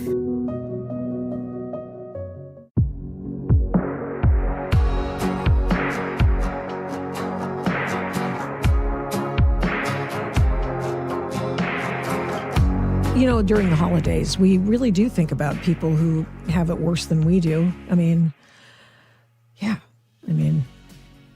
this is a hard month for my family, that's for sure. November's hard. Lost family member and such. And, but a story that I had not heard this until today. And a friend of mine went to this lecture by Erica Kirk and Megyn Kelly on her Sirius show. She's doing a national tour, Megyn Kelly is, and Erica Kirk was on a recent program. And she said they've divulged that she was hoping she was pregnant after her husband was killed. Here is a little piece of that excerpt between Megyn Kelly and Erica Kirk. And if it's a heart stopper. Married? Yes. You have 2 kids. 2 precious babies. And you told me this in private, but how many kids did you guys want to have? We wanted to have 4. Yeah. And I was praying to God that I was pregnant when he got murdered. Oh, wow. I thought of that once. Just like whether it was meant to be or whether we'd get news like that. I was like, oh goodness, that would be the ultimate blessing out of this catastrophe. So now when I see young couples, I tell them, please, don't put it off. Especially if you're a young woman, don't put it off. You can always have a career. You can always, go back to work. You can never just go back to having children. And they grow so fast and so quickly, but I was praying, both of us were, we were really excited to just expand our family. Thank God you have the 2. I know. Thank God. Boy and girl, I know. One day they'll find out. Right now they're just, little loves. And one day they'll find out that they're Charlie Kirk's children, and they'll know what that means. Yeah, that was really poignant to hear about that. That would have been cool if she'd been pregnant. I can't, nothing to say about that. But listen, there is one thing I can say to you. Thanks for listening to the Jason Rantz Show with me, Victoria Taft. Now, your job is to get where you're going safely for Thanksgiving tomorrow. And we'll see you next time. And remember, head up, heart out, and strive to be the adult in the room. Mischief managed. Seattle, this is Mark Levin, and I could not be more excited or more proud to be part of Seattle Red. I know being a proud conservative in Seattle isn't always easy, but now you have an ally. Seattle Red is the bold voice Seattle and the Pacific Northwest needs, reaching more people across multiple platforms and changing hearts and minds. I'm doing my part with the Mark Levin Show every weeknight from 8 to 11. Join us at Seattle Red on 770, seattlered.com, and the Seattle Red app. You're listening to Leaf Filter Radio, and the guru of gutter protection himself, Chris Cunahan, is here to take your most pressing leaf-related questions and bring you a special Black Friday offer. Hey, everybody, Chris here. I understand we have Ron on the line. Ron, where are you calling from? Uh-oh. Ron, are you calling from a ladder? Well, I was. I wanted to ask Chris what I need to do to get my gutters ready to have Leaf Filter installed. Oh, Ron, you don't have to do anything. A Leaf Filter Trusted Pro will come out and clean out your gutters, realign and seal your gutters, and install Leaf Filter, America's #1 gutter protection system. So I didn't need to get on this ladder? Ron, Leaf Filter Trusted Pros are in your neighborhood and ready to help. Just visit leaffilter.com/deal to schedule your free gutter inspection and get up to 30% off. Thank goodness. What was that site? That's leaffilter.com/deal. And now, as a special Black Friday offer, you can get a free gutter inspection, plus up to 35% off. This is our best offer of the season. Unlock it now at leaffilter.com/deal. See representative for warranty details. Kohl's Black Friday deals are here. Grab your coffee and put on your sneakers because it's go time. Through Saturday, save up to 50% on everything from toys to beauty faves, winter styles, and more. Plus, earn $15 Kohl's Cash for every $50 spent. Yep, that's extra Kohl's Cash. So run, don't walk. Just hold on tight to that coffee. Select styles, some exclusions apply. Coupons and Kohl's Cash do not apply to Sephora. Offers end November 29th. See store or kohls.com for details. With the new IHOP value menu, $6 is all it takes to go to your happy place, where stacks of pancakes with bacon and eggs are just $6 every day. French toast, sausage, and eggs are, you guessed it, $6. And fluffy omelets come with a side of pancakes and only cost $6. Go to your happy plates every day at IHOP. $7 in some locations. Available every day for a limited time at participating restaurants in the U.S. Hours may vary. No substitutions. Not valid with other discounts or promotions. Prices may vary.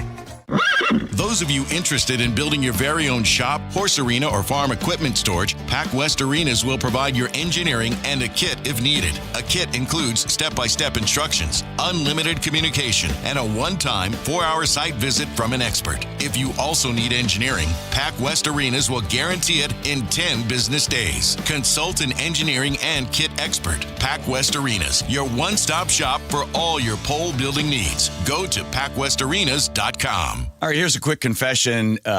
The reason Nick, my wife, is going to Longevity Medical Clinic is because why? I got sick of watching you sleep at night when I was awake. Wait a minute. Here's what would happen. I'd be asleep because I've got my hormones balanced thanks to Longevity Medical Clinic. I'm asleep, and then Nick would go, "Are you asleep? Are you sleeping? That's not fair. I can't sleep." I'm like, "So you're going to wake me up?" Yes, because I didn't want you to have more energy than I would the next day, and I was up all night. So what did I say to you? I said, so go to the Longevity Medical Clinic. Do the same thing I did. Get your hormones balanced. You'll sleep better, right? And I did. Right. You don't have to wake me up anymore and go, it's not fair that you're sleeping. I know. But didn't you see that it wasn't fair that you were waking me up? Yes, because now you're the one taking the dogs out because I'm still asleep in the morning. So we're both getting good night's sleep. We're both getting lots of energy, and we're happy. You want me to tell you why? Because my hormones are now balanced. Okay, I don't want to hear about your hormones right now. So be like Nick and get a free health analysis at lmclinic.com. That's lmclinic.com. It's here, the Light the World giving machines at the Alderwood and South Hill malls. With a swipe of your credit card, donate a chicken, school supplies, meals, and more. Go to givingmachinewa.org. Eggland's Best, the only eggs with more fresh and delicious taste plus superior nutrition. Eggland's Best. Better taste, better nutrition,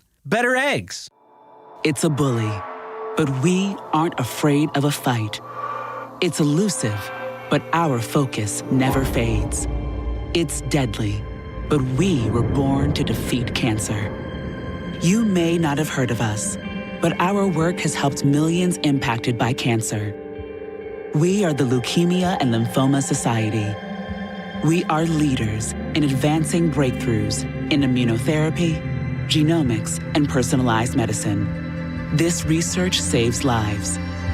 After 65 years of fighting blood cancers, we've arrived at a game-changing belief. The cures for cancer are in our blood. The drugs and treatments we've developed for blood cancers have helped people affected by many different types of cancers. We are the Leukemia and Lymphoma Society. Beating cancer is in our blood. Learn more at LLS.org. Seattle Red on 770 KTTH Seattle, 97.3 KIRO-FM, HD3 Tacoma Seattle, 94.5 K233 DT Eastlake, 33 BU Seattle.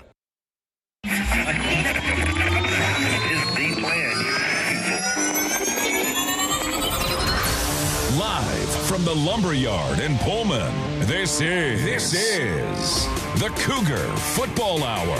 Tonight's show is presented by Crimson and Gray. Visit them at 1096 Southeast Bishop Boulevard in Pullman, or find them at every Cougar Football Hour this season. Crimson and Gray, proud supporter of Cougar Athletics. Now, alongside Cougar head coach Jimmy Rogers, here's the voice of the Cougs, Chris King. Thanksgiving Eve. No better place to spend it than with all the Coug fans here at the Lumberyard in downtown Pullman. It is the Cougar Football Hour. The sad news is this is our final Cougar Football Hour of the season. The good news is we've got another home game to come. It will be Saturday, Senior Day. Cougs taking on Oregon State. And on that note, a reminder, we've got a special giveaway tonight. Stop by the Crimson and Gray table to enter for a chance to win 4 tickets to Saturday's game. Cougs taking on Oregon State. Saturday, 3:30 kickoff. One grand prize winner will also receive a Cougar Den VIP hospitality passes, or hospitality passes, 4 of them, for an unforgettable pregame experience. So we'll recap that matchup with James Madison. Great collection of guests here tonight. We'll have GM of the WSU football program, Ricky Ciccone, stopping by. We'll talk with him. Senior defensive end Buda Paletti also joining us. But here we are, as always, with the head coach of the Cougs, Jimmy Rogers. Coach, good to see you. How you doing? I'm doing good. How are you? I'm great. Here we go. We're back at home. We got that matchup, Senior Day, coming up on Saturday against Oregon State. And before we look ahead to that that kickoff. It's senior day. There's a lot going on. It's senior day, the final regular season game. A lot that could be gained in this one for Washington State. But looking back first on that most recent matchup, Saturday, going all the way to Harrisonburg, Virginia, taking on the 21st ranked team in the country in James Madison. Tight one, JMU getting the victory 24-20. How do you look back on that game? Yeah, I thought collectively, offense, defense, special teams, we played really well in the first half, and we came out, we kind of got away from us in the fourth quarter, and it's an unfortunate situation. Defensively, I thought we played really well. There was an 8.5-minute drive there in the third quarter, which kind of killed our ability to make the most of it there in the fourth. Just they took the clock. We stopped them on fourth down. We were able to flip the field, and then we gave up an explosive play. And it's something that we haven't done the whole season, really, is give up explosive plays. It's something that we pride ourselves on defensively not doing. And there's a couple plays in there, obviously, that we would want back. And that happened, offensively, too. The pick six killed us a little bit, and we were able to respond, and we just got to be able to close out games the right way. We've been so close in so many games versus ranked teams. 4 of our losses come to a point differential of 12 points. And so I think that we have shown how competitive we can be, and I think we've been able to close out some games the right way, whether it be Toledo or La Tech or we need to continuously just finish, and we're going to have a tough one this weekend, and we got to make sure that we're locked into it because it will punch our ticket to a bowl game. And you mentioned the opponents, and you look at how this year has unfolded. It's a non-traditional schedule, the way it's worked out this year, but 8 of WSU's 11 opponents are bowl eligible. 3 are ranked in the top 25 poll, and then 2 are receiving votes as well. Just the way the schedule has worked out, where some of these teams, James Madison, North Texas, San Diego State, and then obviously what Ole Miss and Virginia are doing. I mean, these are historic seasons for them. That just happens to be the time when the Cougs catch them. Yeah, there's no question. I don't pick the schedule. I just we try to prepare a team to go play them. But, yeah, they're good teams. JMU is a good team. San Diego State is turned out to be a really good win.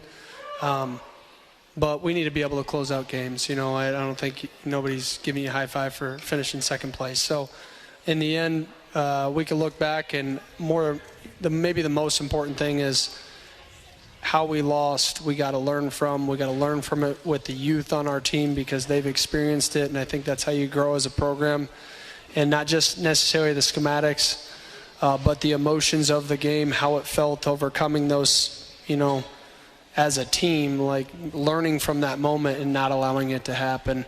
And myself, the coaching staff, we just got to continue to put our players in a better position. In the second half, the Cougs were without Brock Dew, second time. He's had an injury this year that's kept him out for the good portion of a game. The other one, the first matchup with Oregon State.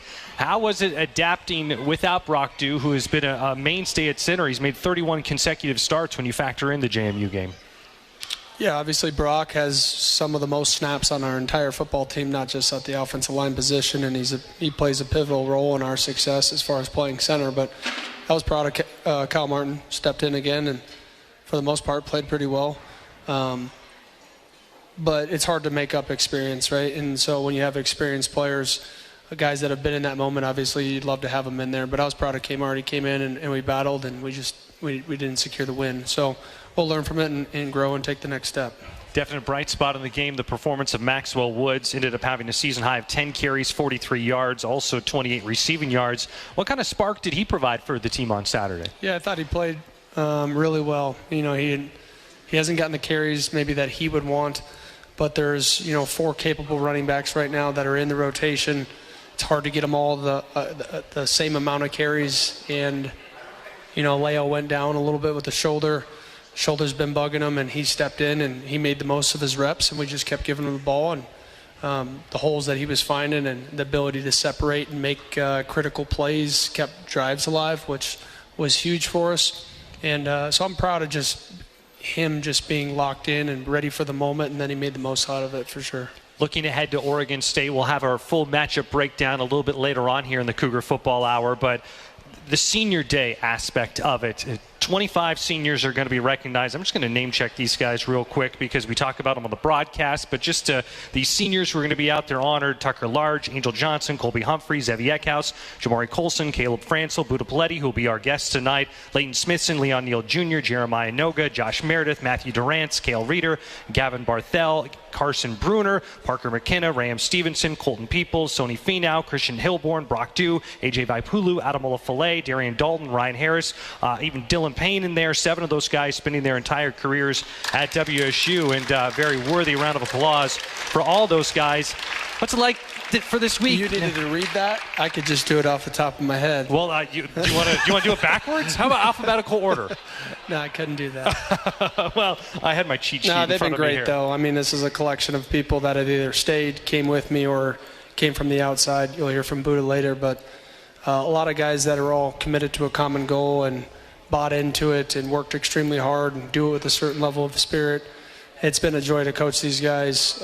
It's been a joy to get to know a lot of these players that I haven't been familiar with, and then it's somewhat bittersweet for me as far as having relationships, regardless of I just met them this year or the players that came with me with the prior experience. Just, you spend so much time, so much of your life with the players, and then to see the ones that have been with you the longest in their growth, and then what feels like a lifetime goes by in a second. So sad to see them go, but I'm also really proud of these guys' career and how we've come together as a football team. We've kind of touched on this throughout the season, but there's 75 new players, and we mentioned these 20 plus that this is their last shot. This is their final year of eligibility.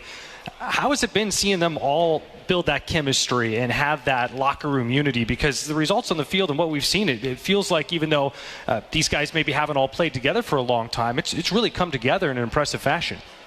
I think you can see a culture of a team by how they handle adversity. This season hasn't been easy. We've had really tough losses. We've been so close in so many, and we've been dominant in other ones. But the one thing that really hasn't changed is the spirit about how they go to practice and the bounce in their step when they're with each other. And that just doesn't happen. That's created. And, I'm proud of the way we've come together in such a short time. Usually you have classes, right? You bring in a set of freshmen, you bring in another set of freshmen, and you may take a transfer here or there.